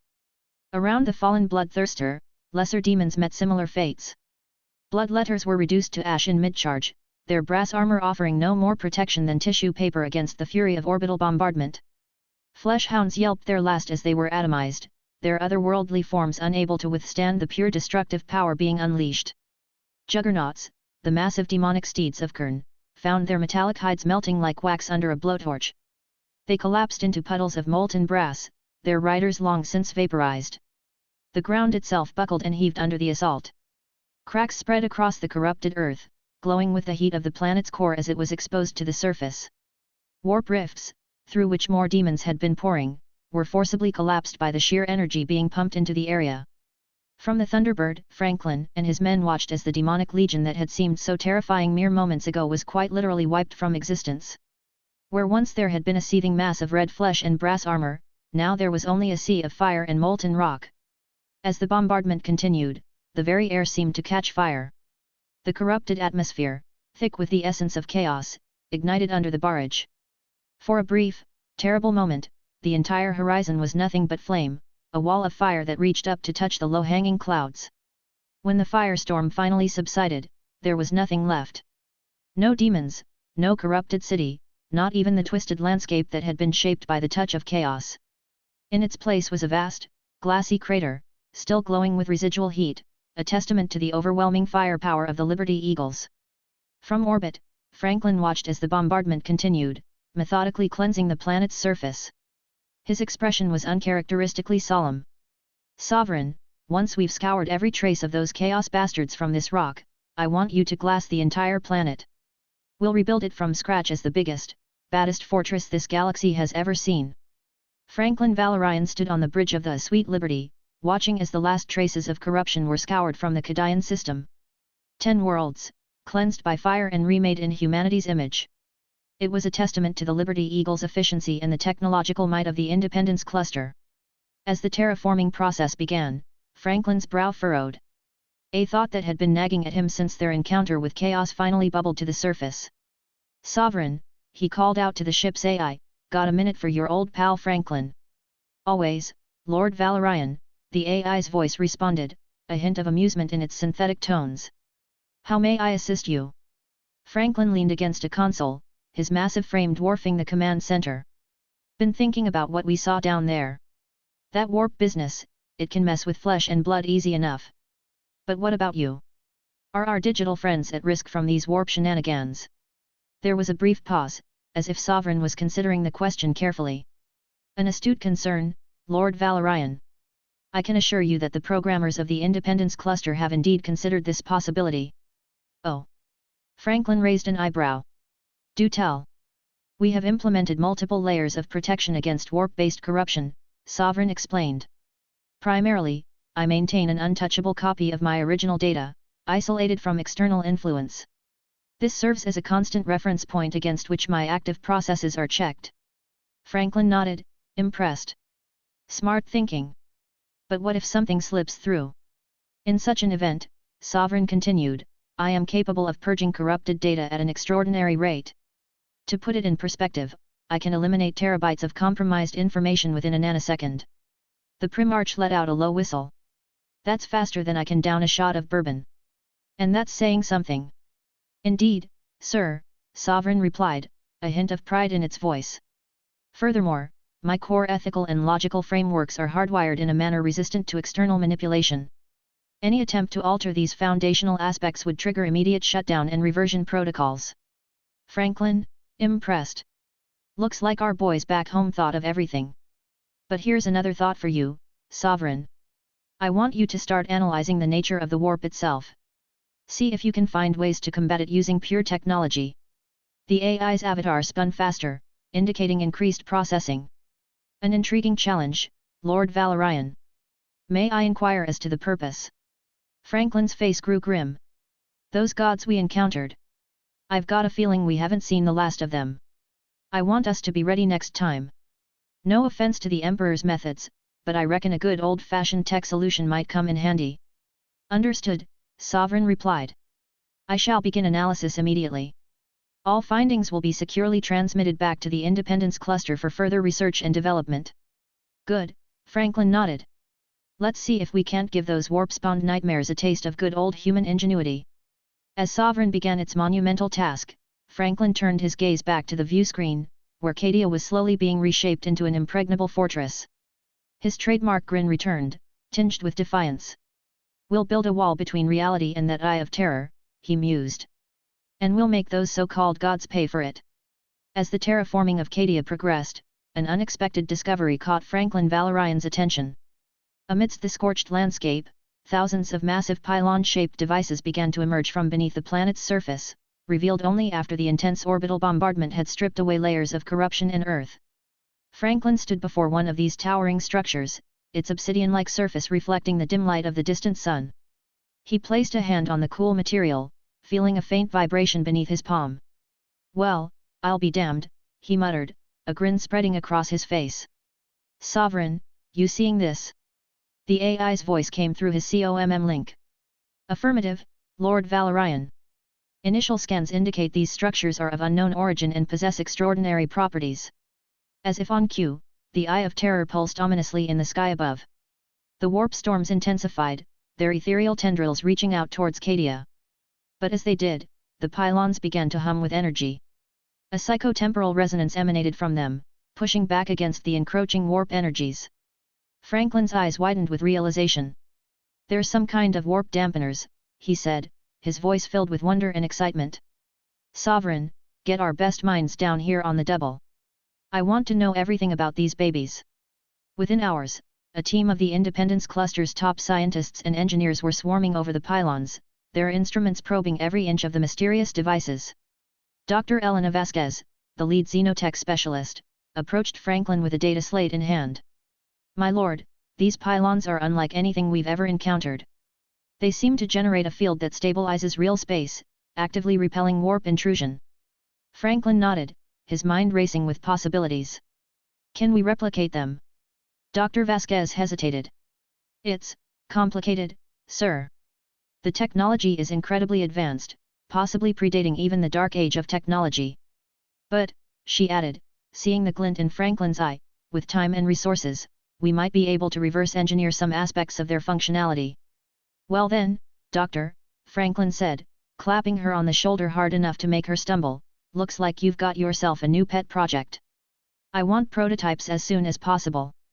If we can replicate these bad boys, we could turn this whole system into an impenetrable fortress against the warp. As the research team set to work, Franklin gazed up at the Eye of Terror, his expression uncharacteristically serious. You hear that, you warp-spawned bastards? He muttered. We've found your kryptonite. And we're just getting started. Over the following months, the Cadian pylons became the centerpiece of Franklin's grand strategy. As the planet was reshaped into a fortress world, the pylons were carefully preserved and integrated into the new defenses. Research outposts sprang up around them, each racing to unlock the secrets of the ancient technology. Franklin personally oversaw the project, his natural affinity for technology and his indomitable will driving progress forward. He knew that in these pylons lay not just the key to defending Cadia, but potentially a weapon against warp itself. As the first prototype of a human-made pylon came online, Franklin stood before it, a sense of triumph washing over him. It wasn't as powerful as the originals, not yet, but it was a start. "You see, boys," he said to his assembled Liberty Eagles, "this is what real freedom looks like. The freedom to stand against any threat, no matter how big or scary. With these pylons and our own grit, we'll make sure that the light of liberty keeps shining, no matter how dark the galaxy gets." Franklin Valorian stood on the bridge of the Sweet Liberty, his massive frame dwarfing even the command throne. The Gloriana-class battleship led an impressive armada of vessels, each bearing the distinctive hallmarks of Independence cluster design: sleek, efficient, and bristling with firepower that would make even the most seasoned Imperial Admiral raise an eyebrow. "Sovereign," Franklin addressed the ship's AI, "send a message to Terra. Let the old man know we're on our way with an initial delivery for his equipment and more. And make sure they know not to shoot first and ask questions later. I'd hate to have to explain to Pops why we turned his welcoming committee into space debris." "Message composed and sent, Lord Valorian," Sovereign replied.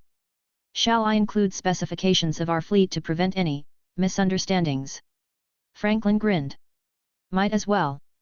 Throw in some pretty pictures too. You know how those Mechanicus boys love their schematics." As the armada made its way through the warp, Franklin found himself lost in thought. The encounter with the Chaos Gods on Cadia had left him with more questions than answers, and he was eager to discuss the matter with the Emperor. Chapter 11, Terra. Malkador the Sigil Light stood on the observation deck of the Terran orbital station, his ancient eyes fixed on the void beyond.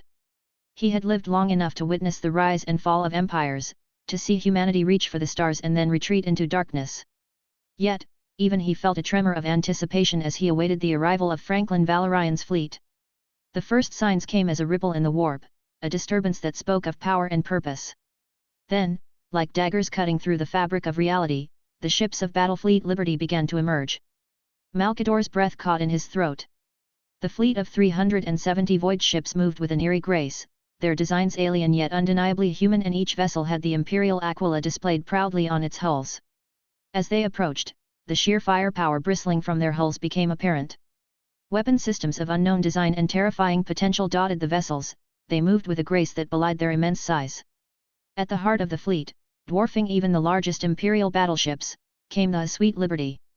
70 kilometers from prow to stern, it was less a ship and more a mobile fortress, a city in space that could rival the greatest hive worlds.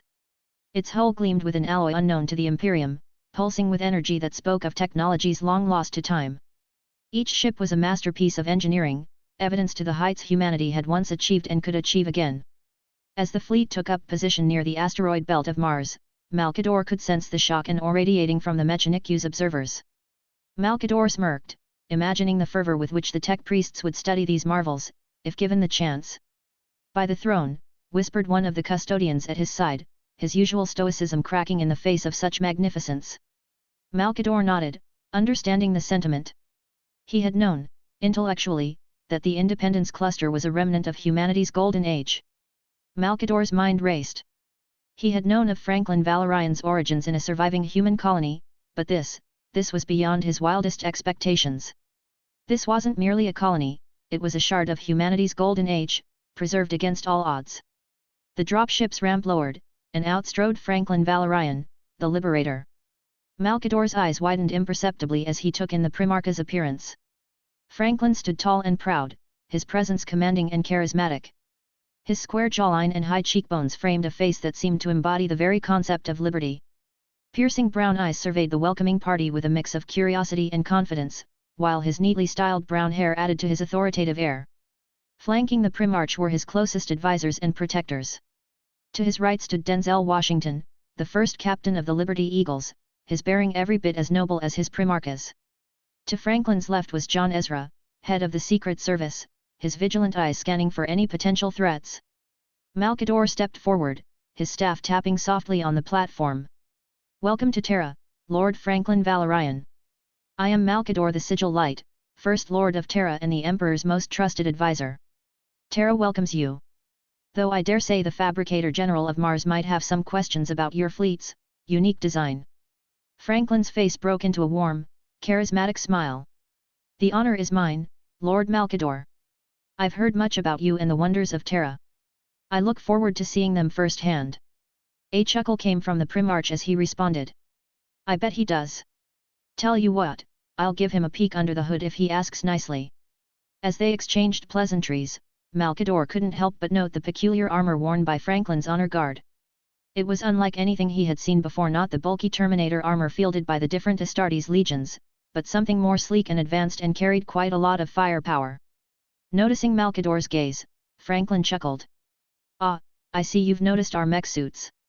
Quite different from what you're used to, I imagine.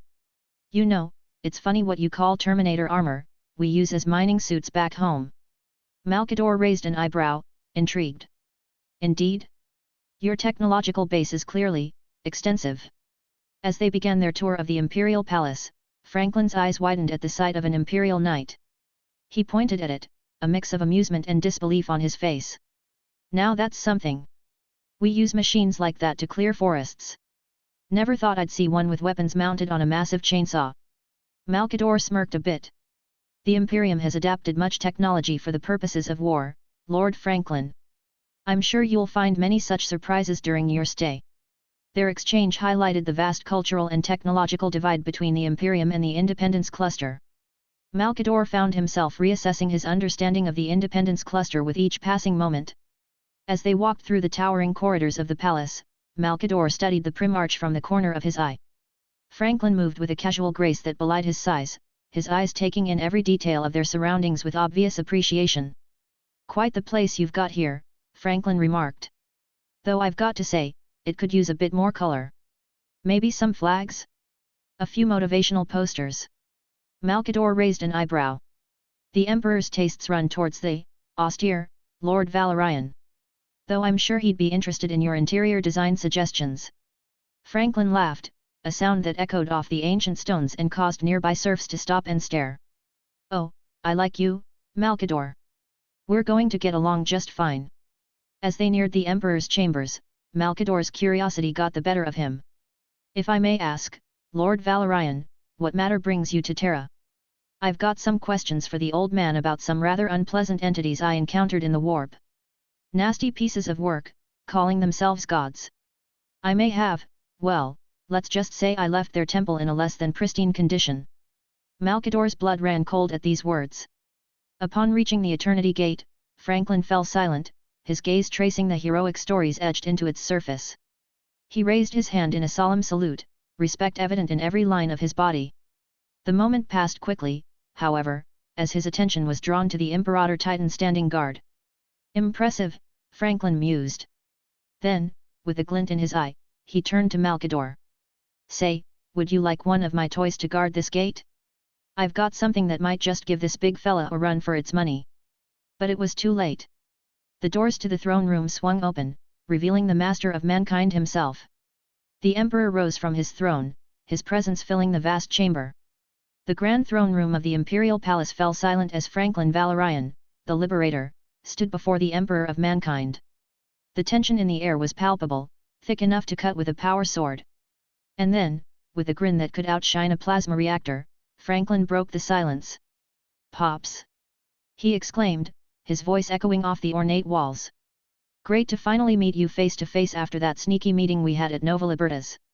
The Emperor's face flickered with a mix of emotions: surprise, amusement, and perhaps a hint of exasperation. Before he could respond, Franklin closed the distance between them in two long strides and enveloped the master of mankind in a bear hug. For a moment, time seemed to stand still. Malkador, watching from the sidelines, held his breath. The custodes tensed, unsure how to react to this unprecedented display of familiarity towards their lord. Then, slowly, the Emperor's arms rose and returned the embrace. It was a gesture so human, so paternal, that it seemed at odds with the golden, larger-than-life figure he usually presented. Yet there was no denying the genuine warmth in the action. As they separated, the Emperor's eyes twinkled with an emotion rarely seen: joy. My son, he said, his voice resonating with affection. Your presence brings light to these hallowed halls. Franklin beamed, then suddenly snapped his fingers. Oh, right. Almost forgot. He fumbled in a pocket of his ornate armor, pulling out a data slate. Got some paperwork for you, Pops. Just a little delivery confirmation for all those shiny new toys we sent over. Standard procedure, you understand. The Emperor raised an eyebrow, a smile tugging at the corners of his mouth. Paperwork, Franklin? I thought I left such mundane matters behind millennia ago. Hey, even the Emperor of Mankind can't escape the long arm of bureaucracy, Franklin chuckled, holding out the data slate. Just a quick signature, and we're all set. With a shake of his head and a barely suppressed laugh, the Emperor took the slate and signed it. There. I trust this meets with your approval, Lord Bureaucrat. Perfectly, Your Majesty, Franklin said with a mock bow. Then his face grew serious. Now, Pops, we need to talk about something. Had a bit of an encounter during my travels. Some unsavory characters calling themselves gods. The Emperor's demeanor changed instantly, his eyes narrowing. What manner of encounter, my son? Franklin waved a hand dismissively. Oh, you know, the usual. They tried to tempt me, I told them where they could stick their offers, might have blown up one of their temples. No biggie. The throne room fell silent once more, this time with a heavy weight of concern. The Emperor's face was unreadable, his psychic aura pulsing with barely contained power. Franklin, sensing the shift in mood, raised his hands. Look, I know it sounds bad, but I figured you'd want to know. These so-called gods seemed pretty miffed when I turned them down. Thought you might have some insight. The Emperor stood, his towering form radiating authority. Franklin, what you encountered, it is a grave matter indeed. These entities are... Hold up, Pops, Franklin interrupted, tapping his temple. Why don't you just take a look for yourself? It'll be quicker, and you can see exactly what went down. Just, don't go poking around in the private stuff, alright? A man's got to have some secrets.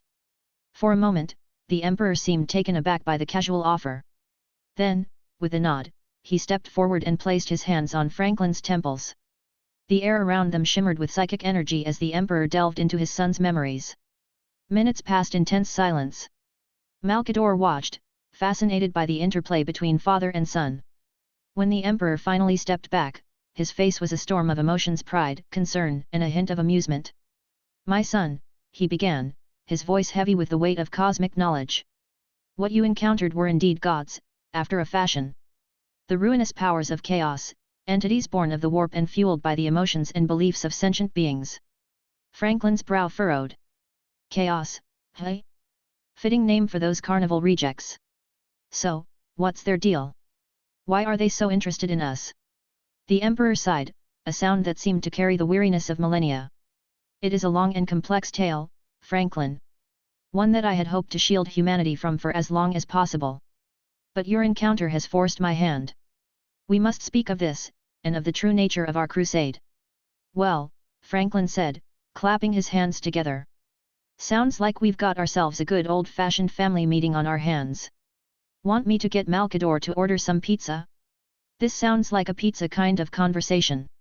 Despite the gravity of the situation, the Emperor couldn't help but let out a small chuckle. Perhaps not pizza, my son. But yes, Malkador should join us.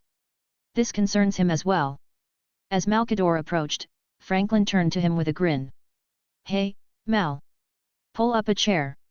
We're about to have a cosmic horror story session with dear old dad here. Malkador, for his part, managed to maintain his composure, though a hint of amusement crept into his voice. I look forward to it, Lord Valorian. Though I suspect this tale may be beyond even my extensive knowledge. The Emperor gestured for them all to be seated. Indeed, my old friend. What I am about to share with you both is known to very few. The true nature of the warp, the dangers it poses to humanity, and the purpose behind our great crusade. As they settled in for what promised to be a long and revelatory conversation, Franklin couldn't help but quip, no pressure, Pops, but I hope this explanation is good. I've got a fleet of very curious officers waiting for me, and I blew up some warp god's temple isn't going to cut it as a mission report. The Emperor's lips twitched in a smile. I shall endeavor to meet your high standards of reporting, my son. Now, let us begin with the birth of the universe itself. As the Emperor concluded his revelation about the true nature of the warp and the purpose behind the Great Crusade, a heavy silence fell over the room. Franklin Valorian, the Liberator, sat back in his chair, his normally jovial face etched with lines of concern and deep thought. After a few moments, he took a deep breath and leaned forward. Well, Pops, he began, his voice uncharacteristically serious, "That's one hell of a weight you've been carrying. Makes my job of liberating worlds seem like a cakewalk in comparison." The Emperor nodded solemnly. "The burden of knowledge is often the heaviest, my son." Franklin stood up, pacing the room with nervous energy. "Right, so we've got chaos gods, a fragmented humanity, and a race against time to unite the species before these warp entities can corrupt us all. No pressure." He stopped and turned to face his father and Malkador. "But you know what? That's tomorrow's problem. Right now, I've got a more immediate concern." The Emperor raised an eyebrow. "And what might that be?" Franklin gestured broadly. "This planet, Pops. Terra. The cradle of humanity. It's a damn irradiated hellhole." Malkador shifted uncomfortably. "The scars of old night run deep, Lord Valorian. The restoration of Terra is a monumental task that we're going to tackle." "Hedon," Franklin interrupted. He pulled out another data slate and began rapidly sketching and typing. "Look, I get it. You've been busy uniting humanity and all that. But if we're going to be the shining beacon of mankind's future, we need to start at home." The Emperor leaned forward, intrigued. "What do you propose, Franklin?" "A complete terraforming project," Franklin said, his eyes gleaming with excitement. "We've got the technology back in the Independence Cluster. Atmospheric scrubbers, radiation nullifiers, accelerated flora growth systems. Heck, we could probably green up this rock in a decade if we put our minds to it." He tossed the data slate to Malkador, who caught it deftly. "Take a look. I've drawn up some preliminary plans. We start with the major population centers, work our way out. Reintroduce native species, set up sustainable ecosystems. By the time we're done, Terra will be the jewel of the Imperium again." The Emperor stood, walking over to examine the plans over Malkador's shoulder. "This is ambitious, to say the least," he mused. "Ambitious is my middle name, Pops," Franklin grinned. "Well, actually it's Delano, but you get the idea." Malkador stroked his beard thoughtfully. "The resources required for such an undertaking would be immense. And with the Great Crusade ongoing. That's where the Independence Cluster comes in," Franklin said, snapping his fingers. "We've got the tech, we've got the production capacity. Consider it a gift from your prodigal son to dear old dad." The Emperor was silent for a long moment, his eyes distant as if seeing a future yet to unfold. Then, slowly, a smile spread across his face. "Your enthusiasm is infectious, my son. And your plan, it has merit. A restored Terra could indeed serve as a powerful symbol for our nascent Imperium." Franklin beamed. "That's the spirit. Nothing says humanity's golden age like actual golden fields of wheat, right?" Malkador cleared his throat. "There are, of course, logistical concerns to address.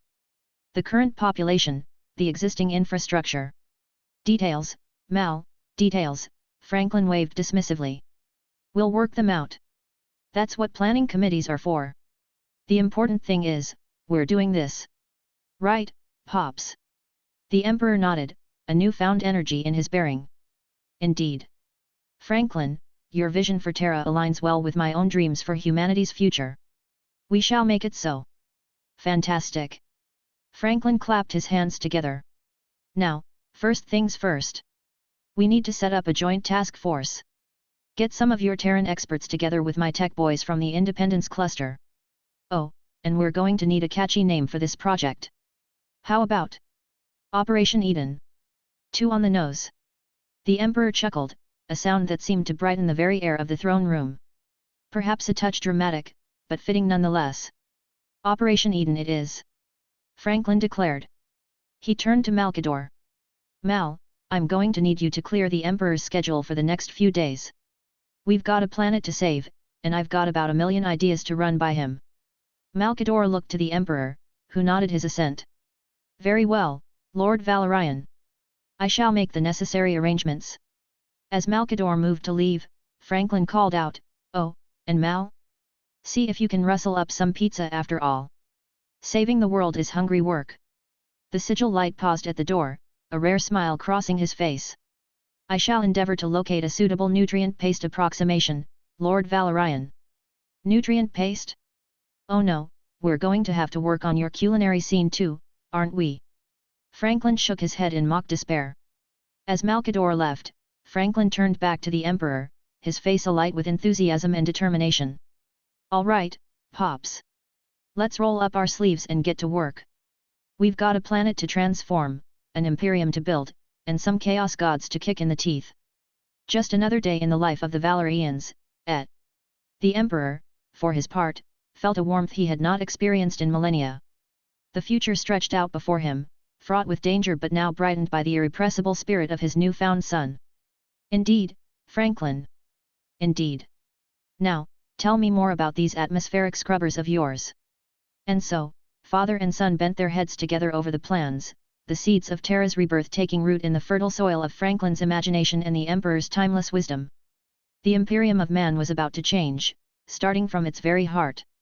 A/N, now before y'all try to burn me on a cross and call me a heretic on my depiction of the Emperor, I have done extensive research to prove that the Emperor actually is a rather emotional man. One is that he gave Lemon Russ a concussion after the wolf beat him in a drinking and eating contest and insulted his dad. Chapter 12, The Crusade continues. The Emperor of Mankind followed his son, Franklin Valorian, through the corridors of the Imperial Palace. Despite his usual stoic demeanor, there was a hint of curiosity in his golden eyes. Franklin's enthusiasm was infectious, and even the Master of Mankind found himself caught up in the Liberator's excitement. "You're going to love this, Pops," Franklin grinned, leading the way to a massive hangar bay. "Consider it a little housewarming gift." "Well, planet warming, I suppose." As the doors slid open, the Emperor's eyes widened slightly at the sight before him. A colossal dropship dominated the hangar, its sleek lines and advanced design a stark contrast to the more brutalist Imperial aesthetic. "Behold!" Franklin announced with a flourish. "The first of many monthly deliveries from the Independence Cluster. Our little suzerain state agreement is already bearing fruit." The Emperor stepped forward, his psychic senses probing the dropship. "Impressive," he murmured. "The technology is Golden Age stuff, Pops," Franklin finished for him. "We've kept the flame burning bright back home. Now, let me give you the grand tour." As they entered the dropship, Franklin began pointing out various sections. "We've got your standard issue weapons here, bolters, meltas, las weapons. Good stuff, but nothing you haven't seen before. But over here." He gestured to a sealed section. "That's where the fun begins. Advanced tech, for your eyes only. Figured you'd want to keep some of the really good toys for yourself and your golden boys." The Emperor nodded approvingly, his gaze lingering on some of the more exotic weaponry. Franklin could almost see the wheels turning in his father's head, already deciding which of his favored custodians would receive which pieces. "And speaking of your golden boys," Franklin continued, leading the Emperor to the far end of the armory. "Check these out." Before them stood a row of imposing mech suits, their golden armor gleaming under the dropship's lights. The Emperor approached one, running his hand along its surface. "Mech suits," he said, a note of appreciation in his voice. "For the custodes, I presume?" Franklin nodded. "Yep. Figured they could use an upgrade. These babies could demolish dreadnoughts with ease and at maximum output could overload an Imperial Knight's ion shields and come out on top.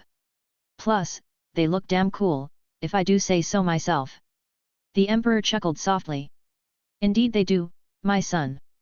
Your generosity is appreciated." "Oh, but we're not done yet, Pops," Franklin said with a mischievous glint in his eye. "I've saved the best for last." He led the Emperor to the center of the room, where a pedestal stood. Upon it rested a golden gauntlet, its massive talons gleaming wickedly in the light. "May I present," Franklin said with a theatrical bow, "the talon of the Golden Eagle, Lord of the Skies." A fitting name for a gauntlet meant for the Emperor of humanity, don't you think? The Emperor approached the gauntlet, his psychic aura flaring as he sensed the power within it. "This is remarkable," he said, genuine awe in his voice. Franklin beamed with pride. "Golden Age tech at its finest, Pops. The energy blade can vibrate across dimensional states, slicing through pretty much any armor known to man. Oh, and it glows gold. Because, you know, aesthetic." The Emperor lifted the gauntlet, feeling its weight and balance. "You said it vibrates across dimensions." "Yep," Franklin nodded. "One of the few pieces we've managed to produce with that capability. Nasty stuff in a fight, let me tell you. Figured you could use it to, I don't know, dramatically point at things. Or slap some sense into unruly primarchs, my brothers, once you find them, your call. The Emperor actually laughed at that, a warm, rich sound that seemed to fill the entire dropship. Your gift is most appreciated, Franklin. I shall wear it with pride. As the Emperor donned the gauntlet, flexing his fingers and watching the talons glint, Franklin couldn't help but feel a surge of pride. Looks good on you, Pops. Very regal. Very, don't mess with humanity or I'll claw your face off. The Emperor turned to his son, his face softening into a smile. Franklin, these gifts, I appreciate it, thank you. Franklin felt a lump form in his throat.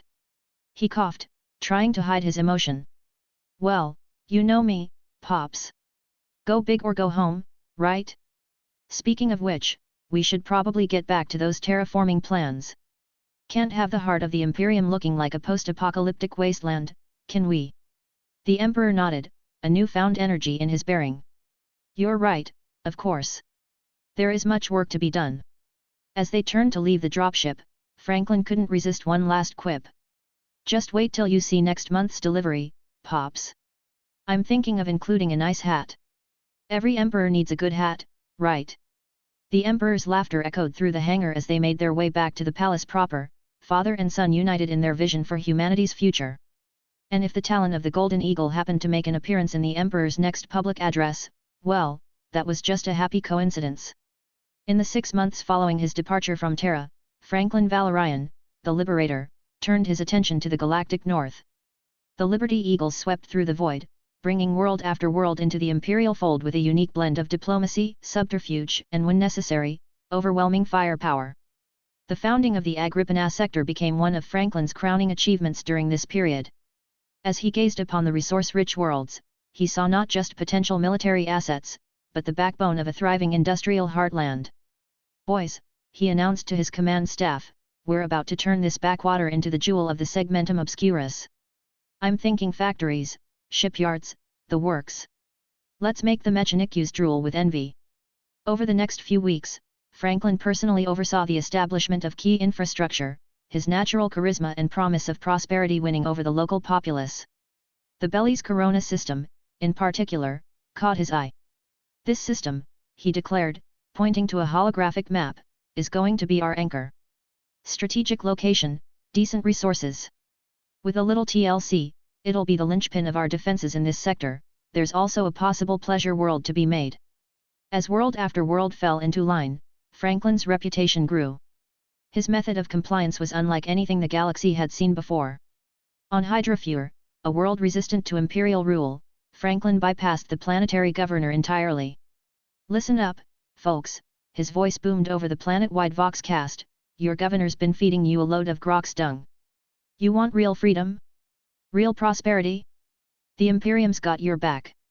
All you gotta do is show that stuffed shirt the door. What followed was a masterclass in asymmetrical warfare and propaganda. Liberty Eagles disguised as locals began spreading whispers of a better life under Imperial rule. Green Beret Astartes trained resistance fighters in the art of guerrilla warfare. Within weeks, the population rose up, and the governor found himself unceremoniously ejected from his palace. Franklin's arrival on the planet was met with cheers. See? Didn't even have to fire a shot, he grinned to his first captain, Denzel Washington. That's how you liberate a world, my friend. Managed democracy at its finest, Sir, Denzel confirmed. But it was the encounter with the Diasporex that truly showcased Franklin's diplomatic skills. The nomadic fleet, a blend of human and Xenos cultures, was unlike anything the Imperium typically tolerated. As the Liberty Eagles fleet approached, tension filled the air. Franklin opened a channel to the Diasporex flagship. Greetings, fellow wanderers of the void. Name's Franklin Valorian, Primarch of the Liberty Eagles. Don't suppose you'd be interested in joining a little project we call the Imperium of Man. The Diasporex leadership, cautious but intrigued, agreed to a face-to-face meeting. In a neutral zone between their fleets, Franklin met with the Diasporex Council, a diverse group of humans and Xenos. I'll be straight with you, Franklin said, leaning back in his chair. The Imperium's not exactly known for its open-mindedness when it comes to Xenos. But me? I see potential allies. The Diasporex spokesperson, a human woman named Fyra, raised an eyebrow. And yet you ask us to join this Imperium? Franklin chuckled. Well, I had to ask, Didn't I? But between you and me, I respect your way of life. Democracy, cooperation between species, it's admirable. Over the next few hours, Franklin and the Diasporex Council hammered out a trade agreement. The Liberators' easygoing nature and genuine respect for their culture won over many of the initially skeptical council members. As the meeting concluded, before departing, Franklin left the Diasporex with a warning and a promise. Remember, folks, I'm probably the friendliest face you're going to see wearing this Aquila. If you run into any other Imperials, especially big guys who look like they might be related to me, play it cool. And if things go south, you make a beeline for the Independence Cluster. We'll keep a light on for you. Franklin knew that amongst the Imperium, he is probably the friendliest. He does not know about his brother Primarchs, but he has an 80% chance that they are outright xenophobes as well. Illyra nodded gratefully. Your warning is appreciated, Lord Valorian. As is your offer of sanctuary. Before parting ways, the Diasporex traded some of their technology with Franklin, advanced techniques for using stars and hidden space stations to refuel and recharge ships in exchange for some mech suits and general weaponry. As Franklin prepared to depart, the Diasporex Council presented him with a gift, a small, intricately designed device that contained star charts of regions unknown to the Imperium. For the liberty you've shown in allowing us our freedom, they said, we offer you the freedom to explore new frontiers. Consider it a token of our new friendship, Phyra said with a smile. Franklin accepted the gift with grace, and this unknown star region would later be known as the Gothic Sector. As Franklin returned to his flagship, he couldn't help but feel a sense of accomplishment. Now that, he said to his command staff, is how you expand an empire. Friendship, trade, and a little bit of that Valorian charm. Over the course of the 6 months, Franklin's legion subjugated approximately 150 planets, each brought into compliance with minimal bloodshed, at least on the Liberty Eagle's side. His methods, while unorthodox, proved incredibly effective. On Hydrafure, now a loyalist world, Franklin oversaw the establishment of new governmental systems. Remember, folks, he addressed the newly formed Planetary Council, this is managed democracy. You've got the freedom to choose, but let's all remember we're part of something bigger now. In the Agrippina sector, industrial output began to soar. Franklin's promise of prosperity was rapidly becoming a reality, with new shipyards and factories sprouting up across the sector. The Belize Corona system, true to Franklin's prediction, was shaping up to be a formidable defensive hub. As Franklin Valorian and his Liberty Eagles ventured into the star chart given by the Diasporex, they discovered the Gothic sector. They found themselves faced with a diverse array of worlds, each presenting unique opportunities and challenges. The Liberator's reputation preceded him, and many worlds welcomed imperial rule with open arms, eager for the prosperity and protection it promised. Upon entering the subsector composed of 11 planets, Franklin's strategic mind immediately began to work. All right, team, he announced to his command staff, we've got ourselves a real mixed bag here. Let's get to work. The hive worlds of Cherries and Gethsemane were the first to catch his attention. Isolated, but teeming with humanity, Franklin mused. These folks are going to be thrilled to see us. Let's show them what the Imperium can do for overcrowded worlds. True to his word, when the Liberty Eagles made contact with these hive worlds, they were met with enthusiasm. Franklin's promises of improved living conditions, better resource distribution, and connection to a galactic empire were met with cheers from the populace. See, boys. Franklin grinned to his Astartes. Sometimes, all people need is a little hope and a lot of infrastructure. The agri-worlds of Dracolo, Erebus, Gath, and Yama Enda presented a different kind of opportunity. Gentlemen, Franklin declared, we're looking at the future breadbasket of this sector. Let's get some terraforming underway and enhance these bad boys. Over the next few weeks, Liberty Eagles experts in agriculture and terraforming worked alongside local farmers, introducing advanced techniques and technology. The promise of feeding not just their own worlds but others in the Imperium filled the populace with pride. The mining worlds of Fear, Lashitau, and Toyotama were next on Franklin's list. Resources, gentlemen. The lifeblood of any growing empire. Let's make sure these operations are running at peak efficiency. However, it was during a routine patrol near Fear that things took an unexpected turn. The Sweet Liberty picked up massive energy readings from the planet's surface. Initial scans showed no signs of life, but the mineral wealth was staggering. Sir, reported the ship's AI, Sovereign, I'm detecting something unusual buried within Fear's crust. The energy signature is unlike anything in our databases. Franklin's eyes lit up with curiosity. Well, well, well. Looks like we've stumbled onto something interesting. Denzel, prep a landing party. I want to see this for myself. As they descended to the planet's surface, the energy readings grew stronger. After hours of careful excavation, guided by Sovereign's increasingly excited reports, they uncovered something that left even the unflappable Franklin Valorian speechless. Rising from the planet's crust was a structure of impossible geometry, radiating power beyond mortal comprehension. It was vast, it was ancient, and it was clearly not of human origin. Holy smokes, Franklin whispered, his usual jovial tone replaced by awe. Sovereign, what are we looking at here? The AI's voice was filled with a mixture of excitement and uncertainty. Sir, I'm afraid I have no exact match in my databases. This structure is clearly of immense age and power, but its origin and purpose are unknown. Franklin circled the colossal construct, his mind racing. As he examined its surface, he noticed the material it was made from a strange, black stone unlike anything he'd seen before. Well, we've got to call it something, Franklin mused. He ran his hand along the smooth, dark surface. How about we keep it simple? Blackstone Fortress. Has a nice ring to it, don't you think? His team nodded in agreement, and the name stuck. Over the next few weeks, Franklin's experts began preliminary studies of the newly dubbed Blackstone Fortress.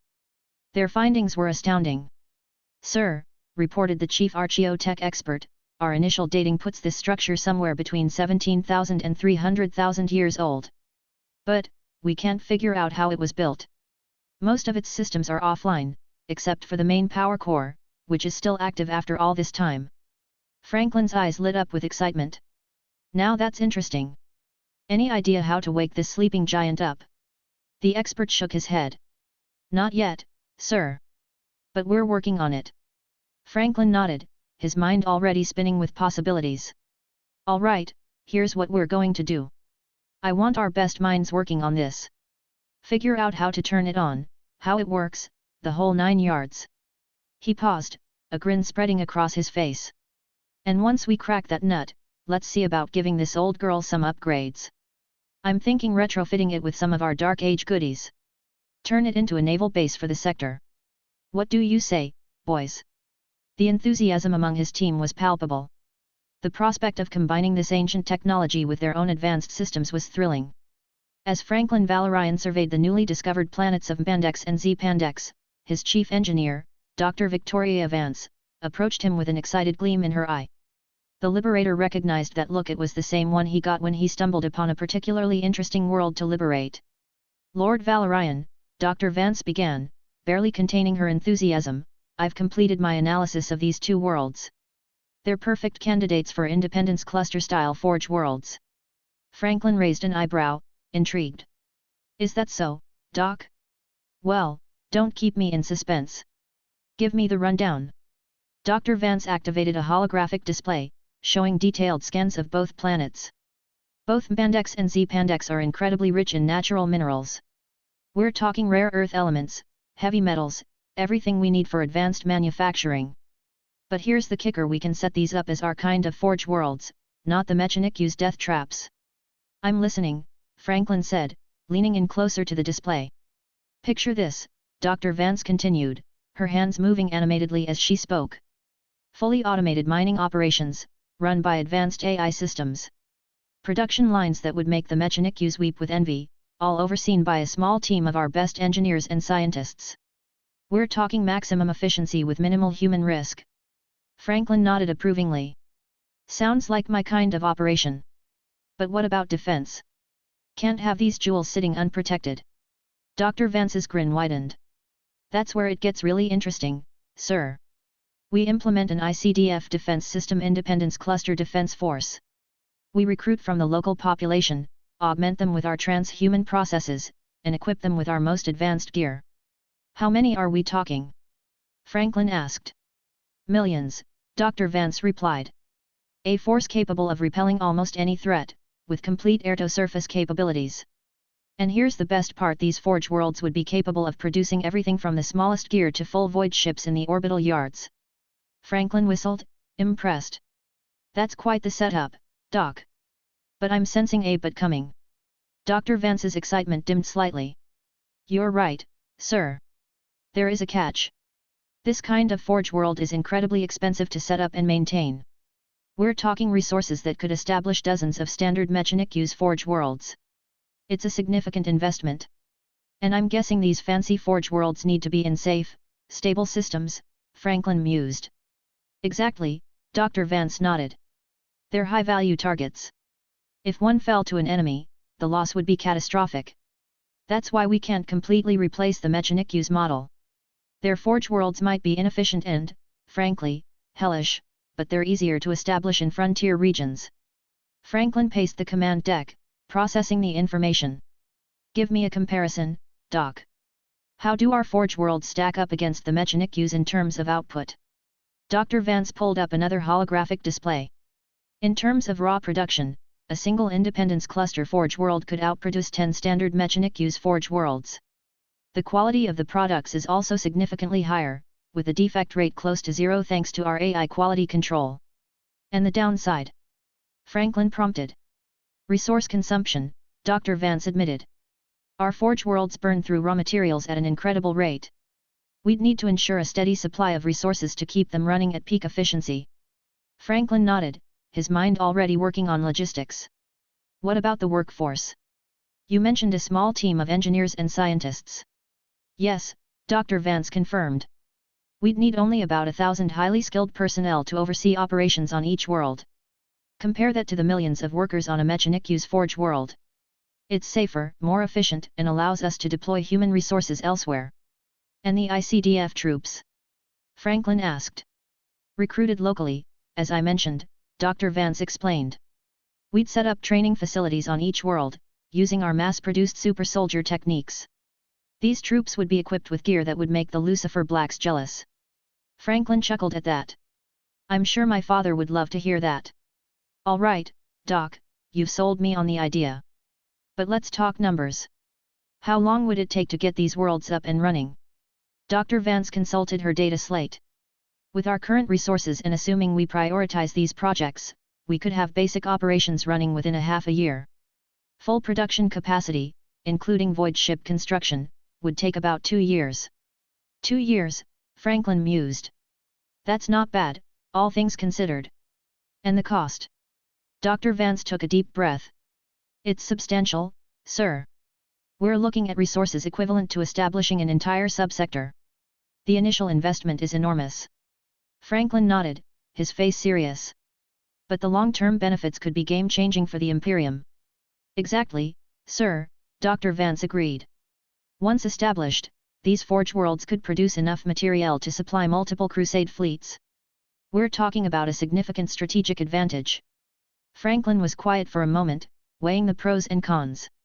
Finally, he looked up at Dr. Vance, a determined glint in his eye. All right, Doc. Let's do it. We'll start with Pandex and see how it goes. If it's as successful as you project, we'll convert Z-Pandex as well. Dr. Vance's face lit up. You won't regret this, sir. I'll begin drafting the implementation plans immediately. As she turned to leave, Franklin called out, Oh, and Doc? Let's keep this between us for now. I have a feeling that tech priests might not like it. Dr. Vance grinned and nodded. Understood, sir. Mum's the word. As the chief engineer left to begin her work, Franklin turned back to the viewport, gazing out at the planets that would soon become the Imperium's most advanced forge worlds. He couldn't help but smile, imagining the look on the Fabricator General's face when he saw what the Liberty Eagles could do. Well, Dad, he muttered to himself, you wanted me to help build your Imperium. I'd say we're off to a pretty good start. With that, Franklin Valorian, the Liberator, set in motion a plan that would reshape the industrial capacity of the Imperium. The Gothic sector was about to become a powerhouse of production, and the galaxy would never be the same. Chapter 13, A New Primarch. The vast expanse of space stretched before the viewport of the Sweet Liberty, its endless canvas punctuated by distant stars and the occasional shimmer of a passing nebula. Franklin Valorian, the Liberator, stood with his hands clasped behind his back, a slight smirk playing on his lips as he observed the finishing touches on the sectors being applied from his flagship. You know, Dennis, Franklin said, turning to his first captain and best friend, Denzel Washington, I've been thinking. Denzel raised an eyebrow, a wry smile crossing his face. Oh no, here we go again. What's cooking in that oversized noggin of yours this time, Frank? Franklin chuckled, his laughter echoing through the expansive bridge. Nothing too crazy, I promise. Just been mulling over the idea of preparing our boys for, well, let's call it a worst-case scenario. And what scenario might that be? Denzel asked, his tone growing more serious. Franklin's jovial expression sobered slightly. I think we should start training the Eagles on how to fight other space marines. Denzel's eyes widened in surprise. What? Frank, that's a bit out there, don't you think? We're all on the same side here. Are we, though? Franklin mused, his gaze drifting back to the stars. Don't get me wrong, I'm all for unity and brotherhood, but let's face it, this galaxy's a fickle mistress. We need to be ready for anything. Denzel shook his head, a frown creasing his brow. I don't know, Frank. It seems unnecessary. All the legions are loyal to the Emperor. Plus, we're the only ones with a Primarch so far. Who would we even be preparing to fight? Franklin turned back to his friend, a mischievous glint in his eye. Come on, Dennis. Where's your sense of adventure? Besides, it's not like we're planning a coup or anything. It's just insurance. Insurance against what? Denzel pressed. Against the unknown, my friend, Franklin replied, his tone lighter but with an undercurrent of seriousness. Look, I love my brothers, although haven't met them yet. But love doesn't mean we shouldn't be prepared. Denzel sighed, running a hand through his hair. I don't know, Frank. It feels wrong somehow. Franklin clapped a massive hand on Denzel's shoulder, nearly knocking his first captain off balance. Tell you what, let's make it a game. We'll call it Extreme Tag or something. The boys love it, and we'll all sleep a little better at night. Despite himself, Denzel couldn't help but chuckle. You're impossible, you know that. Have I ever been wrong about my hunches though? Franklin grinned. Come on, Dennis. You know I'm right about this. We can keep it quiet, just between us Eagles. No need to ruffle any feathers in the golden chicken coop back on Terra. Denzel considered for a long moment, then nodded slowly. All right, fine. But we keep this under wraps, you hear? No reports, no official records. Just private training exercises. That's my boy! Franklin exclaimed, pulling Denzel under his wing in action that would have crushed a normal man. Trust me, it'll be fun. We can even make little badges I survived Franklin's paranoia training or something. As they shared a laugh, the ship's AI, Sovereign, chimed in. Pardon the interruption, Lord Valorian, but I have an update on the sector development progress. Hit me with it, Savi, Franklin replied, releasing Denzel from his grip. The 4 sectors Kadayan, Agrippina, Gothic, and Bell's Corona are at 98% completion. We should be ready to embark on another crusade shortly. Excellent. Franklin beamed. Any word from the old man? As if on cue, a communication alert sounded. Sovereign's voice returned, incoming transmission from Terra, my lord. It's the Emperor. Franklin's grin widened. Well, speak of the devil. Put him through, Savi. The Emperor's stern visage appeared on the main view screen. Even through the flickering hologram, his presence was overwhelming. Franklin, he began, his voice resonating with power, return to Terra immediately. There's someone I want you to meet. Franklin's eyebrows shot up in surprise. Oh? Don't tell me you've gone and found another one of us strays. The Emperor's expression remained impassive, but there was a hint of something in his eyes. Pride? Concern? It was hard to tell. Just come to Terra, Franklin. That's an order. As the transmission cut out, Franklin turned to Denzel, excitement dancing in his eyes. Well, well, well. Looks like the family's growing. Want to bet on which one it is? Denzel shook his head, a smile tugging at his lips despite his best efforts. No bet. Knowing you, you'd probably cheat somehow. Me? Cheat? Franklin gasped in mock offense. I'm wounded, Dennis. Truly wounded. As they shared another laugh, Franklin's mind raced with possibilities. Another brother found. The family was growing indeed, and with it, the complexities of their relationships. He couldn't help but wonder how this new dynamic would play out. "All right, Savi," Franklin called out, clapping his hands together. "Set a course for Terra. Let's go meet the newest addition to our dysfunctional little family." The void of space shimmered as the battlefleet Liberty tore through the fabric of reality, emerging from the warp in a dazzling display of power. At its helm, the massive form of the sweet Liberty led the way, its sleek, triangular shape a stark contrast to the Gothic architecture of most Imperial vessels. Franklin Valorian stood on the bridge, a broad grin spreading across his face as he gazed upon the red planet of Mars and the blue jewel of Terra beyond. "Home sweet home," he mused, turning to Denzel. "Ready to stretch your legs, Dennis?" Denzel nodded, a small smile playing on his lips. "Always, Frank. Though I doubt Terra's gravity will give us much of a workout." "Ah, but it's not about the workout, my friend," Franklin chuckled. "It's about the company we keep. Speaking of which, let's not keep the old man waiting." As the Sweet Liberty took up position near the Martian asteroid belt, Franklin and a small retinue made their way to Terra via Thunderhawk. The descent through Terra's atmosphere was smooth, and soon they were touching down on the Imperial Palace's main landing pad. Waiting for them was a familiar figure, tall and austere, leaning on his iconic staff.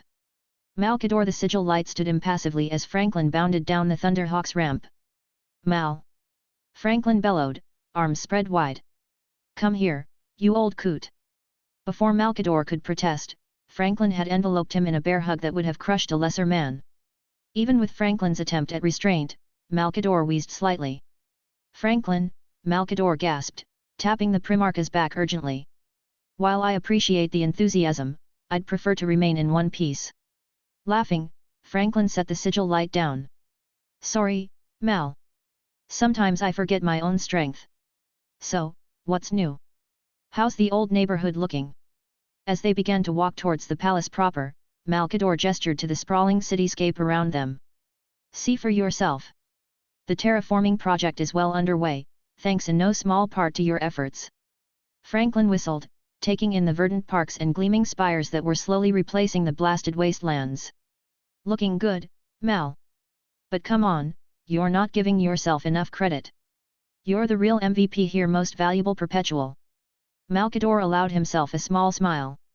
"Your humor remains intact, I see. But we have more pressing matters to discuss. I assume you've heard about our newest arrival." "Ah yes, the mysterious brother," Franklin nodded. "What can you tell me about him?" "His name is Horus Lupercal," Malkador explained. "He was found on Thonia, a world not far from here. He's different from you, Franklin. More serious, perhaps. But he shows great promise." Franklin raised an eyebrow. "Serious, hey? Well, we'll see about that. I bet I can crack that shell in no time." As they approached the Emperor's private chambers, Malkador placed a hand on Franklin's arm. "A word of caution, Franklin. The Emperor seems different with Horus. More reserved. Don't take it personally." Franklin's expression softened for a moment, a flicker of something concern? Uncertainty? Passing across his features. But it was gone in an instant, replaced by his usual grin. "Don't worry, Mal. I'm not the jealous type. Now, let's meet this new brother of mine." The doors to the Emperor's chambers swung open, revealing a vast room adorned with intricate tapestries and ancient artifacts. At its center stood two figures, the towering, golden form of the Emperor, and beside him, a slightly shorter but no less impressive figure clad in simple, practical armor. "Ah, Franklin," the Emperor's voice boomed. "Allow me to introduce you to your brother, Horus Lupercal." Franklin strode forward, arms outstretched. Well, well, well. If it isn't the man of the hour. Put there, brother." Horus, caught off guard by Franklin's exuberance, hesitated for a moment before clasping Franklin's hand. "Brother," he said, his voice deep and measured. "It's an honor to meet you." "Honor? PSH, Franklin waved dismissively. "We're family. No need for all that formal nonsense. So, Horus, tell me, how are you liking the family business so far?" Horus blinked, clearly unused to such casual treatment. "It's overwhelming," he admitted. "But I'm eager to prove myself worthy of our father's trust." Franklin clapped Horus on the shoulder, nearly knocking him off balance. "Oh, You'll do fine. Just stick with me, little bro. I'll show you the ropes. The Emperor watched this exchange with an unreadable expression. Horus has already shown great aptitude, he said, his tone neutral. I have high expectations for him. Franklin noticed the change in the Emperor's demeanor. The warmth and easy camaraderie he was used to seemed muted, replaced by a more distant, formal attitude. But he didn't let it faze him. Well, of course you do. Franklin boomed. He's got half your genes, after all. But don't worry, Horus. If it all gets too much, you can always come hide out with the Liberty Eagles. We know how to have a good time. Horus looked uncertain, glancing between Franklin and the Emperor. I appreciate the offer, brother. But I'm focused on my duties for now. Ah, you're no fun, Franklin pouted playfully. But I get it. Duty calls and all that. Just remember, all work and no play makes Horus a dull boy. The Emperor cleared his throat. Horus, perhaps you should go prepare your legion. There's much to be done. Horus nodded, relief evident on his face. Of course, father. By your leave. He turned to Franklin, offering a slight bow. Brother, I look forward to fighting alongside you in the future. As Horus left, Franklin couldn't help but notice the slight softening in the Emperor's expression as he watched the younger Primarch go. It was subtle, but unmistakable, a hint of pride, of caring. Once Horus was gone, the Emperor turned back to Franklin, his demeanor shifting once more. The stern mask fell away, replaced by a warm smile. Well, Franklin, what do you think of your new brother? Franklin grinned, but there was a thoughtful look in his eyes. He seems like a good kid. A bit uptight, maybe, but we'll loosen him up in no time. You've done well with this one, old man. The Emperor chuckled, a sound that had been absent during Horus's presence. I'm glad you approve. Now, tell me about your crusade. I hear you've been busy in the Obscurus segmentum. As Franklin launched into a colorful retelling of his exploits, complete with exaggerated gestures and the occasional joke, he couldn't help but ponder the strange dynamic he'd witnessed. The Emperor's behavior towards Horus had been so different, reserved, distant, almost cold. Yet with Franklin, he was back to his usual self, laughing and engaging freely. Meanwhile, outside the palace, two imposing figures stood face to face, sizing each other up. Denzel Washington, standing at an impressive 9 feet, locked eyes with the slightly taller Abaddon, who towered at 10 feet. There was no need for words. The thought that flashed through both their minds was crystal clear: I don't like this motherfucker. Denzel, ever the diplomat, broke the silence first. So, you're Horus's right-hand man, huh? Nice to meet you. I'm Denzel, first captain of the Liberty Eagles. Abaddon's response was curt, his voice a low growl. Abaddon. First captain of the Luna Wolves. The tension between them was palpable, like two predators circling each other, neither willing to back down. It was clear that while their primarchs might forge a bond of brotherhood, the relationship between their legions would be far more complex.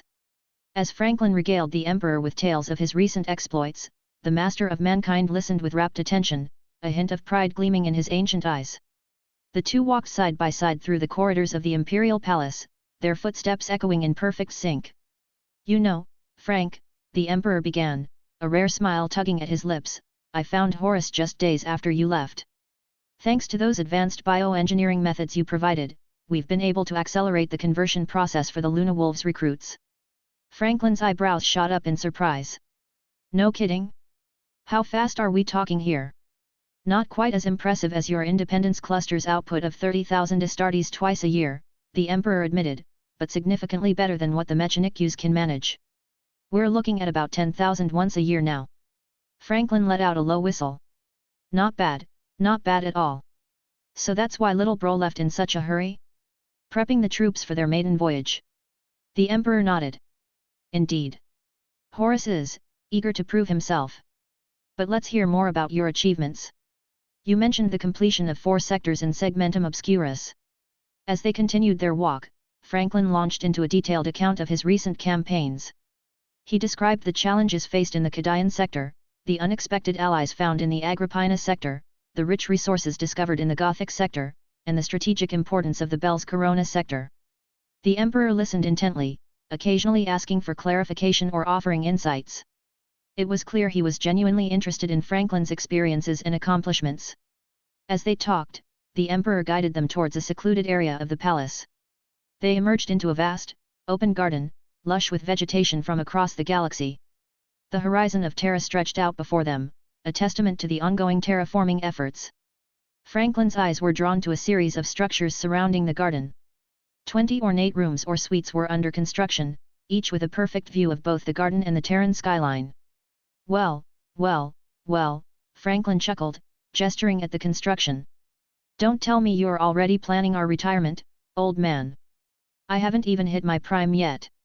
To Franklin's surprise, the Emperor nodded solemnly. In a manner of speaking, yes. These rooms are being prepared for you and your brothers. A place of respite and unity. Franklin's jovial expression softened, touched by the gesture. That's, actually pretty thoughtful of you, Dad. But let's not get ahead of ourselves. There's still a galaxy to conquer, right?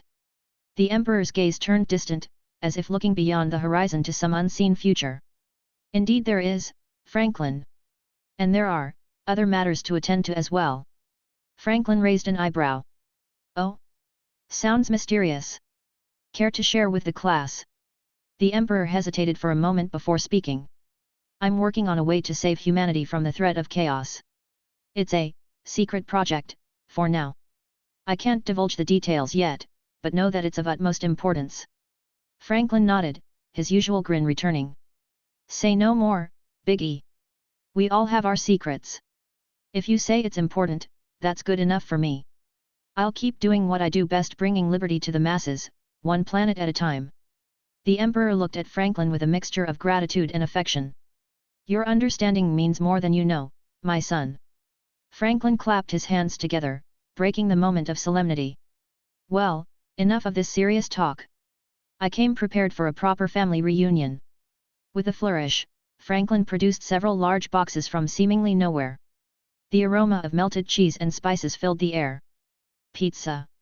The Emperor asked, a hint of amusement in his voice. It's been a long while since he has tasted the old Terran country Italia's delicacy. Not just pizza, Franklin grinned, pulling out bottles from his power armor's pocket dimension. I've got cola for the kiddies and whiskey for the adults. What do you say we call Mal and have ourselves a little pizza party? For a moment, the Emperor of Mankind, the most powerful psyker in the galaxy, looked genuinely taken aback. Then, to Franklin's delight, he threw back his head and laughed a deep, rich sound that seemed to make the very air vibrate. Very well, my son. Let us feast. Within minutes, Malkador had joined them in the garden. The three sat on the grass, pizza boxes open before them, drinks in hand. It was a surreal sight, the master of mankind, his most trusted advisor, and a demigod of war, sharing a meal like any ordinary family. As they ate, they talked and laughed. Franklin regaled them with more stories from his crusade, embellishing here and there for comedic effect. The Emperor shared tales of ancient Terra, of civilizations long lost to time. Malkador, loosened up by the whiskey, even cracked a few jokes of his own. You know, Franklin said between bites, we should do this more often. Get all the brothers together for a big family dinner. Can you imagine? 20 primarchs around a table, arguing over the last slice of pizza. The Emperor chuckled, but there was a hint of sadness in his eyes. Perhaps someday, Franklin. For now, let us enjoy this moment. As the sun began to set, painting the Terran sky in hues of orange and purple, Franklin leaned back, content. He looked at the Emperor, not as the master of mankind, but as a father flawed, secretive at times, but ultimately caring in his own way. Thanks for this, Dad, Franklin said softly. It's good to be home. The Emperor nodded, a warm smile on his face. It's good to have you home, my son. As the night drew on, their laughter echoed through the garden, a moment of joy and unity in a galaxy on the brink of unimaginable challenges. For now, they were simply a family, enjoying each other's company under the stars of Terra. Chapter 14, A Wild Idea and the Ghoul Stars. In the vast expanse of the void, the Gloriana-class battleship Sweet Liberty cut an imposing figure. Its sleek, triangular shape contrasted sharply with the Gothic architecture typical of Imperial vessels. As the flagship of Battlefleet Liberty, it served as a mobile fortress for the 11th Primarch, Franklin Valorian, and his Liberty Eagles. The year was 801 M30, and the Great Crusade was in its early stages. Franklin had recently met his newly discovered brother, Horus, who was about to embark on his maiden crusade. But today, the Sweet Liberty had different visitors, a delegation from the Mechanicum, led by Coriel Zeth, the mistress of Magma City. "Welcome aboard the Sweet Liberty, Magos Zeth," Franklin's voice boomed with a hint of amusement. "I hope you don't mind if we skip the usual Mechanicum rituals. I find they tend to gum up the works, much like an old-fashioned carburetor." Zeth's mechadendrites twitched slightly, unsure whether to be offended or intrigued. "Your humor is noted, Lord Primarch. I am here to observe and learn." Zeth's augmented mind struggled to process the casual demeanor of the Primarch. "Lord Valorian, I am eager to witness the technological marvels of your fleet. The Mechanicum has long speculated about the advancements preserved within the Independence Cluster." Franklin chuckled, a sound that echoed through the pristine hallways. "Speculated? I bet those rumors don't even scratch the surface. But hey, that's why you're here, right? To separate fact from fiction, and maybe pick up a few tricks along the way." As they walked, Zeth noticed the abundance of automatons gliding effortlessly through the ship, performing various tasks within human precision. Her ocular implants zoomed in, analyzing their construction. "These automatons, they appear to possess artificial intelligence," she stated, a mix of fascination and apprehension in her voice. "Sharp eye, Magos," Franklin replied with a wink. "Or should I say, sharp optics? Yet, we're not shy about embracing AI here. They're our partners, not our overlords. Kinda like how you view your servitors, but with a lot more personality and a lot less, well, you know." Zeth's internal systems registered a spike in her cognitive functions. The casual use of AI technology was heretical by Mechanicum standards, yet here it was, integrated seamlessly into every aspect of ship operations. "This goes against the tenets of the cult Mechanicus," she murmured. Franklin's expression turned serious for a moment. "Look, Zeth, I know this is a lot to take in. But ask yourself, what's the real goal here? Advancement of humanity or adherence to dogma? Sometimes, to move forward, we've got to challenge what we think we know." They entered a vast chamber filled with holographic displays and bustling with activity. Scientists in simple, unaugmented attire moved about, engaged in deep discussions and complex calculations. "Welcome to the Brain Trust," Franklin announced proudly. "Let me introduce you to some of the minds that keep us at the cutting edge." He gestured to 3 individuals approaching, each accompanied by floating AI assistants.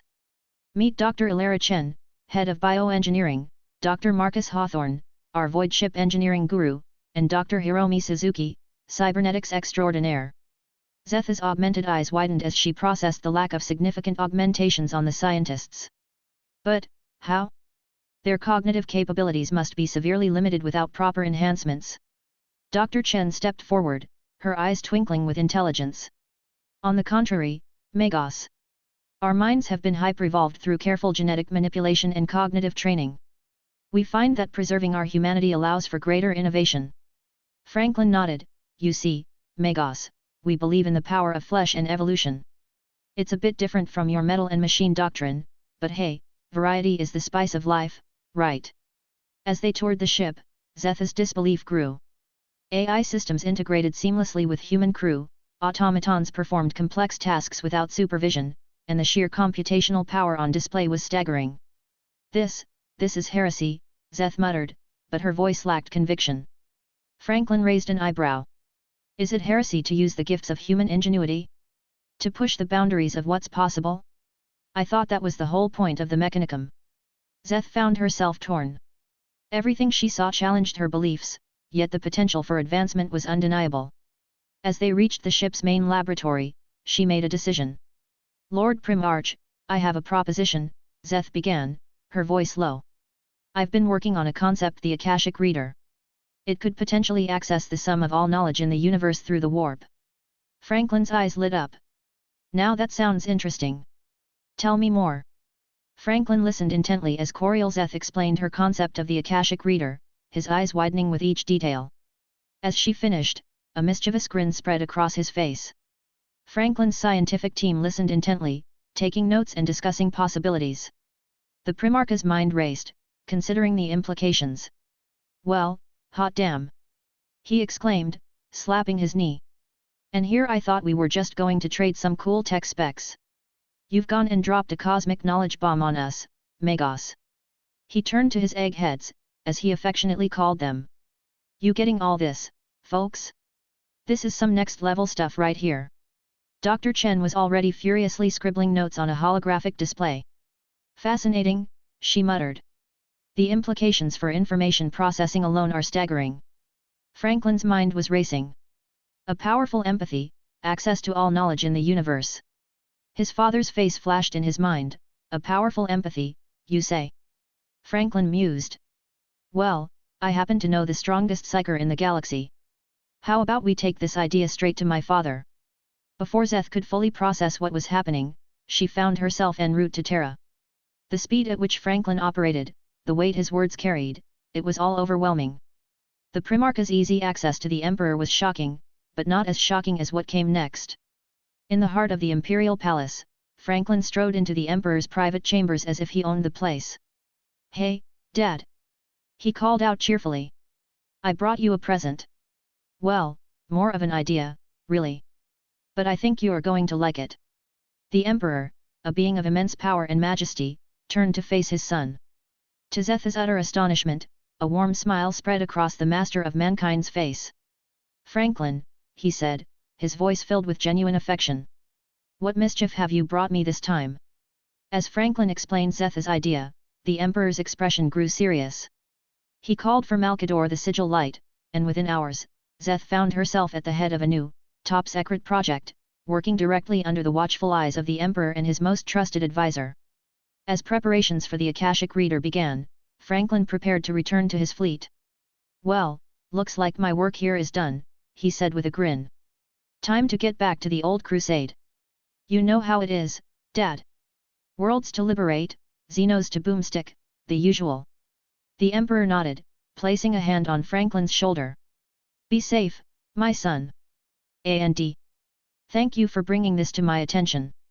Your insight, as always, is invaluable. Back aboard the Sweet Liberty, as the ship prepared to enter the warp, Franklin looked out at the stars once more. Well, he said to no one in particular, that was a productive detour. I wonder what other surprises this galaxy has in store for us. With a flash of energy, the Sweet Liberty disappeared into the warp, carrying the Primarch of Liberty and his ideals to new horizons. Behind him, on Terra and Mars, the seeds of change had been planted. The Akashic Reader project would push the boundaries of human knowledge, while Zeth's experience aboard the Sweet Liberty would spark a debate within the Mechanics that would have far-reaching consequences. As the Sweet Liberty traversed the tumultuous currents of the warp, Franklin Valorian stood on the bridge, a bemused smile playing on his lips. The events of the past few days replayed in his mind, each memory tinged with his characteristic humor. You know, he mused aloud to his first captain, Denzel Washington, who stood nearby, I think we might have just started a revolution without firing a single shot. Well, unless you count that time I accidentally set off the Nova cannon during the tour. But in my defense, that button was just asking to be pushed. Denzel, ever the straight man to Franklin's joker, raised an eyebrow. Sir, I'm not sure the Mechanics would appreciate your cavalier attitude towards their most deeply held beliefs. Franklin let out a hearty laugh. Oh, come on, Denzel. Did you see Zeth's face when she saw our AI assistants? I thought her augmented eyes were going to pop right out of her skull. It was like watching a cat try to understand quantum physics. As if on cue, one of the ship's AI assistants, a sleek, floating orb, hovered into view. Its melodious voice filled the air. Primarch, we are approaching the halo stars of the Ultima Segmentum. The vast expanse of the Ultima Segmentum stretched before the Battlefleet Liberty, a canvas of darkness punctuated by the eerie, ghostly glow of distant stars. At the helm of the flagship Sweet Liberty, Franklin Valorian, Primarch of the Liberty Eagles, stood with his arms crossed, a bemused smile playing on his lips. You know, he mused aloud, turning to his first captain, Denzel Washington, I think we've stumbled into the galaxy's haunted house. Shall we call it the Ghoul Stars? Denzel, ever the straight man to Franklin's gesture, raised an eyebrow.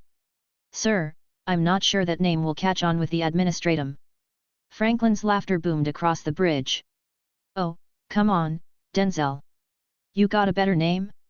Besides, it's got a nice ring to it.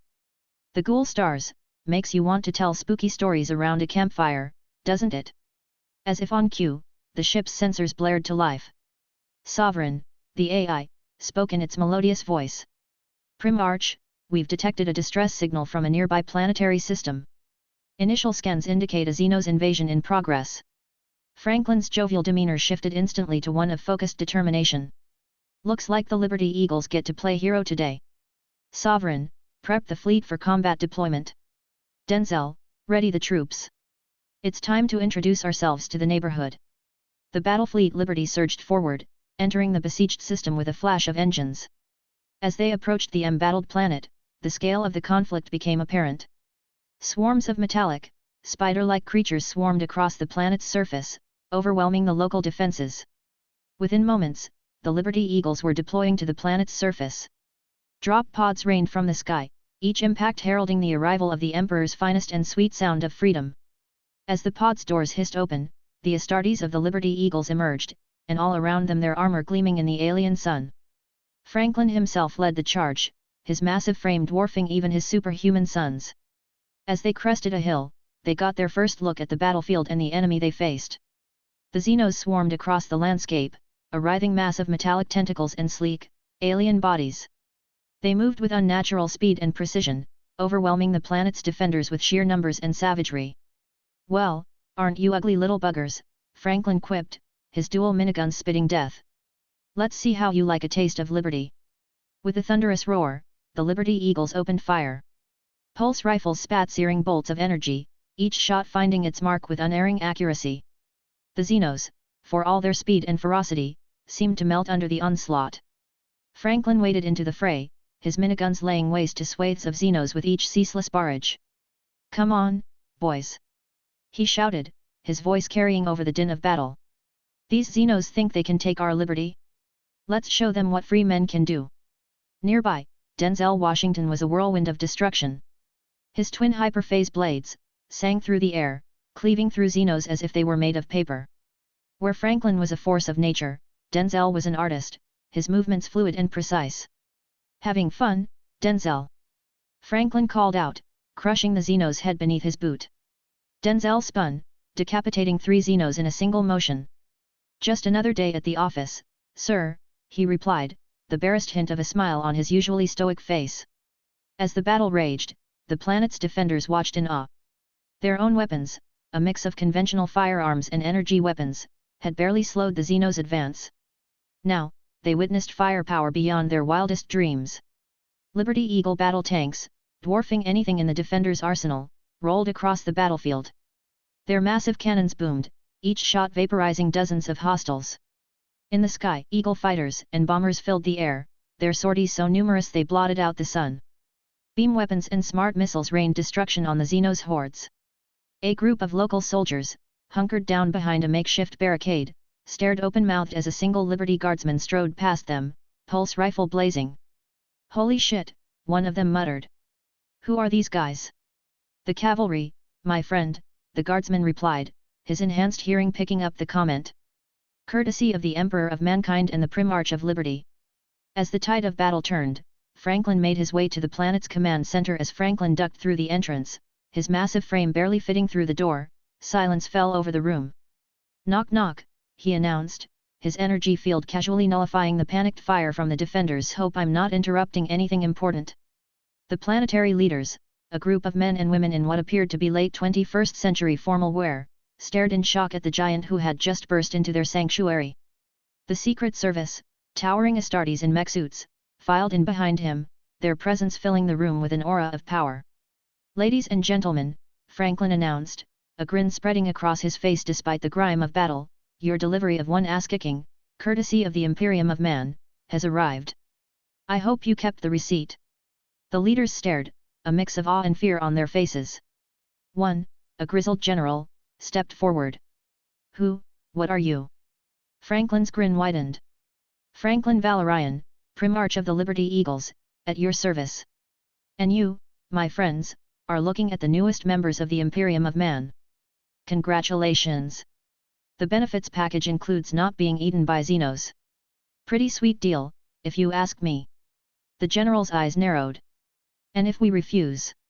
Franklin's expression sobered, though a twinkle remained in his eye. Well, then I suppose we pack up our fancy guns and ships and leave you to your new tentacled overlords. But between you and me, I don't think those mimics out there are big on personal freedoms. Or any freedoms, really. Probably not great for property values either. The leaders huddled together, speaking in hushed tones. Franklin waited patiently, idly tossing a piece of Xenos debris from hand to hand. Finally, the stern-faced woman turned to him. We accept your offer, Mr. Valorian. Our world will join your Imperium. Another, an older man with a military bearing, spoke up. These mimics, as we've come to call them, appeared out of nowhere. Our weapons barely scratch them. We've been fighting a losing battle for months. Franklin's face split into a wide grin. Excellent choice. I promise you won't regret it. Now, if you'll excuse me, I have some Xenos to exterminate. Oh, and do you folks have any coffee? Warp travel always gives me a caffeine craving. With that, Franklin strode back into battle, leaving the bewildered leaders to wonder what sort of future they had just signed up for. Out on the battlefield, the tide had decisively turned. The Liberty Eagle's superior technology and tactics were proving too much for the mimics. Franklin waded through the swarms accompanied by his secret service, spelling doom for dozens of Xenos. Within 100 meters area was denied from the mimics, overwhelming firepower at its finest. You know, he called out to no one in particular, I'm starting to think these mimics aren't very good at mimicking. I mean, where are the witty onal inners? The snappy comebacks? It's like fighting a bunch of angry vending machines. As if in response to his taunt, a larger mimic, easily thrice the size of its brethren and glowing with an eerie blue light, burst from the ground. It let out a piercing shriek, and suddenly the swarms around it moved with renewed vigor and purpose. Oh ho! Franklin exclaimed, a glint of excitement in his eyes. Looks like we've found the manager. Denzel. Let's introduce ourselves, shall we? Franklin and Denzel advanced with purpose towards the Alpha Mimic, their path cleared by the relentless barrage of the Liberty Eagles. The swarm of mimics, previously an overwhelming mass, was now being systematically thinned out by the disciplined assault of their forces. The air was thick with the acrid scent of burnt metal and ozone as minigun fire and heavy ordnance carved through the enemy ranks. As they walked forward, the path to the Alpha Mimic lay open before them, a demonstration to the efficiency and power of the Liberty Eagle's weaponry. The ground, littered with the remnants of the fallen Xenos, bore witness to the brutal efficacy of their advance.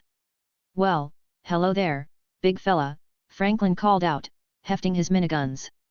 I don't suppose you'd like to surrender and save us both some trouble.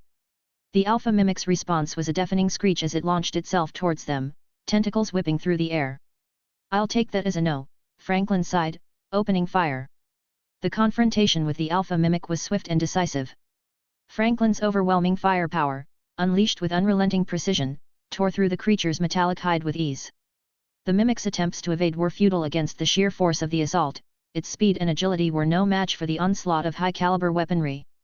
As the Alpha Mimic's defenses were systematically dismantled, Denzel stepped forward, his dual hyperphase swords shimmering with lethal intent.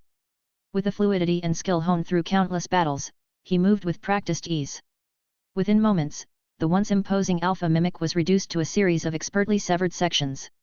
Denzel's sword sliced through the creature's tough exoskeleton as if it were mere tissue, the efficiency of his strikes leaving little to chance.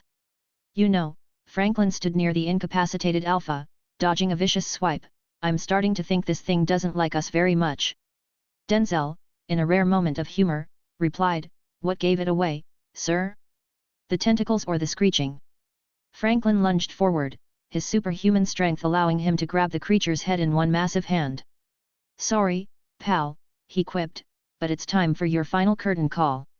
With a sickening crunch, Franklin crushed the Alpha's head, blue blood splattering across his armor and even found its way onto his tongue. He spat comedically, a bemused expression crossing his face. I swear I had some of that on my mouth, he remarked, trying to wipe away the unpleasant residue. Denzel chuckled softly, the sound a contrast to the earlier ferocity of the fight. Perhaps squishing its head wasn't the best idea, sir. He suggested with a hint of humor, his tone light despite the carnage surrounding them. For a moment, Franklin stood triumphant, the body of the massive Xenos at his feet. Then, suddenly, the world seemed to blur.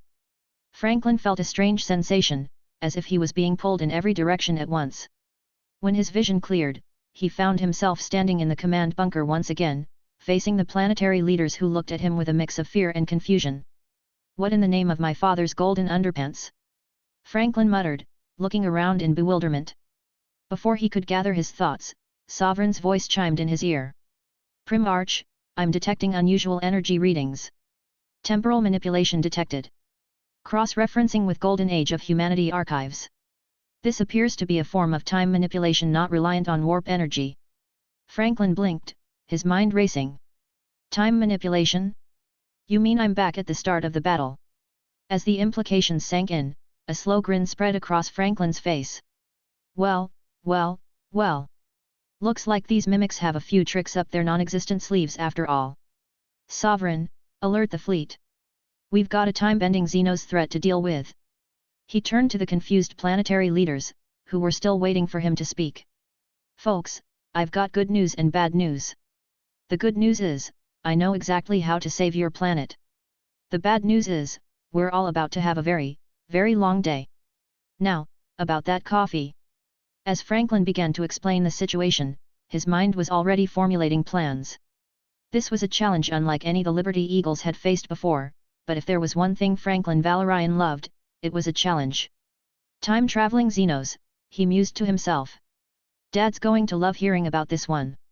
A/N, an interesting Xenos species from the edge of tomorrow, and all you need is kill. Chapter 15, The Ghoul Stars Crusade. Franklin Valorian stood before his assembled officers, his face a mask of determination tinged with amusement. The command center of the Sweet Liberty hummed with activity as holograms displayed the ongoing battle on the planet's surface. "All right, ladies and gentlemen," Franklin began, his voice carrying easily across the room. "We've got ourselves a time-bending Xenos problem. And here I thought today was just going to be another Tuesday." A ripple of nervous laughter spread through the assembled officers. Denzel Washington, standing at Franklin's right hand, raised an eyebrow. "Sir, how do we combat an enemy that can reset time?" Franklin's eyes twinkled. "Well, Denzel, we're going to have to outthink them. Sovereign, give us a rundown of what we know." The AI's melodious voice filled the room. The mimics appear to operate on a hive mind structure. The alpha mimics, when killed, trigger a temporal reset, allowing the hive mind to adjust its tactics. The reset affects the planet but not our orbital assets. "So," Franklin mused, stroking his chin, "we're dealing with a Xenos species that's basically safe-scumming reality. And here I thought that was just a bad habit in strategy games." He turned to the assembled eggheads, his team of scientific geniuses. "All right, brains trust. I need options. How do we counter time manipulation?" Dr. Ilara Chen, head of bioengineering, stepped forward. "Sir, we might be able to develop a temporal stasis weapon. If we can capture the alphas instead of killing them, we might prevent the reset." Franklin's face split into a wide grin. "Now that's what I call thinking outside the temporal box. Get on it, Doc. I want prototypes ready yesterday, which, given our current situation, might actually be possible." As the eggheads hurried off to their labs, Franklin turned back to his military officers. "All right, people. Until we get our fancy new toys, we're going to have to outsmart these overgrown clockworks. Sovereign, analyze their tactics. I want to know every move they make before they make it." The AI's response was immediate. "Analyzing, Primarch." The mimic hive mind appears to be experimenting with various strategies. "Current tactic, mass assault." Franklin's eyes narrowed. "They want to play the numbers game? Let's show them why that's a bad idea against the Liberty Eagles. All units, prepare for Operation Lawnmower." Down on the planet's surface, the Liberty Eagles and their accompanying guardsmen formed up into tight, defensive formations. As the swarm of mimics approached, looking like a tidal wave of metallic death, the defenders remained calm and steady. Franklin's voice crackled over the vox. "Remember, boys and girls, today we're gardening. And these weeds need some serious pruning." At his signal, the Liberty Eagles unleashed hell. A wall of energy weapons fire erupted from their lines, each shot finding its mark with unerring accuracy. Heavy pulse rifles, plasma cannons, and more exotic weaponry turned the approaching swarm into a maelstrom of explosions and vaporized Xenos matter. The guardsmen, their weapons may be less advanced but no less deadly, added their firepower to the barrage. Pulse rifles on overcharge setting cut swathes through the mimic ranks, while heavy weapons teams unleashed storms of plasma and melta fire. Franklin Valorian stood at the forefront of the battlefield, a towering figure of devastation. His quad-rotary miniguns, mounted on both arms, unleashed a relentless barrage of high-caliber rounds, turning the advancing Xenos into mere ash and cinders. Each minigun spat at 20,000 rounds per minute, carving through the mimics with ruthless efficiency. As Franklin advanced, he commanded the air around him to erupt in fiery chaos. Smart missiles streaked from launchers integrated into his power armor, exploding in front of him with devastating force and leaving smoldering Xenos remains in their wake. The battlefield was littered with the remains of those who dared to oppose him. "Come on, you ugly bastards!" Franklin roared, his voice booming above the cacophony of battle. "Is this the best you can do? I've seen scarier things in my breakfast cereal." The roar of his voice was punctuated by the opening of smart missile pods on the sides of his armor. Two massive railguns, mounted on his shoulders, materialized and discharged with apocalyptic power, adding their deadly fire to the onslaught. The precision and destruction of the railguns ensured that even the toughest Xenos were obliterated before they could get close. "He's got a helmet so no hearing problems." As the swarm tactic failed spectacularly, Sovereign's voice came through once more. "Primarch, the hive mind is adjusting its strategy. New tactic detected, precision strikes against command elements." Franklin grinned. "Trying to cut off the head, eh?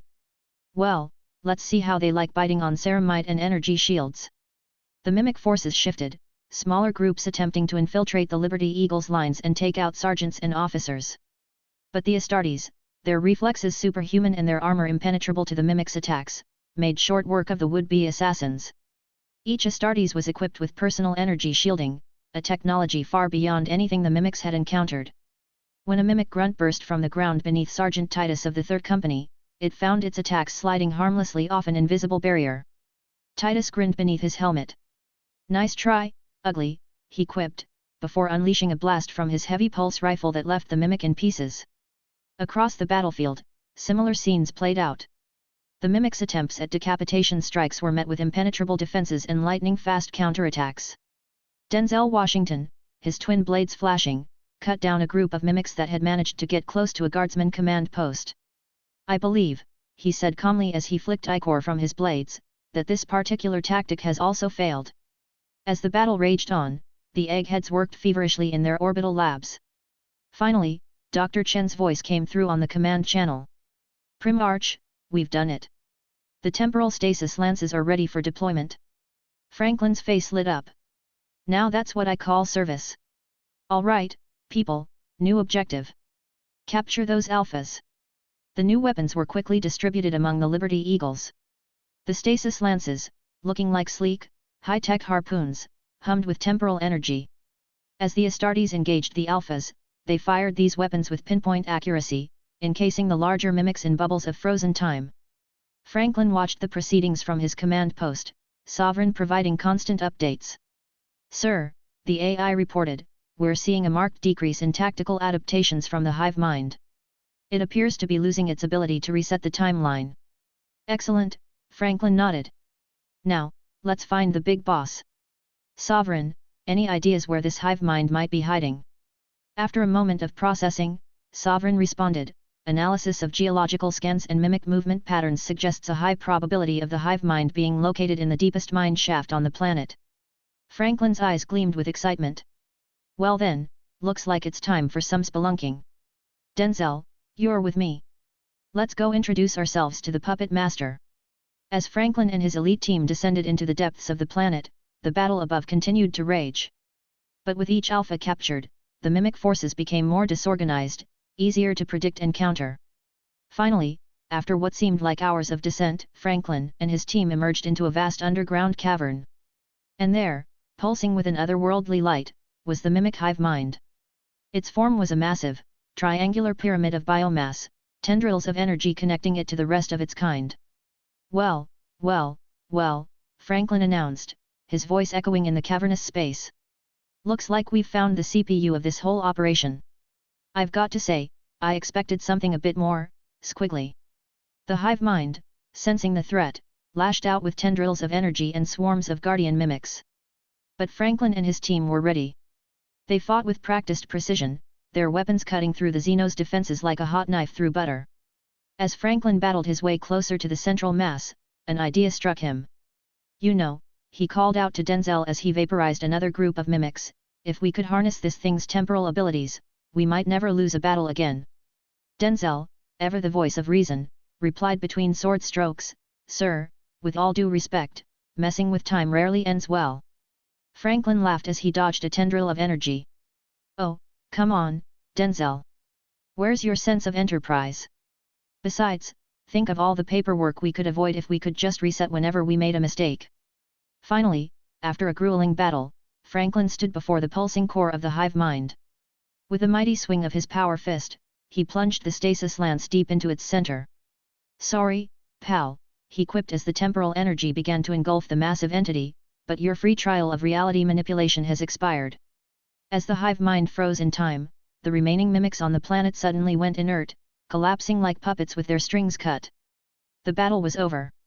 In the aftermath, as the Liberty Eagles secured the planet and the grateful population celebrated their liberation, Franklin stood looking at the frozen hive mind, now safely contained in a temporal stasis field.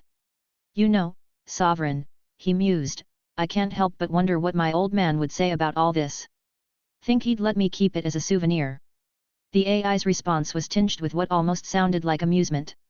"I would not recommend it, Primarch. The potential for temporal disruption is significant." From the command bridge of the Sweet Liberty, I gazed out at the vastness of the Ghoul Stars. The name I'd given this eerie region of space seemed more apt with each passing day. We'd scoured the mimic-infested system, capturing 4 of their hive minds for study back in the Independence Cluster. Part of me was excited about the potential of harnessing their temporal abilities, but another part, the part that sounded annoyingly like Denzel, warned of the dangers of messing with time. "Sovereign," I called out, "status report on our progress in the Ghoul Stars." The AI's melodious voice filled the bridge. "Crusade progress at 37%, Primarch. 18 worlds brought into compliance, 12 Xenos species encountered and neutralized, 3 habitable worlds undergoing terraforming." I nodded, a smirk playing on my lips. "Not bad for a few months' work. Any interesting Xenos to report?" "Affirmative," Sovereign replied. "Scans indicate a new Xenos presence in the nearby system. Preliminary data suggests a crystalline-based civilization with advanced stealth technology." My eyebrows shot up. "Crystalline, you say? Well, that's new. Set course for their system. Let's introduce ourselves." As we entered the system, I got my first look at these new Xenos. Spindly limbs, vile faces, elongated and inhuman, definitely not winning any beauty contests. Their fortresses were something else though, sheer walls of glimmering crystal that seemed to defy gravity. "Well," I mused aloud, "looks like we've found ourselves some Sithor fiends. That's what we're calling them, by the way. Someone make a note." We attempted diplomacy, of course. I'm not some trigger-happy maniac, contrary to what some of my more stuck-up Imperials might think. But when their response to our hails was to open fire with weapons that somehow slipped past our advanced scanners, well, that made the decision easy. "All right, folks," I announced to my fleet. "Looks like the Sithor fiends chose violence. Let's oblige them." The next few weeks were a whirlwind of battle. The Sithor fiends put up a good fight, I'll give them that. Their stealth tech was impressive, managing to throw off even our advanced scanners for brief moments. But in the end, it wasn't enough. World by world, we pushed them back, glassing their planets and rebuilding them in the image of the Imperium. Then we came to their capital world. A mid-range gas giant, blue from orbit, resembling the ancient Terran planet Neptune. We designated it 983,618 Grave Core, the 18th world of our Ghoul Stars crusade. And boy, was it a tough nut to crack. Our standard Exterminatus weapons barely scratched it. Whatever the Sithor fiends had done to this planet, it was resistant to a degree I'd never seen before. After days of bombardment with no significant progress, I knew it was time to bring out the big guns. "Sweet Liberty," I ordered, unable to keep the excitement from my voice, "fire main cannon. Target that Neptune wannabe in front of us." I watched with a mix of awe and anticipation as the flagship's prow split open, revealing the Graviton Singularity Cannon. It was a beast of a weapon, it could open black holes everywhere. "Graviton pumps primed, antimatter stream stable," Sovereign reported. "Targeting Sithor Fiend's capital world." I took a deep breath. This was always the fun part. Fire. The pulse of dark energy that erupted from the cannon was a thing of terrible beauty. As it struck the planet, reality itself seemed to warp and twist. For a moment, nothing happened. Then, with a silent flash that seemed to momentarily dim the stars themselves, a miniature black hole sprang into existence at the point of impact. The gas giant shuddered, its surface beginning to fragment as the irresistible pull of the singularity took hold.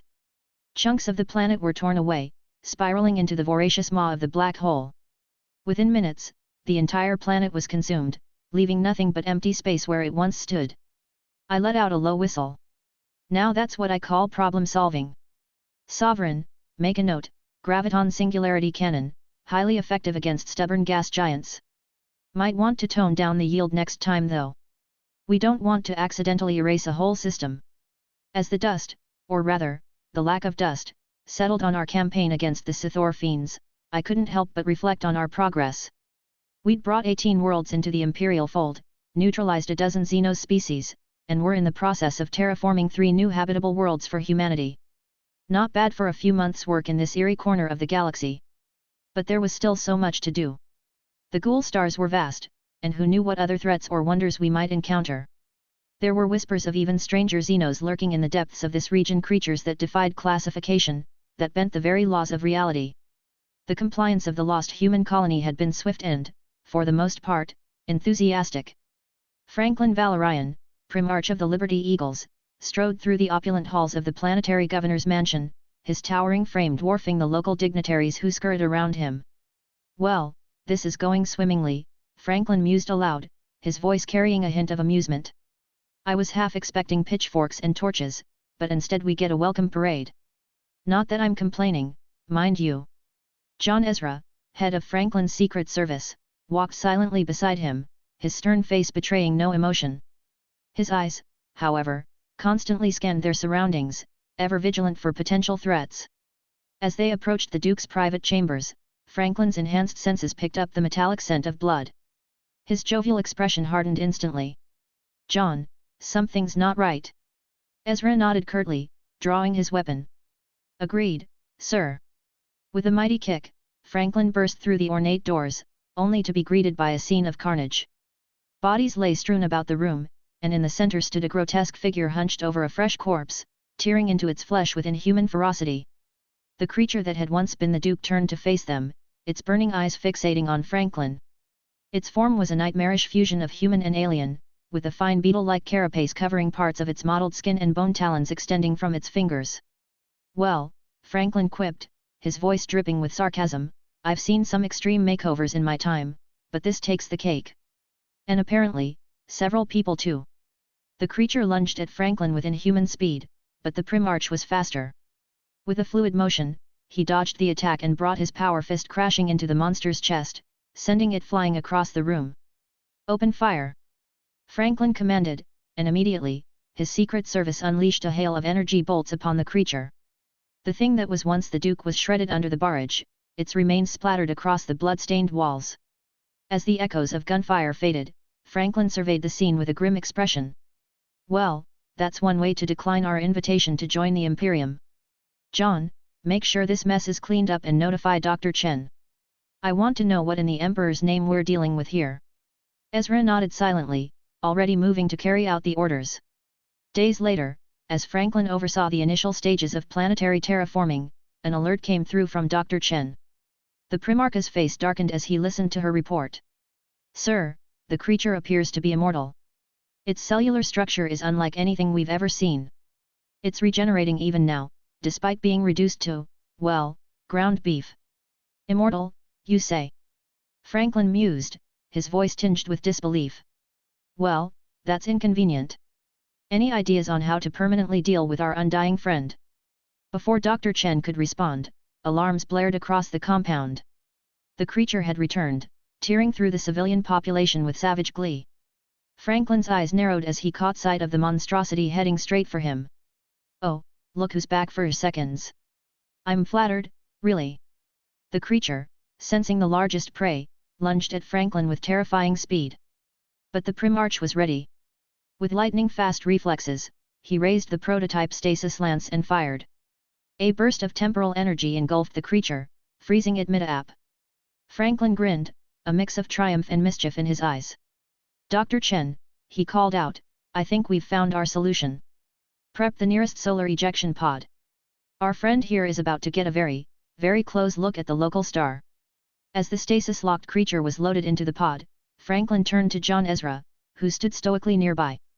You know, John, Franklin mused, it's really amazing how the term immortal loses its weight when you throw a motherfucker into the sundae.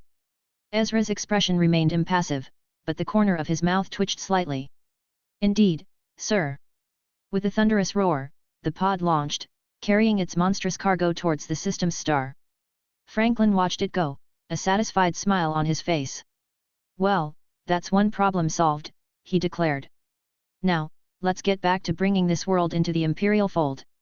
And maybe invest in some better background checks for our planetary governors. I hear not being an immortal alien monster is a great qualification these days. Sovereign, I called out, make a note in the compliance protocols. Step 1, check for any weird alien artifacts that grant immortality but turn you into a monster. Step 2, if found, apply liberal amounts of Sunday. As we turned our attention back to the planet's compliance, I couldn't shake the feeling that we'd just scratched the surface of the mysteries hiding in the Ghoul Stars. But that was okay. After all, unraveling mysteries, and occasionally throwing them into stars, was what we did best. Thanks for listening.